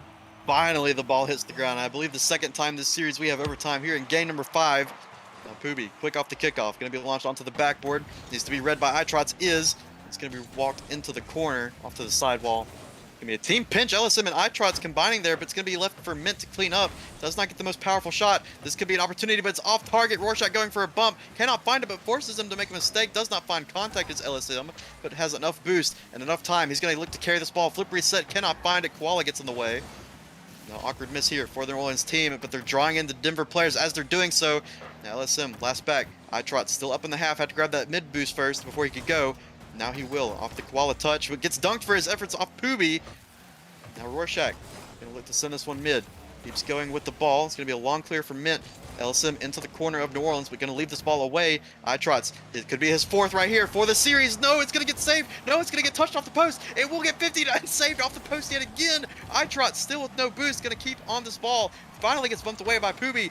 All 3 New Orleans players there combining for saves, combining for clears, and finally staying alive in this game. Near miss after near miss there by Denver. They would love to have any of those opportunities back, as that could have ended it all, but unfortunately it did not. And for Knock, that is fortunate. iTrots gonna try and get this one across the net. Koala getting an awkward touch. It's floating across. Poobie putting it down. Mint's sitting there though, and Poobie getting a great dunk on him though, sending all the way back. LSM up early for that one. Not able to make connection with that, and that leaves him boostless in net here, so this is going to be a little bit awkward for him. He's going to try and put that over the sidewall, but again, no boost, so Poobie beats him to that one, pinches it down. Mint taking that one as Poobie going in for a demo on iTrots in the back after stealing the boost. Denver getting a little bit pinched here by Knock getting very good momentum. Let's see if they can convert. Rotating very well to keep this aggression up, but finally Mint gets a clear. No, he doesn't. He actually misses the ball, and now New Orleans back on the offensive half. It's going to be a demo on the last back. Eventually, it has to break if you keep making mistakes, and New Orleans will stay alive. We go to Game 6. Yeah, big demo there on the last man, and then just a wide open net. So Knock converts and stays alive here. So they will pick up their second win as we will move on to game 6.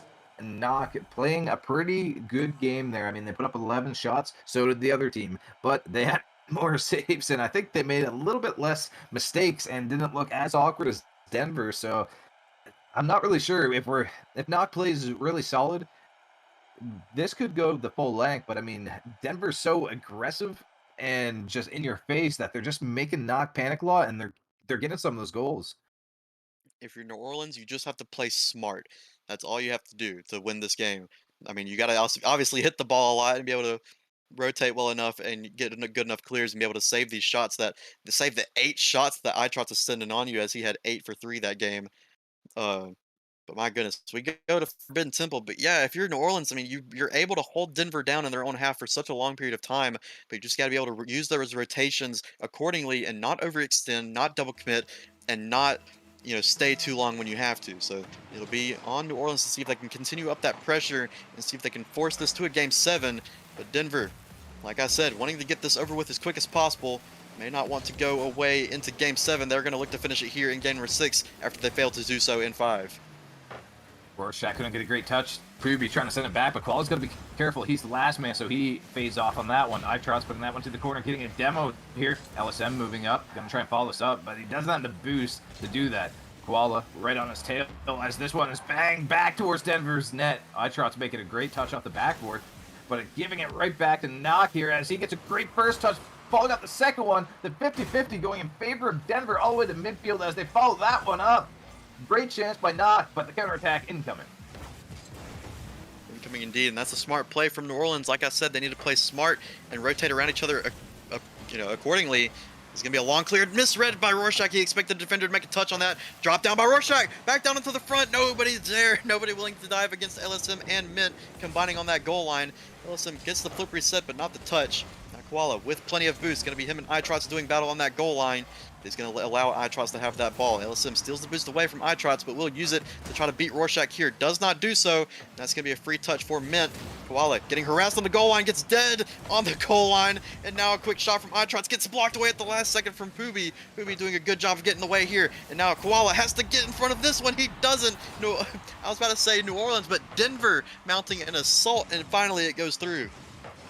What a shot by Mint here, and Itrots, I think, stole that one. I'm not really sure. I'm pretty sure it was in, but that was just a great angle for Mint to put that one on net, and a good follow-up by Itrots if it was not going to go in. So Denver pulling ahead with 3:33 left on the clock here. Knock looking to strike back. Quick 50. That one's going to be up top. LSM up early, getting a soft touch, trying to follow it up. Mint touching that one back. Pooby going to hand that one off to Koala, gets called off.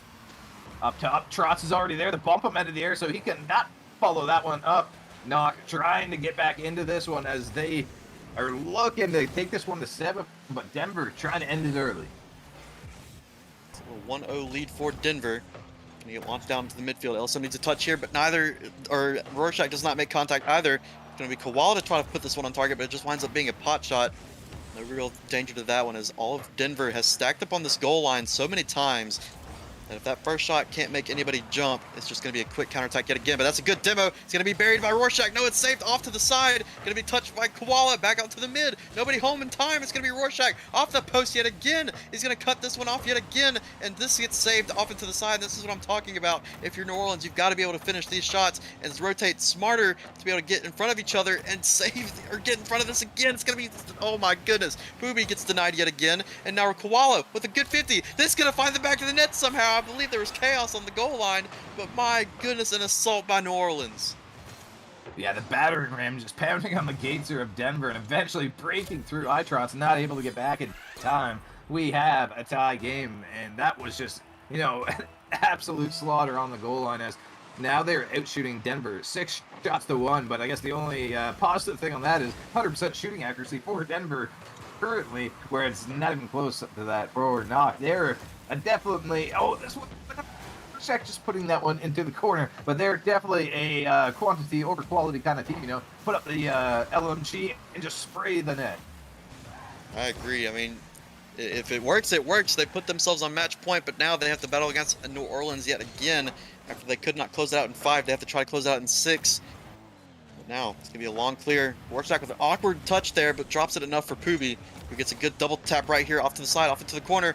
Met by Rorschach. It's going to be open. Poobie just needs to go, and he does. It's another 2-1 lead for New Orleans, this time to try to force a Game 7. Yeah, they are battling back great here, and they find themselves with a lead to work with pretty late into the game, so that is going to be very good for them here. Let's see if Denver will fight back and even this off. Kickoff's going to be Rorschach versus Mint. Kind of kills off to LSM.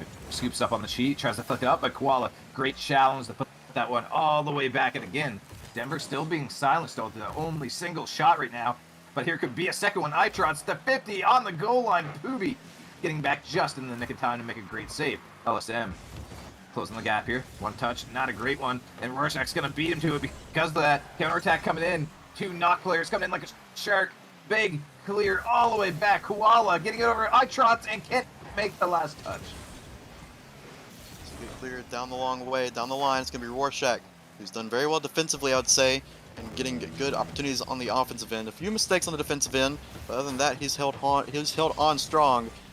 Here's Denver looking to try to even up this game, 2 apiece, but New Orleans is not letting them in. Swing and a miss there by Poobie. It's just going to be Rorschach back. An infield pass meant to Itrots. He will find the back of the net. All you got to do is just throw it mid. Itrots is somewhere close, and this time they even up the game 2 apiece. Mint getting another very crucial assist here, starting to be a playmaker on the field at the midfield, where he's been such a stagnant third man all game long, and that has been a key to this game. Tied at 2, 45 seconds. Here's the cheat. Shot on goal, Koala. Good save. Gonna come out back in front of the net, though. Rorschach slowing it down. He's got space. Gonna pop this one up all the way back. But this one back towards the net. Oh, it's just high. Koala trying to clear it, but Denver trying to keep it in the end. Koala slowing it down. Quick flick.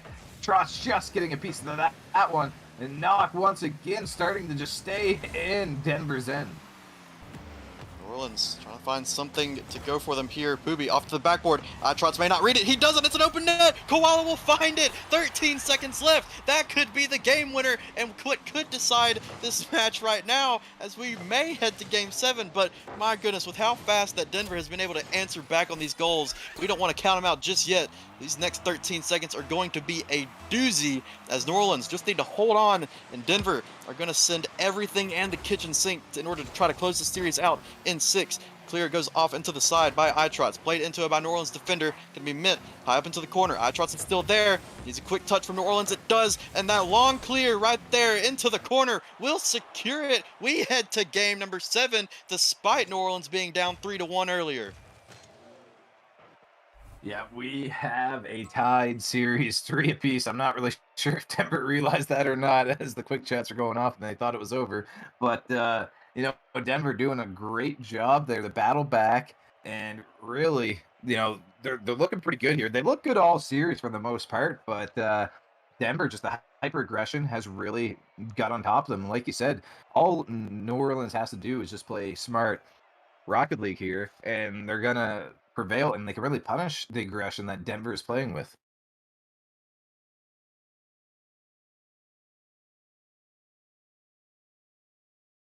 Yeah, New Orleans riding so much momentum here in these past few games to be able to battle back against Denver and their offense. And just Itrots has put on so many goals. I would not be surprised if he's broken 10, 12 goals already in this series. But we had 2 match point on Champions Field for the second time tonight. We saw it in Linguini earlier. Now we'll see it in Mac tonight as the last game of the stream, possibly the last, or hopefully the last game of the series, the last game of the stream. It will be decided by 1 game, possibly 1 goal. It will be LSM off to the kickoff.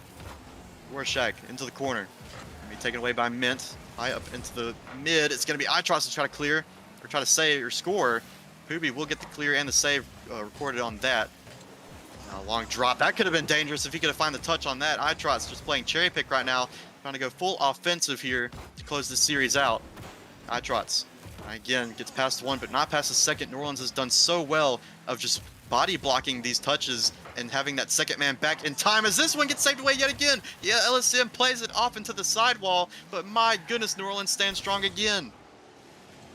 Yeah, unfortunately, iTrust was right there to follow it up, but LSM kind of cut him off and put it towards the sidewall to take it out of harm's way for Knock. So, kind of the phantom fourth player for Knock in that situation.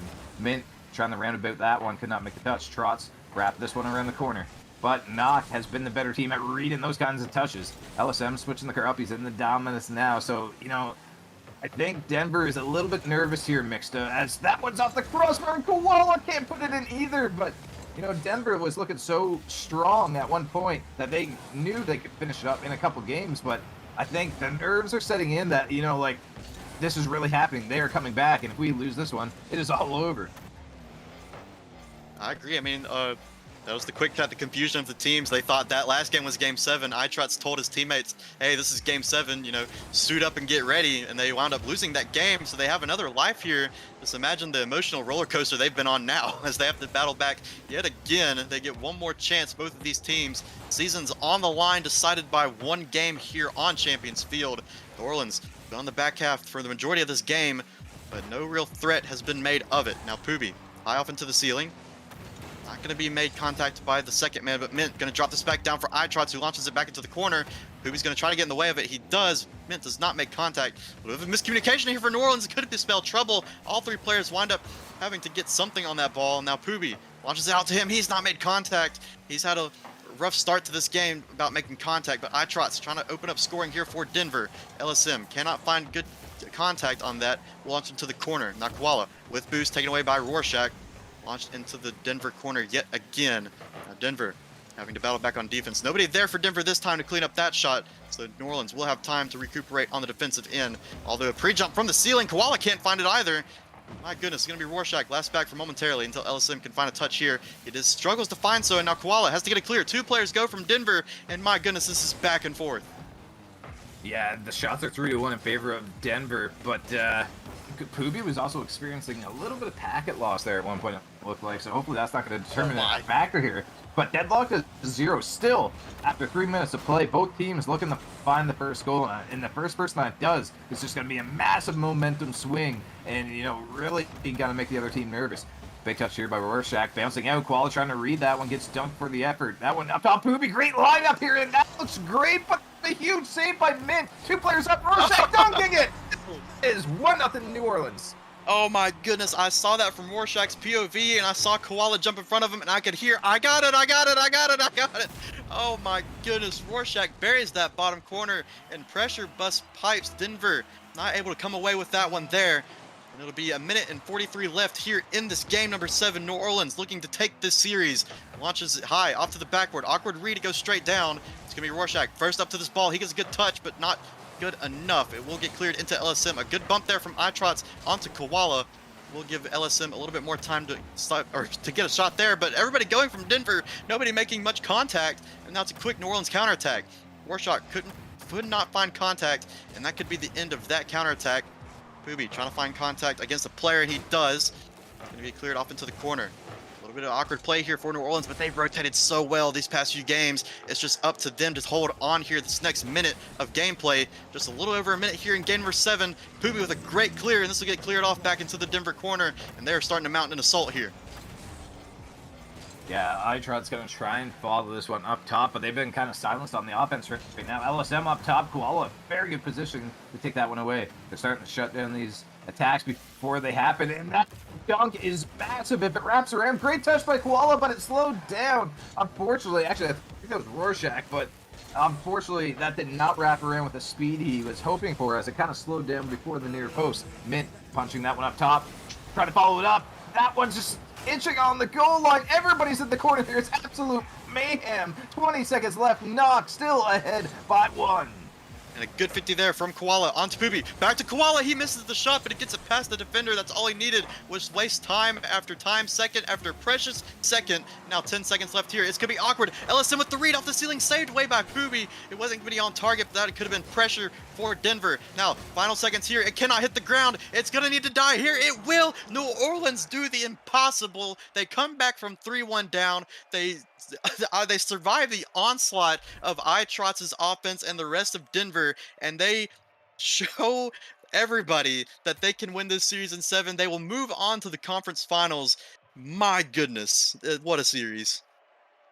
Yeah, this was a crazy roller coaster of emotions. And, in the end, not playing, just like you said, the smarter, more methodical gameplay, the rotations look so much more clean. Whereas, Denver, it all fell on how good that chaotic attack from LSM and Nitrots. They were constantly air dribbling it towards each other, double committing for the pinch down. And, a lot of times it worked, but when it didn't, it made it really awkward because then you had one guy left on the field to defend the whole field. So Knock, their rotations were smoother, and they just punished a lot of the mistakes on the misreads by Denver.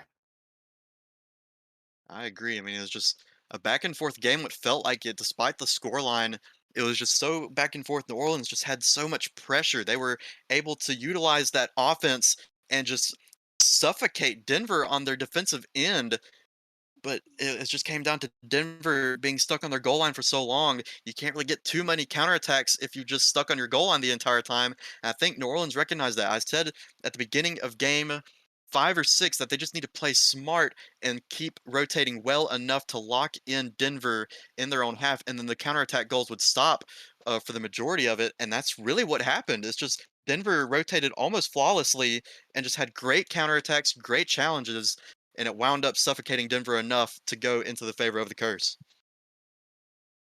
That's going to wrap up tonight, but we are back at it tomorrow, right where we left off. So that'll wrap it up. And we want to thank the front half, which mixed it, mixed it and power through everything. We had Wolf alone, we had Shackles doing the broadcast, and we had Hot Grandma making a bunch of the lobbies.